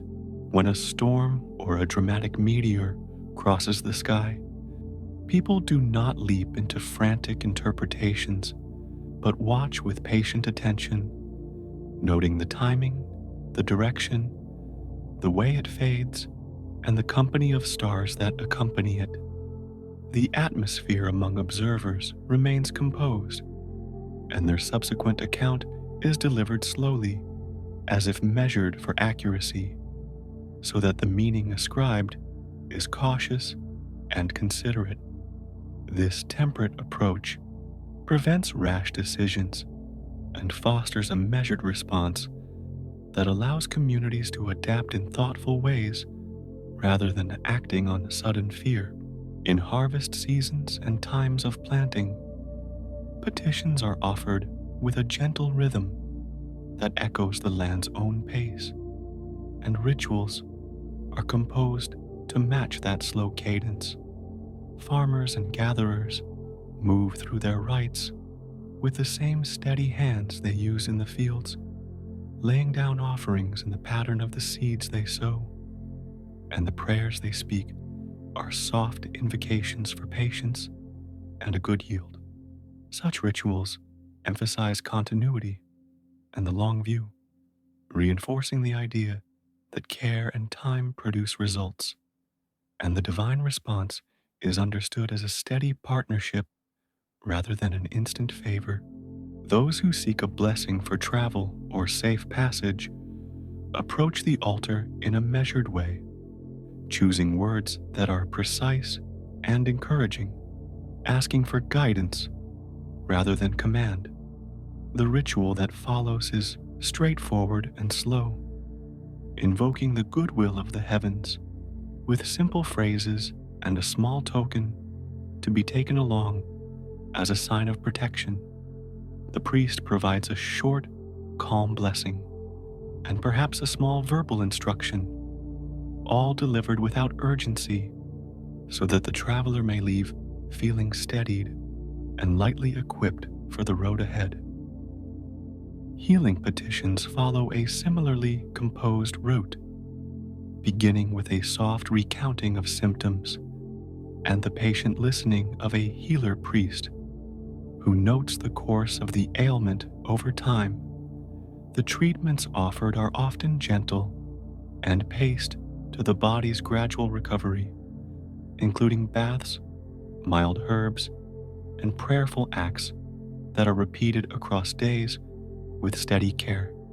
The language used in these cases speaks to restoration and slow mending, and the healer's presence is that of a steady companion rather than a frantic fixer, supporting gradual improvement through comfort and measured attention. When rulings or prophecies are given that might affect public life, the transmission is handled with a deliberate calm so as not to unsettle the rhythmic passage of daily affairs. Town criers or heralds speak with measured cadence, rehearsed and clear, ensuring that the message reaches people in a way that allows them to absorb and reflect. The wording is crafted to be direct yet temperate, avoiding harshness, and instead offering a steady framework within which communities may plan and adjust. The result is a social fabric that moves with careful turns rather than sudden jerks. Intermediaries sometimes take on the form of itinerant seers who travel between sanctuaries, carrying a reputation for calm wisdom, and the manner of their consultations remains consistently steady and unflustered. People seek them out when they desire a thoughtful interpretation, and the seer listens with the same evenness that all good mediators display, allowing images or memories to be brought forward slowly. The answers given are soft sketches rather than bold sketches, and those who receive them often find comfort in the measured restraint of the words. At communal festivals, petitions and thanks weave into the longer fabric of celebration and memory, and the acts of asking and offering are performed in unhurried procession, the rhythm of drums and chants paced to permit a calm absorption. Processions move along with deliberate steps, words spoken in collective cadence that steadies rather than excites, and the exchange of offerings is done with care so that each person can feel the ritual's presence without being overwhelmed. The overall tone remains gentle and inclusive, and the divine response is experienced as part of a slow, shared conversation. Sometimes responses are tactile and immediate, such as a warm breeze that caresses the cheek of a supplicant, and this subtle contact is recognized with quiet gratitude rather than loud exclamation. The moment is held with soft thanks, and the experience is incorporated into future acts of devotion as a small, steady sign. People learn to distinguish these gentle touches from mere coincidental comfort, and their practice trains them to notice with calm clarity, allowing such moments to reinforce a sense of ongoing presence without creating urgency. When political leaders consult the sanctuary, they adopt the same unhurried tone as any other seeker, and the proceedings in such cases are formal but never rushed. The leader listens as much as they speak, framing their questions with careful phrasing and waiting patiently for the oracle or the priest to translate signs with measured speech. Decisions that follow these meetings are implemented slowly, with an understanding that stability and patience are virtues that protect the community. This measured approach tempers authority with restraint, and the leader returns to governance carrying a calm sense of responsibility. Over time, the patterns of asking and answering become part of a community's gentle rhythm, a slow choreography of attention and reply that shapes daily life in subtle ways. The ritual forms remain steady and familiar, and the people who participate find comfort in their repetition, discovering as the years pass that the manner of seeking and receiving is itself a kind of meditation. These practices teach an enduring patience, a way of moving through need and gratitude with a composed heart, and those who follow them feel carried forward by the steady current of custom and care. When new needs arise, they are folded into the existing pattern with calm deliberation, adapted with small, thoughtful changes that preserve continuity. Priests and supplicants experiment slowly, making tiny adjustments to wording, timing, or offering until a new balance is found. And these alterations are recorded in the slow archive of practice so they can be referred to later. The community absorbs change as a gentle evolution rather than a rupture, and the process itself reinforces the notion that communication with the divine is a long conversation, not a series of abrupt demands. As seasons pass and new voices join the older ones, the channels of petition and reply remain anchored in this unhurried practice. And those who come to seek counsel learn quickly that steadiness invites clarity. They discover that speaking slowly, presenting offerings with care, and listening with patient attention opens the space for responses that feel natural and measured. In this way, the whole process from the movement of feet toward the threshold to the soft reception of an answered unfolds like a long, slow tapestry. Each thread placed with calm purpose and steady hand, and the pattern grows visible through the quiet repetition of small, intentional acts. From the wide sky, a slow river of descendants poured down, each branch settling into its own quiet place, and the names of sons and daughters embroidered themselves across lands and cities as if marking soft footsteps on sand. The lineage unfolded like a map drawn with steady hand, showing how one presence spread through many houses and households, and how those houses learned to carry small pieces of sky within their walls. Each child took a shape and a role, not with haste, but with the gentle inevitability of evening light stretching over fields. And each claim to honor or office arrived as a quiet listening, a patient arrival at the threshold. The daughters and sons who came into being carried lines of duty that were often simple and clear, like a bell hung to ring at a certain hour. Cities learned which child to call upon when they needed a steady hand. Islands remembered which name to say when they wanted safe harbor for sailors.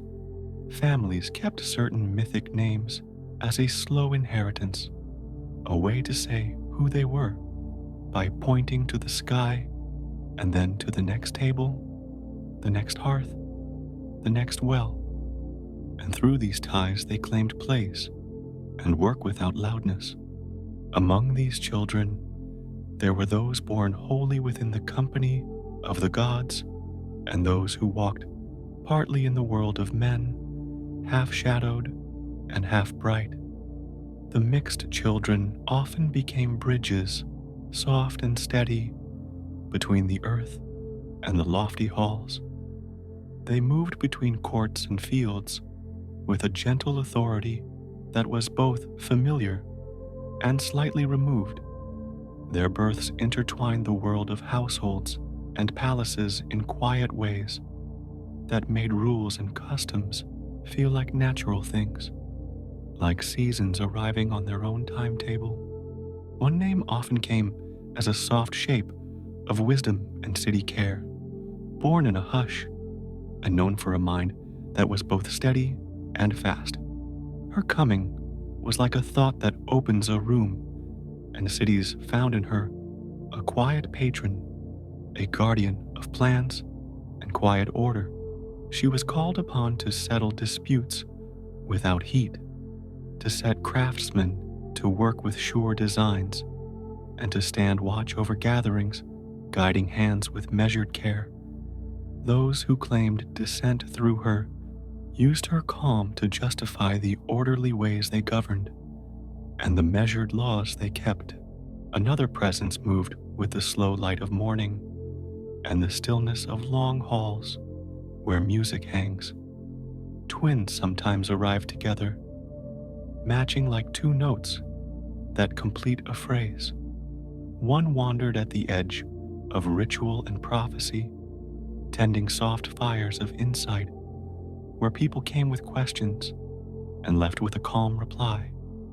The other walked with quiet steps among woods and quiet places, listening to the small lives of animals and the hush of birth. Between them, they shaped the rhythms of days and the quiet rites of transition, and towns looked to them when they needed both speech and silence kept in balance. A messenger figure threaded lightly through worlds, carrying words like folded cloth, neat and unwrinkled, between houses and altars. He moved with a soft certainty, arriving at doorways and markets and courts in a way that felt almost like the natural movement of wind through corridors. His presence meant that petitions could travel, that oaths could be heard, that the pact between a household and a higher power could be passed along and received. Those families who followed his line often served as guides and heralds, their duty to keep the flow of communication clear and faithful. There were children marked by the craft and making of things whose hands shaped metal and meaning with careful patience. They bent toward the slow work of heating, hammering and cooling, turning rawness into objects that would hold memory and use. Temples and halls learned to keep them close, for those gifts made the ornaments and tools that stitched ritual to everyday life. The quiet authority of such descendants lay in their ability to give form to spoken promises, to make visible the thoughts that homes and altars held. War and its hushed readiness also had a presence among these lines, not as noise, but as a worn tool, held ready and respected. Where conflict rose like a rough wind, certain houses would call upon this child as an emblem of force contained and used sparingly. His descendants carried a stern, steady duty, a reminder that strength could be held with control and that honor could be defended with measured resolve. These ties often became the basis for claims to protect borders and keep safe the paths between towns. There were also gentle attendants who tended the cup at the great table, whose roles were quiet but necessary, ensuring continuity in the slow daily rhythms. Their coming ensured that sacred services were smooth, that offerings were steady, and that the public face of ceremony remained calm. Small lines of service grew within temples and palaces, each knowing its place and time, and these roles became hereditary in the softest ways. taught from parent to child, as if passing on a warm cup across a quiet morning. Sometimes a child arrived whose story threaded into the very land, binding a legal memory to a place. Kings and judges sprang from these lines, carrying authority that felt older than any single generation. Their right to preside came as part of a lineage that linked stones, oaths, and fields. When a family claimed descent through such a child, their right to lead was spoken of in hushed, confident tones, as if the land itself recognized the name and opened its ways accordingly. Many founders of cities and houses claimed a quiet descent that gave them a soft legitimacy. They told their stories slowly, tracing their origins back to a meeting of sky and shoreline, to a sheltering gesture that encouraged settling.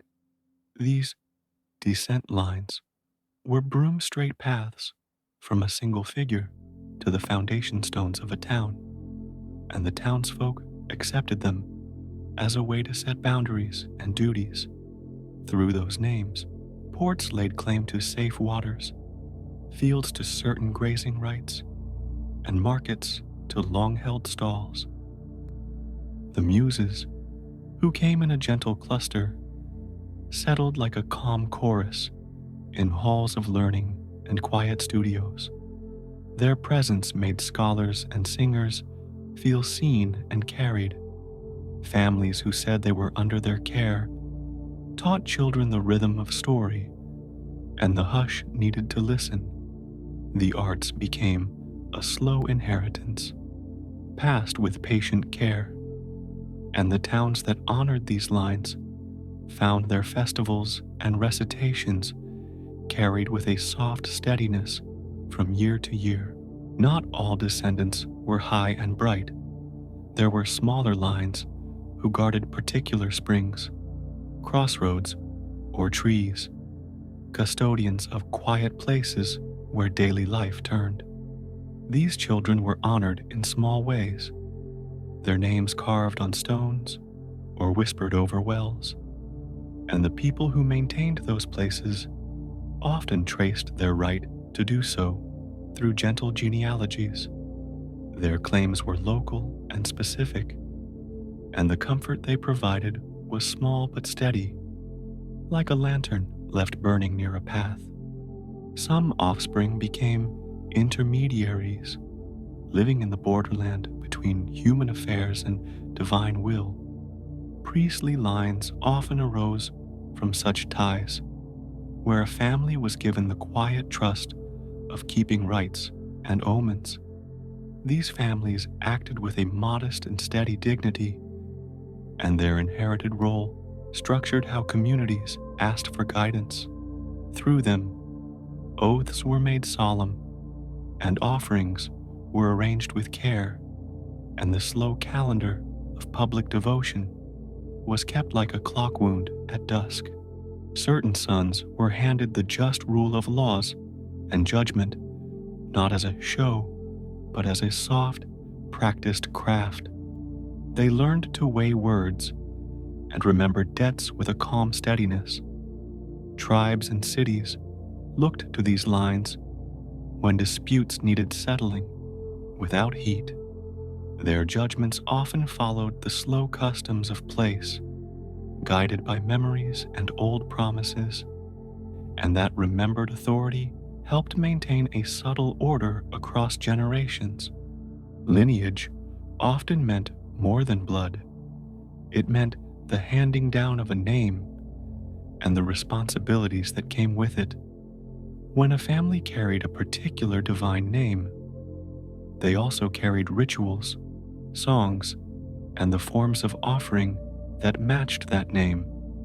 These practices were taught with patient repetition, like a lullaby repeated each evening, and became as much a part of identity as land or language. Thus, a lineage could build a quiet cultural authority that guided how space was used and how events were marked. Marriage and the joining of houses acted like careful stitching, weaving two small traditions into a larger cloth. When a child married into another line, claims to office and temple rights could shift without turmoil, like two rivers joining and continuing as a single, broader flow. Such unions were often arranged with slow thought, matching duties and honors so that the combined household preserved peace and kept the hereditary chores in order. Over time, the woven house stood as a calm example of continuity. Many myths tell of children who carried new gifts to distant coasts, founding settlements where their quiet names shaped local cults and calendars. Each founding figure established a pattern, a shrine here, a festival there, and an agreed set of rules for offerings. The descendants of such founders became guardians of those towns, their authority recognized in slow consensus, and their lineage was recited in gentle phrases at festivals so that the origin remained present in the life of the community. Patterns of succession often followed the notion of eldest or most steady, but sometimes special favor changed the course of inheritance with a soft shift. A town might grant a priesthood to a younger branch if their care of rights was more reliable, or a kingly title might pass along a line that maintained alliances with neighboring places. These adjustments were not abrupt revolutions, but patient reorganizations, like a household gradually changing a routine to better match its needs while keeping the familiar hearth. When a hero was born to a mortal mother, the child grew among both the warmth of human homes and the distant memory of divine spark. These half-born figures carried a public weight that asked for commemoration. After their deeds, towns often established local cults, small altars where offerings were made.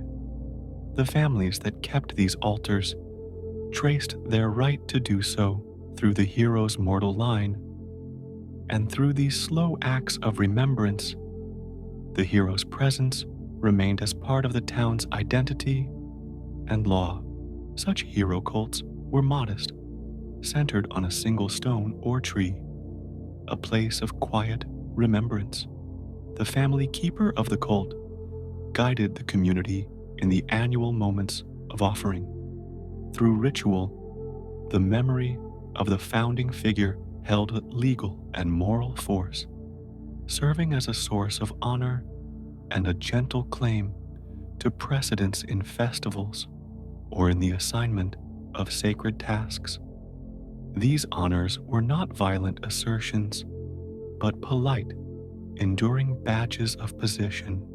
The web of kinship also extended into the sea and the islands, where lines connected sailors, captains, and fishermen to their offshore blessings. Coastal houses often claimed kin with gods of wind and tide, and such affiliations meant a soft favor on voyages. Right to certain fishing grounds or harbor rights could be legitimized through genealogy, as if a name whispered to the sea would make it kinder.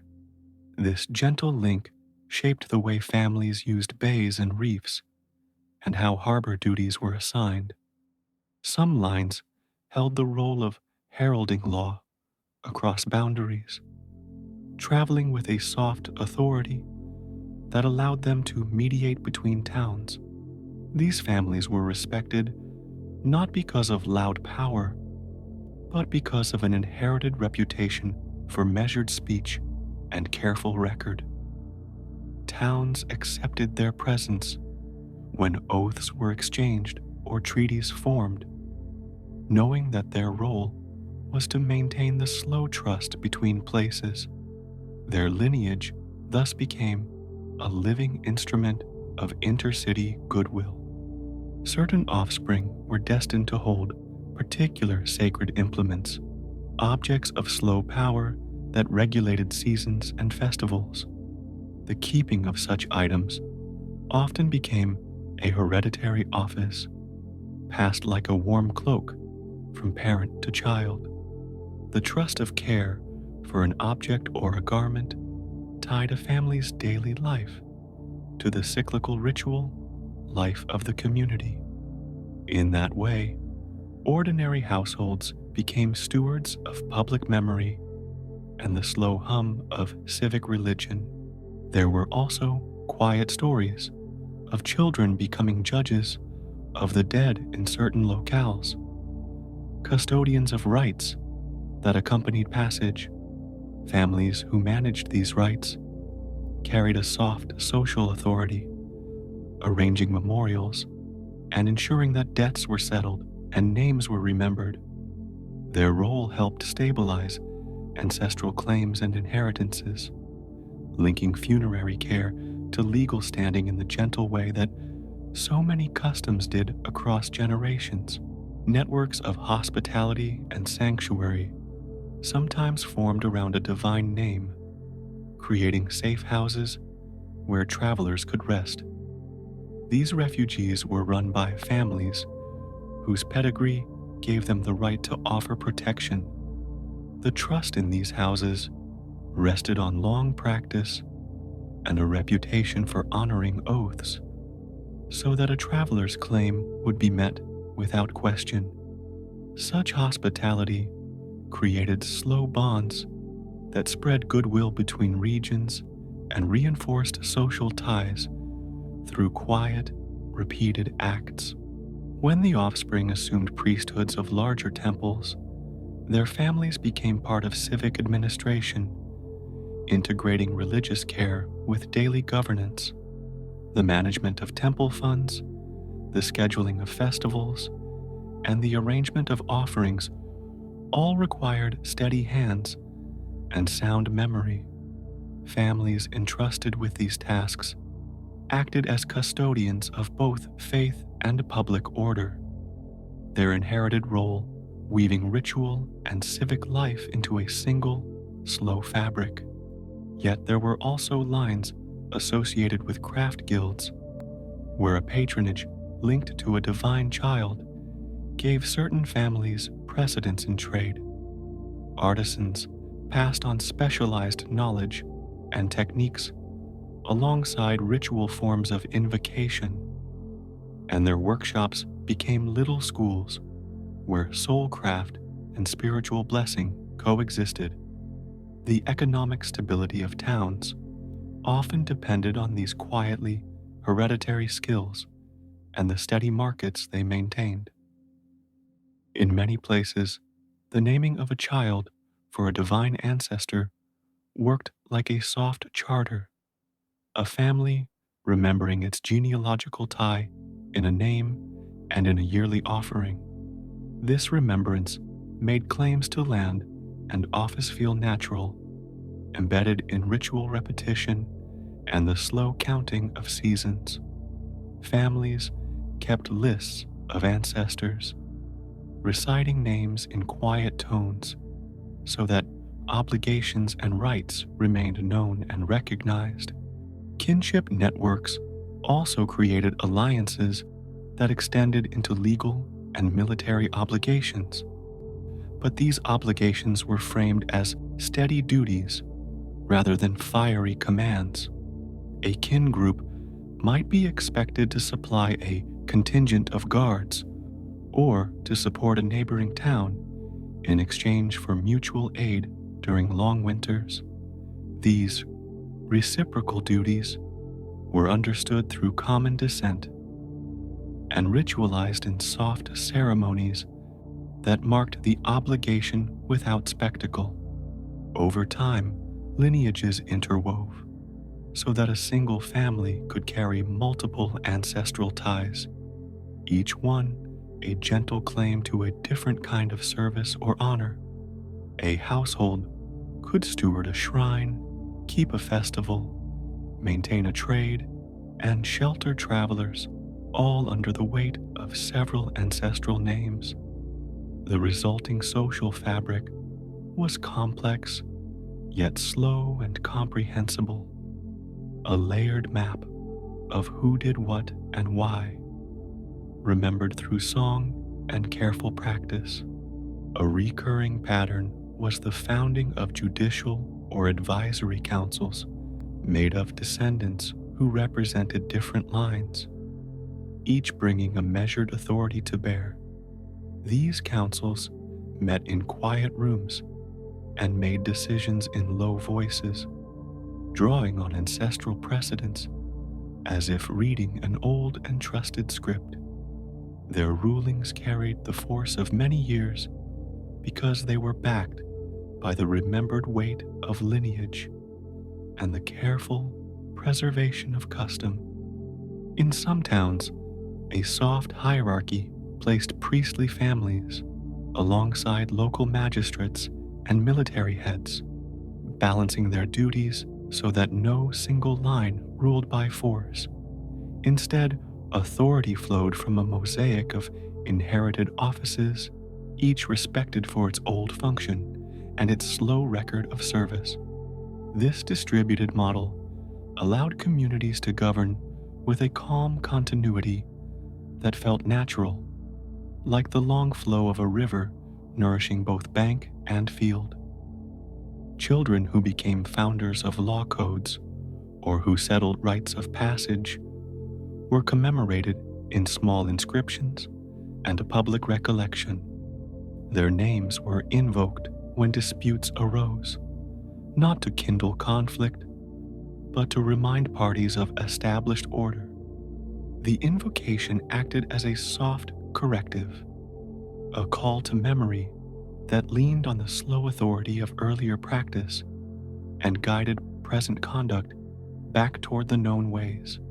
Passing of offices through lineage often included the quiet training of younger members who learned ritual formulas and the precise handling of temple property in measured lessons.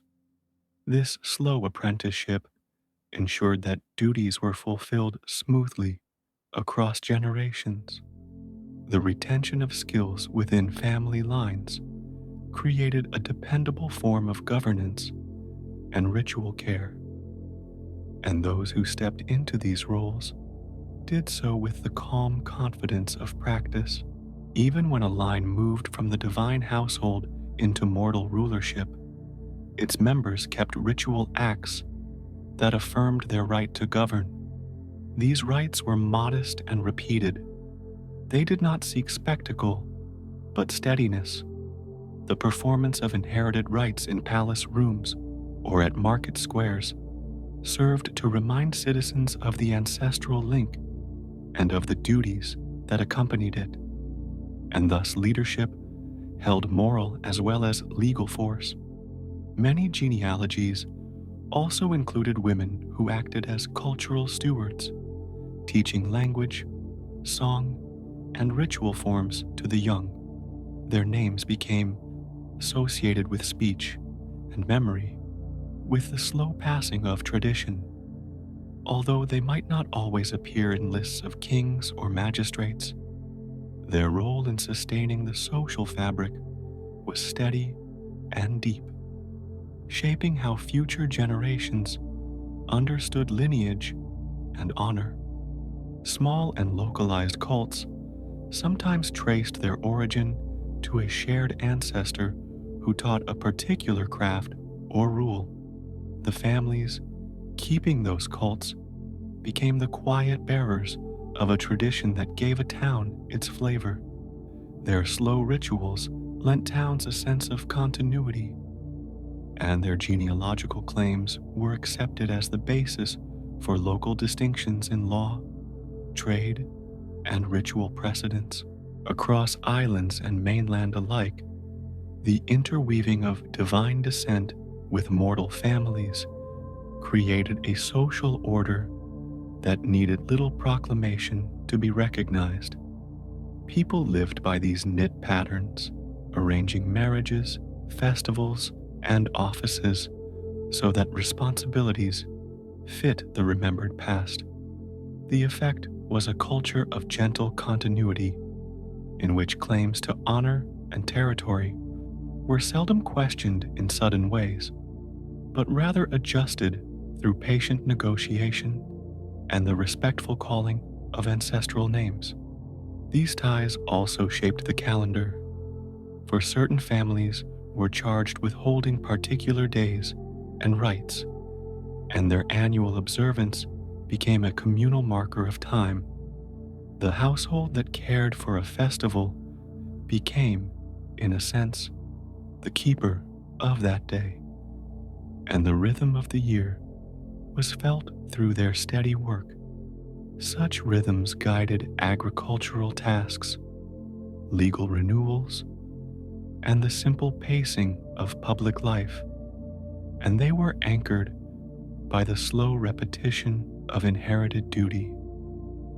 As families grew and sometimes branched, their claims could be subdivided and shared with polite care, so that older houses might allow a younger branch to hold a lesser ritual while retaining the more central offices. These divisions were negotiated with the calm language of lineage and memory, and the result was a distribution of tasks that maintained both unity and local responsibility. The balance often lasted because the forms of inheritance encourage cooperation and gradual adjustment. The map of descendants extended into sacred geography, where certain groves, springs, and promontories were associated with particular lines. Pilgrims and neighbors recognized these spots and treated them with a gentle respect that acknowledged the family's long stewardship. Through such a connection, a family's claim to a stretch of land or a sacred resource was experienced as natural, woven into the topography by stories and rites that repeated the ancestral link. Sometimes, when a town absorbed another, or when a new colony was founded, the genealogical claims of both places were slowly reconciled through ritual marriage or the sharing of priestly duties. These processes were seldom abrupt. Instead, they involved patient agreements and shared observances that gradually created a larger, more inclusive lineage. Over time, such reconciliations built broader civic identities without erasing the small, steady claims of local families. The slow work of maintaining these networks was a daily thing. Children learned lineage stories at the table, names were whispered over births and marriages, and offerings were left at thresholds in a rhythm so quiet that it became a background hum of life. In this way, the web of descent remained living and practical, not just a set of names on a page, and it guided a people's sense of who could rightfully care for what, who could speak for whom, and who should be trusted with the steady tasks that keep a community whole. Lineage offered not absolute power, but a carefully balanced structure of honor and duty, where no title was constant without the slow repetition of ritual and the careful training of successors. Each family's claim was thus both a gift and a work, a soft responsibility to be practiced with care. The moral force of genealogy came not from imposition, but from the community's acceptance that certain hands were best at certain tasks because they had been trained and honored in those tasks for many years. As the years folded into one another, the names of ancestors became woven into local law and custom. The recitation of a lineage at a small festival or in the negotiation of a marriage, lodged legal memory in soft, informal forms that nevertheless regulated conduct. People relied on these memories to settle disputes, to allocate fields, to appoint guardians, and to decide seating at feasts, because the genealogical web provided a known and slow set of rules that everyone could reference. Within this slow and patient order, families that cared for the continuity of rights and the preservation of records held a special gravity. Scribes and keepers, whose work was steady and often invisible, kept scrolls and lists of names that served as the living backbone of claims. Their quiet labor gave form to the social fabric, and their trustworthiness became a common resource that steadied the many claims arising from a wide and branching line of descent. And so, the network of descendants, spreading soft and wide, continued to shape who was welcomed into offices and who kept the small, steady duties that made life orderly, assigning honor gently, and ensuring that territory and role passed in patient, repeated acts of remembrance and care, as if each ritual moment were a stitch in a long and careful cloth that held communities together in the quiet, enduring way of long practice. A low, steady movement guides hands and feet along the path to a sanctified place, and the path itself is part of devotion, worn soft with years of gentle passage, lined with stones that remember each footstep. The approach to a temple is measured and quiet, a slow clearing of the mind, and the outer courts open like a breath, revealing wide steps that lead up to an altar under the sky, where soft smoke will later lift and join the clouds, and where offerings are laid with care, each placement a small, precise gesture in a longer, unhurried conversation between people and the one whose name is spoken within those walls. Beyond the altar, the temple's body sits calm and steady, columns rising in quiet rhythm, and shadows moving slowly down the fluted shafts.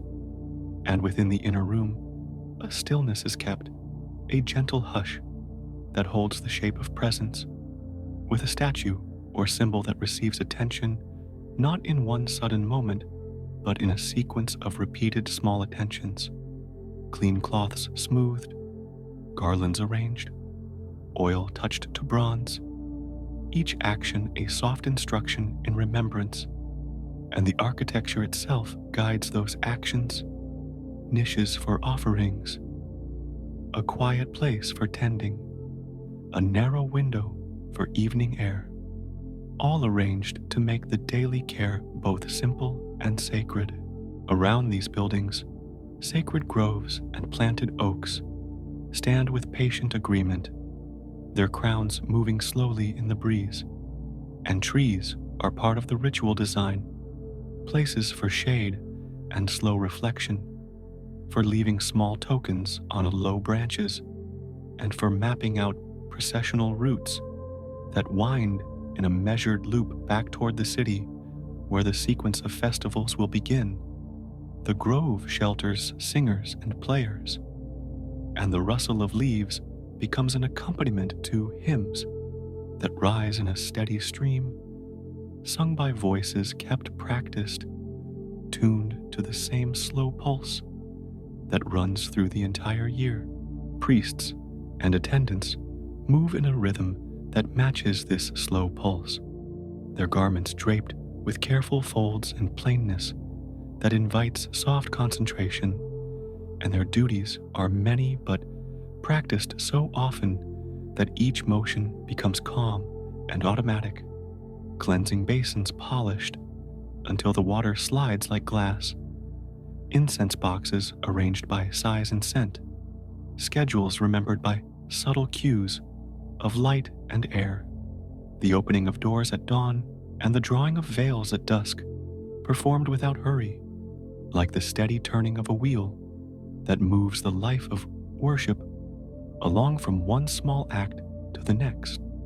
Training for those who tend the sacred places happens through patient repetition, apprentices learning to hold a censer so the smoke rises in a smooth column, to carry a torch without flare, to fold a stole with precise angles, and to read aloud the same lines that slow the world down when spoken. Elder attendants speak little, and when they do, their voice is measured and regular, guiding hands with a light touch, correcting only with a gentle pause that invites the body to remember, and in time the motion of tending itself becomes a kind of soft prayer, a continual, comforting movement that steadies both the keeper and the space they serve. Daily routines begin before the city wakes fully, with a single lamp lit at the threshold and a quiet offering of oil poured at the altar. And that small beginning sets a calm tempo for the day, a reminder that the shrine is open to the slow passing of hours. Throughout the morning, libations are made, wreaths refreshed, petitions folded into tiny cloth packets and placed beside seated icons, each small task attended with a deliberate slowness that allows thought to unfurl gently, and the pace keeps the temple as a refuge from hasty motions, a place where time is measured by careful, circular acts. On designated days, the pace lengthens into a wider unfolding as the calendar draws people together for festivals that are spaced by the turning of the seasons and the phases of the moon. And those days are planned and practiced, so the movements of many become one, the city and the sanctuary breathing together in unison. Processions form in a serene order, participants stepping in a steady cadence, musicians following with measured notes, and the whole procession flows toward the altar like a slow tide, each person carrying an offering or a banner or simply their presence, all performing their part in a ritual choreography that is both public and intimately personal. The festivals themselves unfold in gentle stages, beginning with purification rites that use water and smoke to soften the boundary between everyday life and sacred attention. And the act of purification is not hurried, but unfolds like a slow washing, hands passing through cool water, small bowls tipped to run into the earth, incense circling around shoulders, and after cleansing the participants, move into a quiet time of music and soft speech, songs learned by heart, words repeated until their cadence becomes lulling, so that the day is a steady sequence from wash to song to offering, each step easing the mind further away from routine. Offerings take many forms, and each is placed with a careful hand. Simple foods are selected and arranged on platters, fruit glistening with a light sheen of oil, barley and honey set in small bowls, and occasionally a small animal is led with calm steps to stand before the altar, its coat brushed until it catches the light, its presence honored and treated with care before the moment that ends the offering in a manner that is swift and orderly, all of it performed in a way that keeps the movements quiet and purposeful, for the sanctity of the act rests in the mindfulness with which it is done.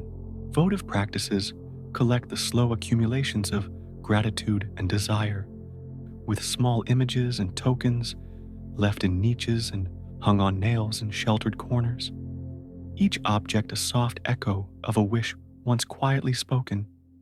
And over years, these votives build layers of memory on the walls so that the temple itself becomes a slow archive of lives, gently intersecting with the divine. The offerings are simple things sometimes: a bronze ring, a carved figurine, a ribbon tied upon a branch, each one placed with the same careful, unobtrusive touch that defines the rest of the worship. Priestly offices are shaped around responsibilities that are both practical and symbolic, custodians of accounts and keepers of ritual purity. And the work of these officers is done in soft routines, records inked with a steady hand, calendars marked with charcoal and wax, stores of consecrated oil measured out in the morning light, and lists of names recited in low voices during the slow, regular meetings that set the tempo for communal worship, so that administration itself becomes another form of ritual, tending the unseen order alongside the visible rites.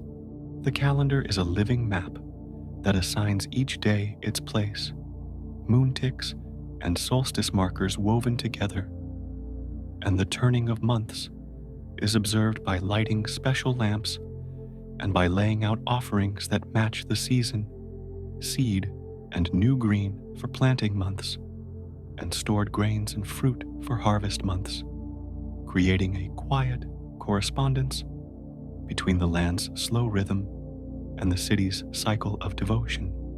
This calendar is consulted with care, and decisions about timing are made with an eye to weather and crop and the general mood, allowing the rituals to remain gentle and attuned to the natural flow.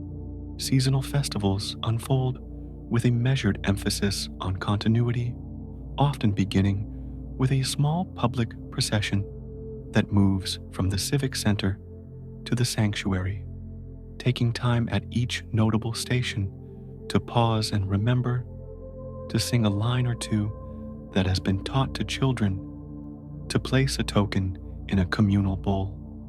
And the whole movement is slow and deliberate, so that every participant can breathe and feel present, linking the city to the shrine across time with repeated actions that root the community in a shared, unhurried tradition. Temples often keep a treasury of sacred objects and dedications stored quietly in chambered rooms that are visited with calm steps, and the care of these treasures is an honored duty, cataloged by gentle hands and wrapped in cloth for protection. The slow rotation of display items, allowing each object its time to be seen and tended, while the presence of wealth serves not to impress with excess, but to provide for the sanctuary's continuing needs, maintained through measured stewardship and regular, modest accounting. Music at the festivals is restrained and steady, flutes and the soft twang of strings weaving long, even notes that encourage the mind to settle, and choruses respond in small, practiced groups rather than a single overwhelming voice, so that the soundscape remains intimate and soothing. Like a stream in a shaded valley, hymns are sung with slow enunciation, each syllable stretched into a ribbon of sound that drapes across the day, and the repetition of melodies across years softens them into a familiar embrace that invites listeners to relax into memory. Processions follow routes that are planned for both practicality and meaning, moving slowly through streets and over bridges where bystanders can step in or step back with ease. And the architecture of the city is part of the ritual design: towers and gates marking points of pause, small altars set for stopping and offering on the way, children's hands held gently as they learn how to walk in step, and elders leaning on staffs as they keep the pace steady. So the procession becomes a communal act of shared, deliberate motion. Feasting after rites is moderate and communal, tables arranged so no one is hurried, portions shared and offered first to the altar before being eaten. The sense of community sharpened by the slow exchange of food and quiet conversation, and the meals follow a simple choreography, breaking bread together, the passing of platters with measured care, and the tasting of small, comforting flavors that are meant to settle the body and mind rather than to excite them, creating a communal lull that follows the intensity of ritual attention. Offerings brought by households follow private rhythms as well, small acts woven into daily living, anointing doorposts with oil in the morning light, placing a cup of water on a windowsill during the night, hanging a fresh wreath over a threshold. Each household contributing its own slow pattern of devotion, and these acts stitch domestic life to public worship in ways that are unobtrusive and respectful, a network of tiny rituals that echo the larger ceremonies with a soft continuity. The training of assistants is gradual and patient, young people apprenticed to elders and asked to observe for many months before participating fully. Their first duties, simple and repetitive, sweeping anterooms, tending lamps, arranging flowers, and through this quiet work, they learn not just techniques, but an inner steadiness, the discipline of attention that will stay with them in all parts of life. And as they grow, the tasks become more ceremonial, each step taught in the same slow, unflappable manner. The care of animals involved in certain offerings is handled with particular calm. Animals tended to by experienced hands who move slowly and speak in low tones, bedding refreshed, feed given in measured portions, and when an offering is required, the moment is kept brief, conducted with a respectful clarity that minimizes stress and closes with a return to silence, so that the creature's role in the ritual is acknowledged with dignity and the community observes with a quiet solemnity rather than a display of force. Symbols and regalia are tended with an artisan's patience, crafted slowly from wood and bronze and cloth. Each thunderbolt or oak-shaped emblem, shaped and polished in a workshop where light filters through a high window, and each stroke is deliberate, then placed on shelves to rest and wrapped in cloth to protect them between occasions. Their presence in a procession or on an altar carries decades of careful preservation, making the objects themselves part of a long, unbroken line of practice. Lighting in ritual spaces is soft and patterned. Lamps and torches arranged to produce slow-moving shadows that seem to breathe with the room, and evening ceremonies rely on this gentle light to carry awareness inward.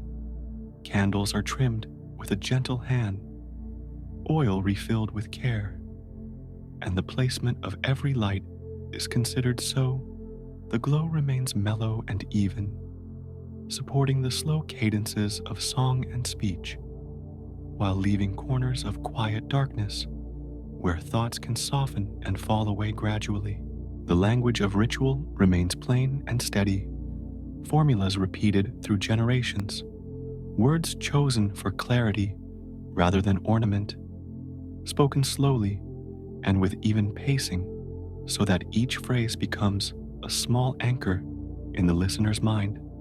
Invocations are short and plain, names spoken with a measured cadence, and when responses are needed, the congregation replies in a uniform tone that blends into a soft, continuous backdrop, creating a shared sonic field that soothes rather than excites. Purification and fasting are handled with sensitivity and restraint.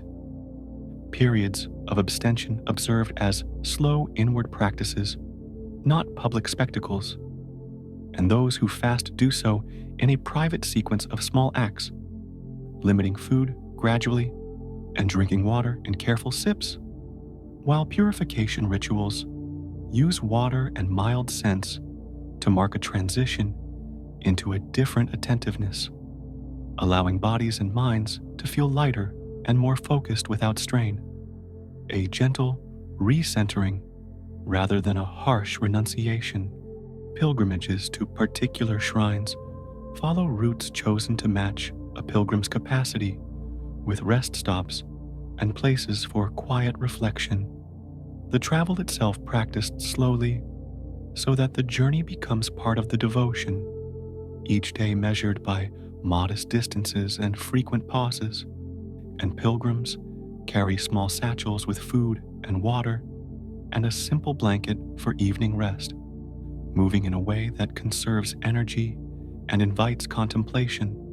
So, arrival at the sanctuary arrives as the natural completion of a deliberate journey.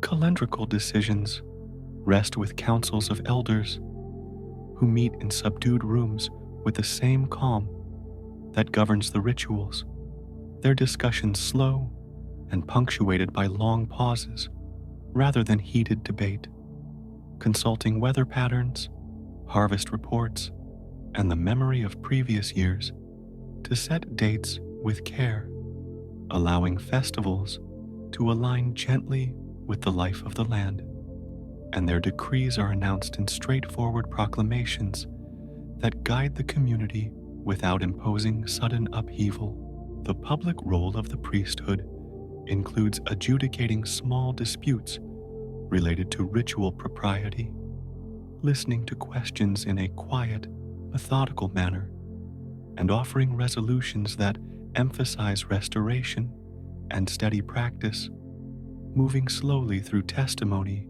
and recollection, and meeting families with a composed presence, so that the religious office becomes a place of reliable calm, where matters are resolved with fairness and without loud contention, keeping the fabric of communal life intact.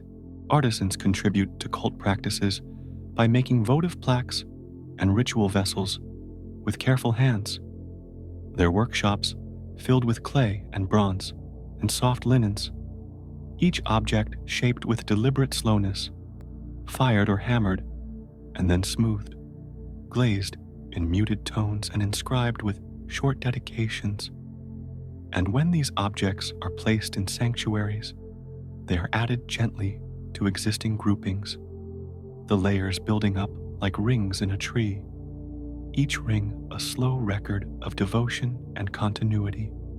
The calendar includes times for renewal and times for repose, moments in the year set aside to rest the sanctuaries and to allow the caretakers their own quiet withdrawal, during which lamps are banked and surfaces covered.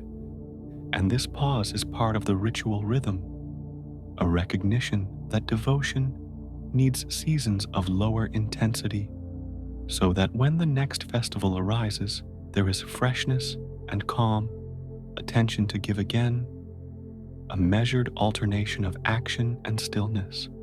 Instruction for worshippers is plain and available. Small booklets and taught lines passed from elders to children. Songs learned in simple phrases and gestures practiced in public squares so that participation is open and unhurried. And the emphasis lies on steady involvement rather than display, allowing newcomers to join at their own pace to find a place within the slow-moving pattern without feeling rushed. And thus the cult life remains inclusive and gently paced. Local communities maintain their own small shrines in courtyards and crossroads, adding yet another layer of routine to the city's life, each shrine kept by a neighborhood attendant who follows the larger calendar, while also observing tiny local customs. And the presence of these smaller places means that devotion can be practiced often in brief, quiet ways, a moment to touch a stone or lay a small flower before continuing with daily tasks, tying the sacred into ordinary life with calm persistence. When festivals require wider coordination, neighboring sanctuaries exchange courtesies with measured letters and small envoys who travel in a relaxed, orderly manner, bearing messages wrapped and sealed, meeting at agreed crossroads to hand over tokens and discuss timing softly. So the broader religious life of the region is knitted together through unhurried diplomacy and steady mutual respect, ensuring that festivals and rites proceed with a shared sense of purpose and a shared, gentle tempo. Hands close around small ritual objects with steady care, fingers remembering their tasks through repetition, and the slow repetition of tending, lighting, singing, offering, and keeping time forms a living practice that both preserves and renews itself, allowing worship to be a soft, continuous current that moves through the days and seasons. And so, the temple places, the calendars, the festivals, and the quiet offices of those who care for them remain a steady presence in the life of the city, a composed, patient framework for devotion that continues on into each unhurried tomorrow. Slow hands shaped small, simple images of a great figure from wood and clay, smoothing grain and seam until a form emerged that could rest within a dark, quiet shrine. The maker worked in steady rhythm, coaxing a face that bore calm authority, a posture that held sky and weather within an easily held space, and a presence that could be tended with offerings of oil and bread. Each object was meant to hold attention without haste, to be looked upon with a slow breath, and to invite steady devotion as people moved through the familiar pattern of days and seasons. Potters turned slow circles on wet clay and painted quiet scenes in a patient black on red, scenes that showed the figure standing beneath an oak, an eagle settling, a bolt imagined as a line held between steady hands. These painted images traveled with merchants and with vessels, carried across ports, so that a simple image could be seen in many homes. The same forms returned in the hands of different artists, slightly changed by the touch of each maker, a gentle repetition that allowed recognition and a soft sense of belonging wherever the vessels went. Stone workers and bronze casters, working with slow measures and careful strike, moved from small images to larger presences in sanctuaries, giving the figure a posture that could be seen from afar. Where temple roofs rose against the light, sculptors placed this calm form in pediments and metopes, carving controlled gestures into enduring material. The work of chisels and files was deliberate, each removed scrap bringing the form closer to an ideal that had been learned through looking and through listening to those who kept the rituals. In a great workshop that knew the hush of long hours, masters and apprentices smoothed gold and ivory into a seated figure whose scale made breath catch and then settle into something softer. The craft of creating such a presence asked for quiet collaboration between artist, patron, and priest, and each touch was considered in relation to offerings, processions, and the slow turning of festival days. The presence lived within both the material and the ritual, and people who came to see it moved with gentle steps and lowered voices. As images multiplied and moved, poets and storytellers found small differences to carry in their lines, and their words flowed like a steady stream. These verses preserved familiar deeds in calm rhythms, repeating names and scenes in ways that were easy to remember. Performers recited lines beneath the shade of porticos, and listeners leaned forward with soft attention, allowing stories to settle like dust in the corners of long afternoons, each retelling smoothing edges and shaping a shared memory. When painters applied images to walls and panels, they worked within ordered registers and steady compositions, placing figures in balanced relation to other presences and to landscape. The painted gestures became a vocabulary that people could read quietly, learning to see thunder and oath and sanctuary as parts of a calmer world. The paints themselves, mixed with slow hands and fixed with patience, held color that dimmed with time and then brightened when sunlight moved across it, as if the scenes themselves were breathing along with the day. Travel and exchange carried these images beyond the original islands and coasts, and in new towns, the figure was gently reimagined in local stone or with touches borrowed from neighboring craft. As markets and ports hummed with measured activity, sculptors adapted iconography to fit regional settings, adding small local plants or architectural details, while keeping the essential signs that made identification easy and comforting. This slow blending of features made the figure familiar in many places without losing a sense of center. Rituals followed images into new settings, and priesthoods took on the quiet work of daily tending, of arranging offerings, and guiding the measured steps of processions. Their practices recorded small variations and preserved them in slow repetition, so that a traveler might recognize a familiar gesture even when other details differed. The hands that lit lamps or poured libations knew which words to speak and which steps to take, and these routines created a stable frame in which images continued to be meaningful across distance. As time passed, learned makers and thinkers began to describe the figure in careful lists and gentle catalogs, noting lineage, attributes, and the plants and animals that were associated with the presence.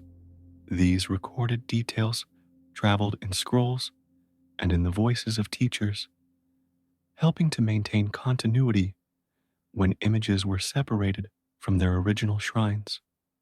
The written words moved slowly through copying and reading, and in the steady act of repetition, they shaped an inherited understanding that guided future makers and worshippers. When one culture met another within the quiet movement of trade and rule, names and rites sometimes shifted in gentle correspondence, aligning one figure with another who shared similar domains. In these moments, the original forms were not erased, but softly joined to new faces and practices, creating hybrid images that reflected the ease of cultural conversation. Coins and public monuments carried such merged identities in measured relief, and the constant presence of these objects in everyday life normalized the blended image like a familiar, comfortable tunes. In cities where public life depended on clear symbols, rulers and civic bodies selected images for their monuments and for coins, using them as calm anchors of civic identity. The image appeared on public pageant banners and on bronze medallions, and people saw it at the market and at the baths. These choices were made quietly, with craftsmen producing standardized types that could be recognized across the city, providing a steady visual language that supported orderly civic rituals and the measured passing of civic offices. As theological climates shifted and new religious voices rose, representations of older figures found different paths. Some objects were taken into new buildings or moved into private collections, kept for their beauty and historic weight, and the stories about them were slowly reframed by new writers who spoke in different idioms, Scribes copied older myths into manuals of learning, often translating names and images into terms that fit evolving moral and spiritual understandings, allowing stories to survive in altered, gentle forms. During long periods of quiet study, scholars examined fragments of sculpture and broken inscriptions with patient curiosity, piecing together sequences of names and symbols like a slow puzzle. Their notes were careful and methodical, describing proportions, residues of pigment, and the faint traces of gilding. Each observation added to a cumulative record that museums and private collections would later hold, and these preserved fragments allowed new generations to reconstruct images and rituals with measured reverence rather than haste. Artisans in later ages rediscovered carved forms in old quarries and in the ruins of sanctuaries, and these recovered pieces inspired renewed images that blended ancient models with contemporary techniques. Painters studied sculptures in quiet galleries, sketching with soft strokes and translating the calm dignity of stone into the muted palettes of canvas.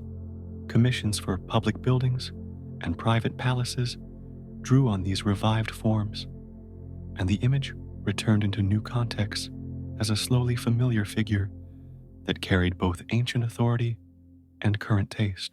At times, poets and dramatists took older stories and gentle themes and set them within the idiom of their own moment, retaining the core gestures while adjusting speech and scene to suit new listeners.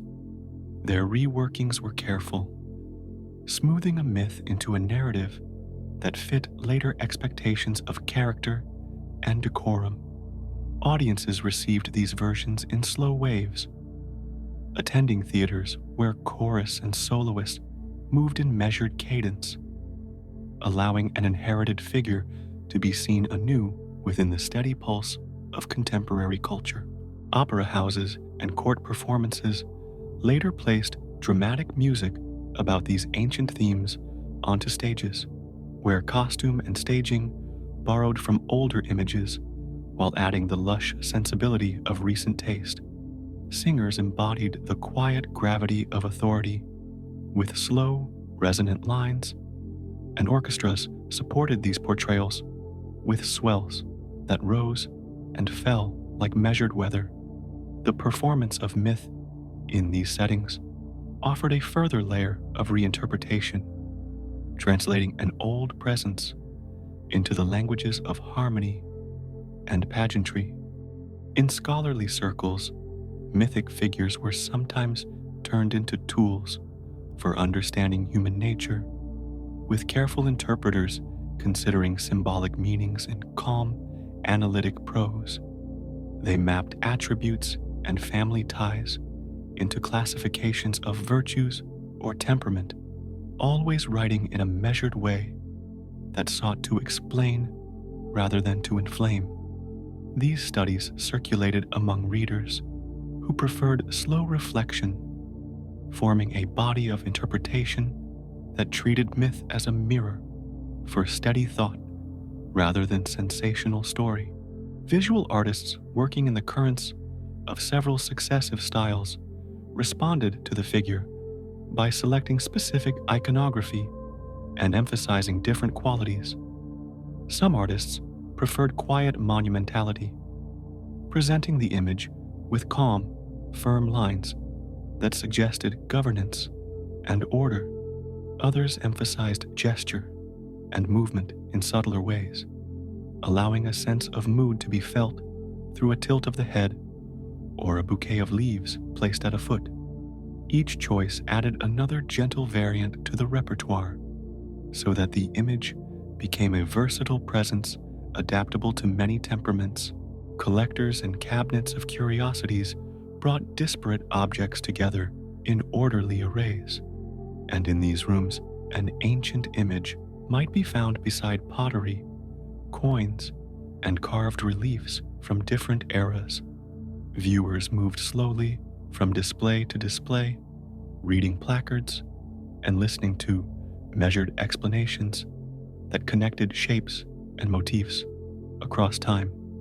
These rooms created a quiet pedagogy, training eyes to see continuity within variation and to accept reconstruction as an ongoing, attentive practice.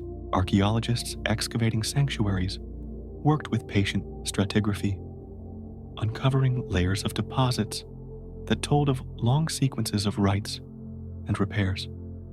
The careful removal of soil and the cataloging of finds built a slow narrative of how images had been used, mended, and replaced through generations.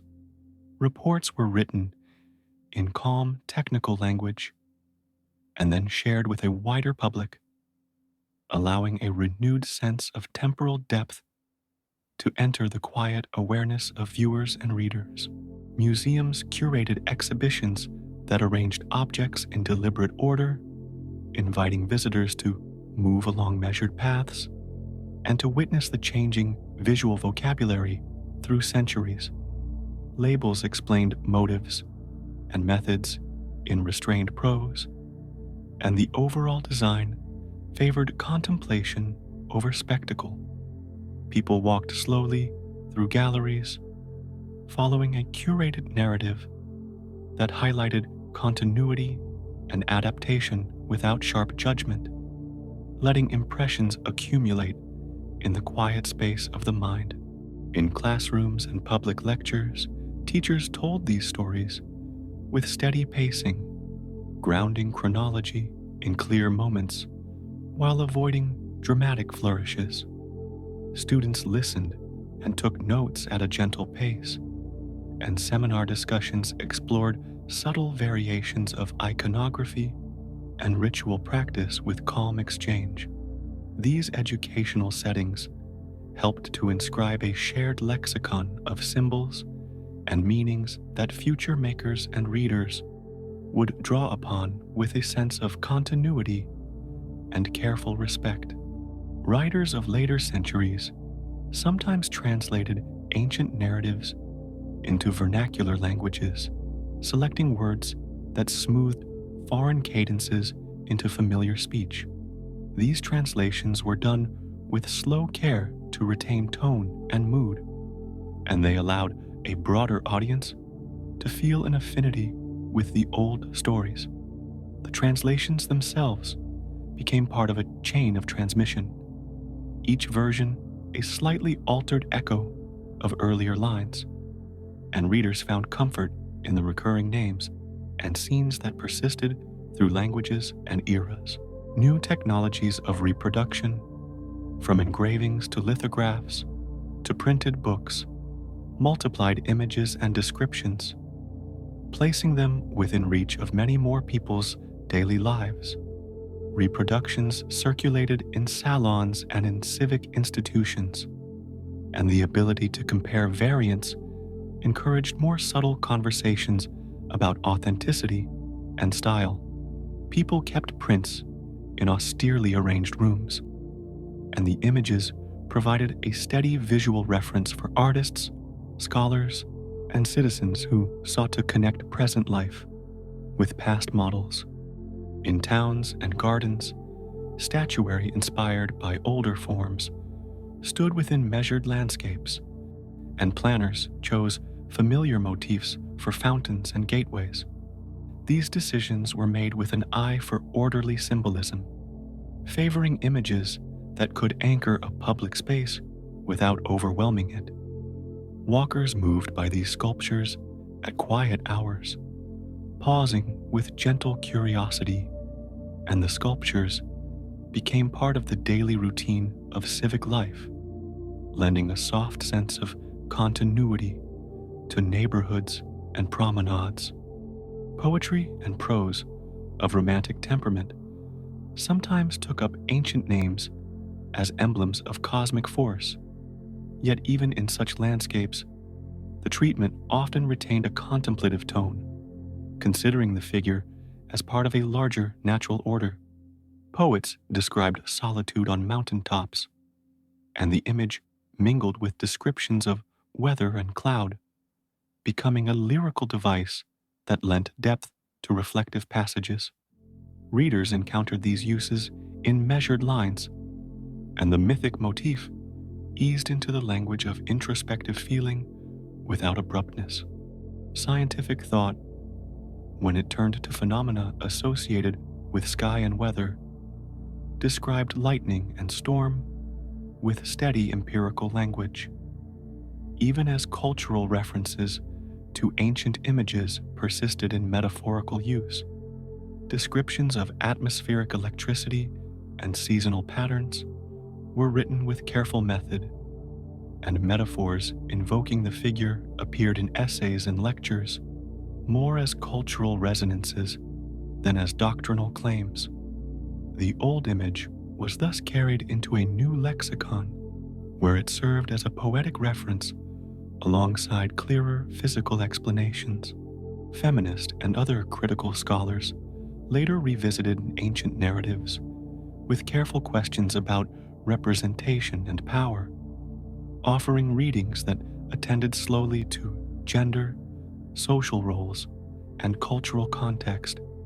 These reinterpretations did not erase older images, but expanded the ways in which they could be understood, adding layered readings that entered into academic dialogues and public discussion with measured tone. The careful critiques encouraged broader audiences to see myths as reflective of social structure, not simply as tales of divine action.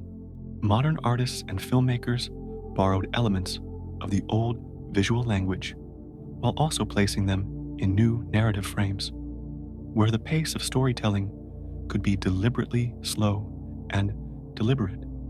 Filmic uses of myth sometimes privileged long, quiet shots and minimal dialogue, allowing viewers to absorb associations through an accumulation of visual cues rather than through overt explanation.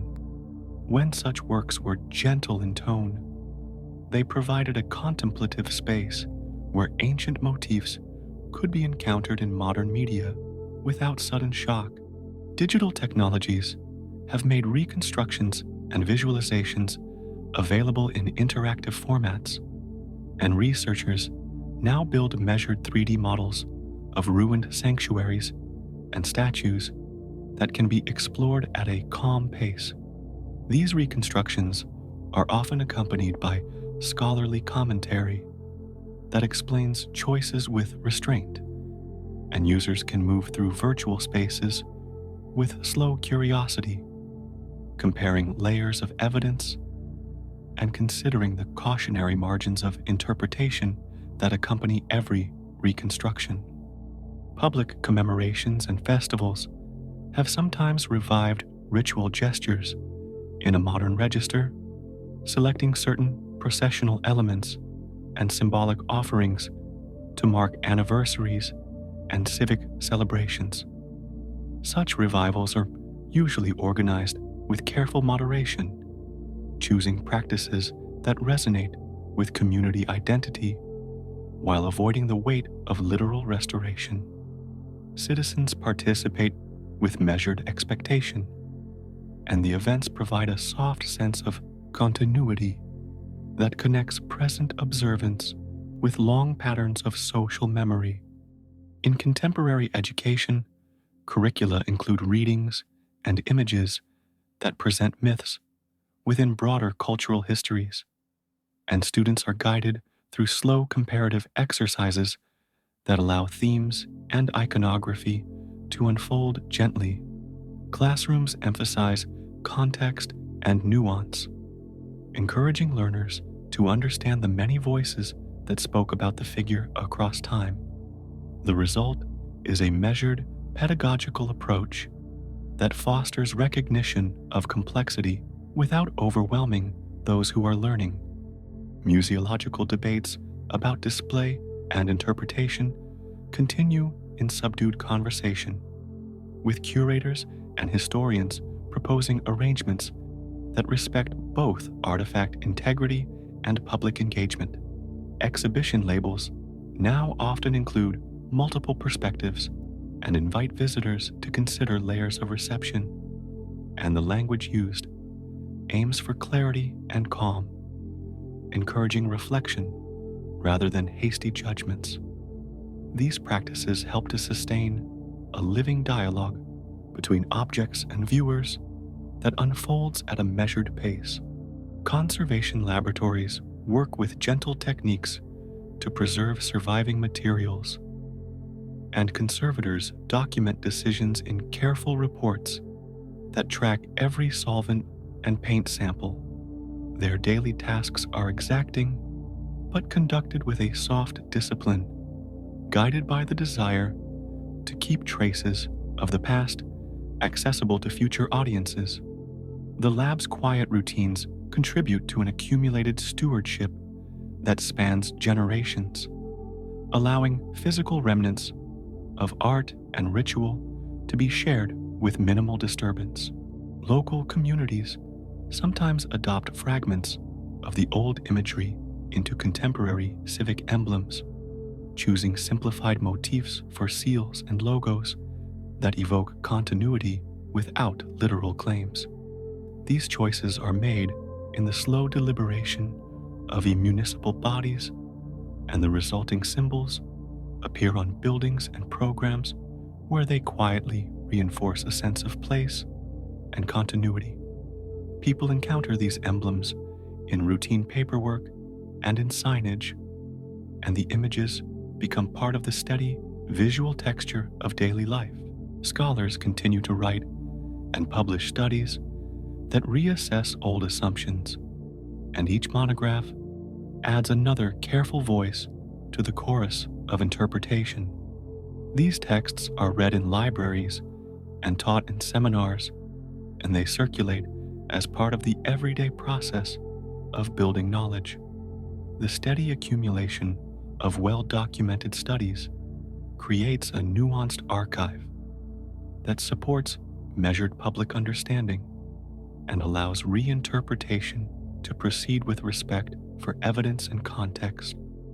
Local rituals that once centered on older sanctuaries have sometimes been reshaped into heritage events that combine remembrance with tourism, and planners take care to present information in balanced ways that honor continuity without enforcing revival. Visitors move through the sites with guidebooks that offer calm narratives and measured dates, and the experience becomes part of a gentle, cultural economy that values preservation and education more than spectacle. In modern literature, authors sometimes weave mythic threads into contemporary plots, using the figure as a symbolic reference that resonates with themes of authority and human longing. These literary uses are often subtle, threaded through character descriptions and setting, and readers encounter them as quiet echoes that enrich narrative texture. The technique allows ancient imagery to inform present storytelling in a way that feels natural rather than forced. Art schools train new generations of artists to look at classical models with attentive eyes, teaching them proportion, balance, and restraint as tools for quiet composition.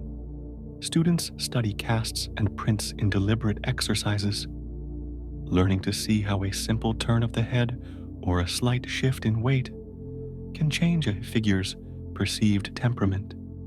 Such training fosters an appreciation for subtlety and continuity, and those lessons ripple into public art and private commissions in measured ways.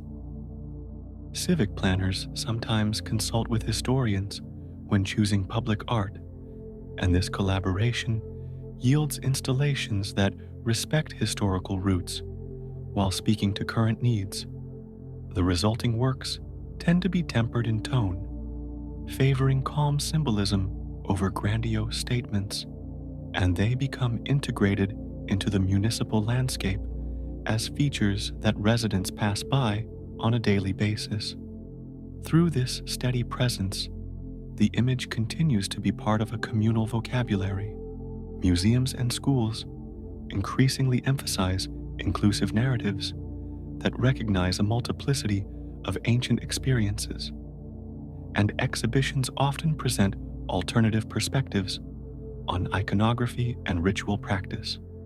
Curators and educators work together to frame objects within social and economic contexts, and visitors are invited to consider how power and belief interacted in historical settings.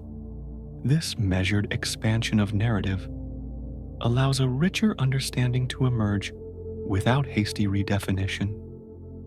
Community theater groups and local ensembles sometimes stage quiet adaptations of ancient stories, choosing slower pacing and intimate settings that allow audiences to absorb mythic themes at a personal scale. These productions often avoid spectacle, favoring close-up storytelling and restrained costuming, so that the experience feels like a shared remembrance rather than a grand performance.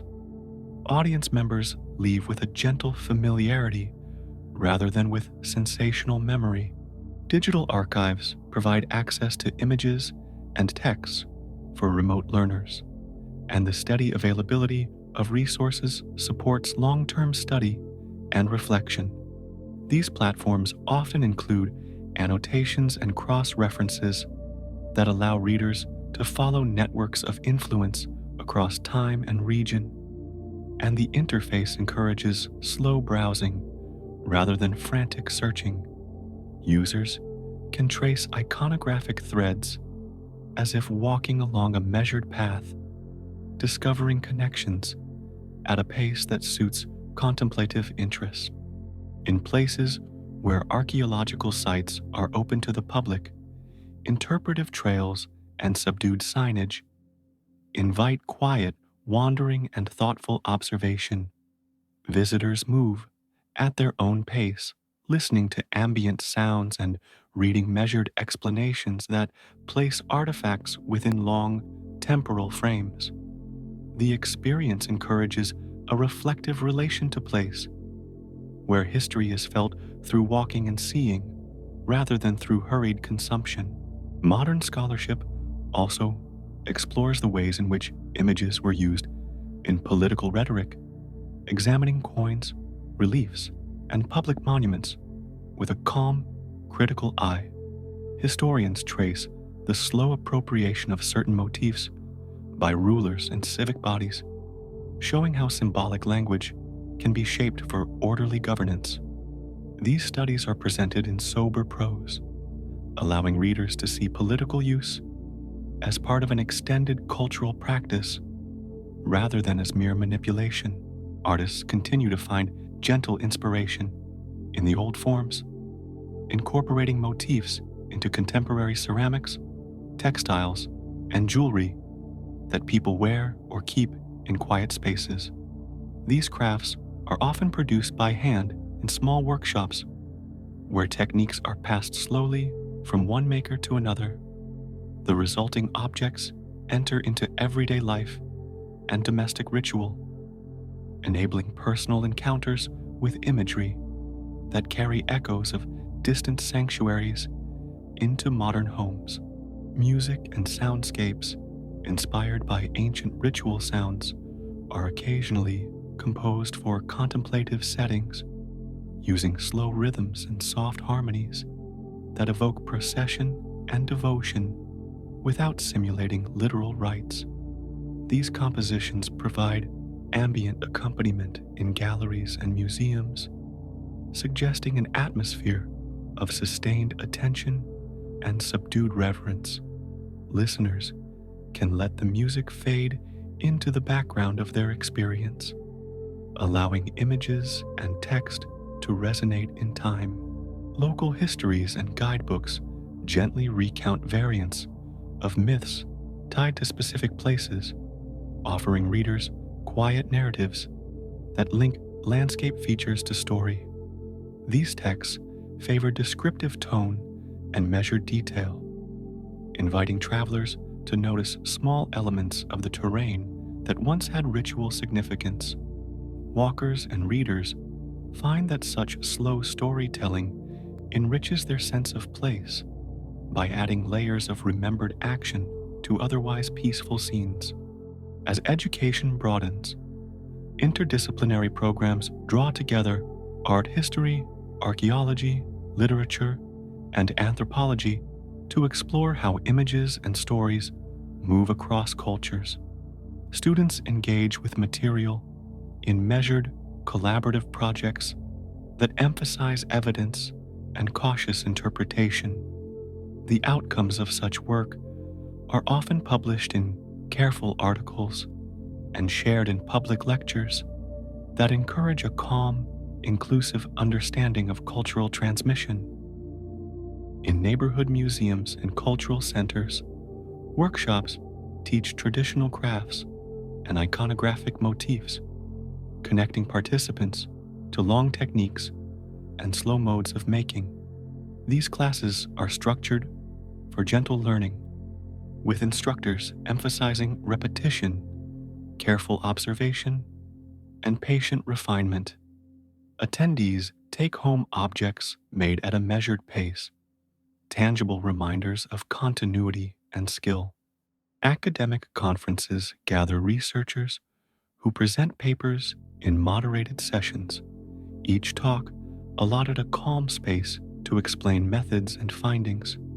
Audience questions are treated with deliberate curiosity, and discussions tend toward constructive exchange rather than adversarial debate. The tone of these gatherings helps to maintain an atmosphere of steady inquiry, where reinterpretation is the product of cumulative, careful work. City planners and cultural policymakers sometimes commission public art that subtly references classical motifs in ways that relate to civic values of balance and stability. These installations are placed in civic centers and plazas where they can be seen throughout the day, and the deliberate choice of restrained iconography supports a sense of orderly public life.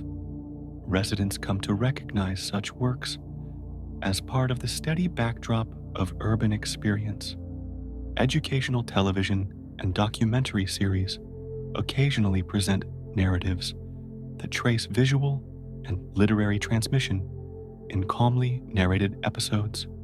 Visuals are edited to move slowly, with scenes lingering on details so that viewers can absorb iconography and context without haste.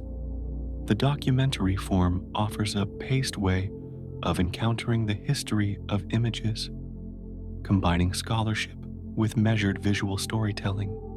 Local commemorations of heritage, such as guided walks and anniversary talks, are often arranged to balance celebration with education, offering participants slow, informative experiences that foreground long-term continuity. Organizers plan itineraries that allow time for reflection, and speakers use an even, unhurried voice to guide listeners through layers of history. Attendees leave with quiet impressions rather than heightened excitement. The art of reproduction, whether through careful casting or photographic documentation, continues to allow broader audiences to see forms that otherwise remain in restricted sites. Reproductions are made with attention to proportion and detail, and they are displayed in public institutions that favor measured presentation. These copies serve as gentle surrogates, enabling tactile and visual study in spaces designed for calm engagement. Scholars and curators collaborate with indigenous and local communities to reframe narratives in ways that respect multiple memories and histories, approaching reinterpretation with humility and care. These conversations are slow and dialogic, and they often result in shared exhibitions and publications that reflect a plurality of voices. The resulting narratives are layered and nuanced, offering a richer sense of continuity without erasure. Historians of ideas examine how the metaphorical use of ancient images shaped language and thought across time, tracing idioms and references that persist in careful, everyday speech. Their essays illustrate subtle continuities, showing how symbols migrate into proverbs and named concepts. Readers encounter these readings in accessible articles and lectures that guide them through a gentle exploration of inherited vocabulary. Contemporary theatrical adaptations that emphasize meditative pacing place ancient motifs within minimal staging, encouraging audiences to dwell on gesture and silence. Directors use sparse sets and soft lighting to create a setting where mythic echoes can be felt rather than narrated, enabling a slow absorption of symbolic texture. Viewers leave with an impression of continuity, mediated through present artistic sensibility. Small presses publish translations and poetic retellings that favor lyric restraint, offering readers versions of old stories that emphasize tone and mood over action. These editions are often printed in quiet designs with ample margins, inviting slow reading and reflection. Readers who encounter these texts find themselves moving through language that privileges contemplation and subtlety. Art historians write catalogues raisonnés that document stylistic developments in a methodical series of entries, each one a careful observation that fits into a broader, slow-moving narrative of change. These publications are reference points for future study and for curators choosing objects for display, and they promote a cumulative approach to understanding visual transformation over long time spans. Local festivals that incorporate classical motifs do so in restrained forms, such as a procession of banners or a recital of a translated hymn, and these elements are integrated into broader community programs. Organizers balance respect for tradition with contemporary sensibilities, creating events that are accessible and contemplative rather than theatrical. Participants experience a sense of shared pastness in a comfortable, unhurried manner. Through continued study, display, and everyday encounter, the image moves gently among art, ritual, and civic life, finding new forms and meanings without losing the calm contours that made it recognizable. Each fresh rendering is a soft addition to a long chain of human attention, a patient gesture that keeps a presence within the slow flow of cultural memory, inviting those who see and hear to continue the quiet work of looking and remembering.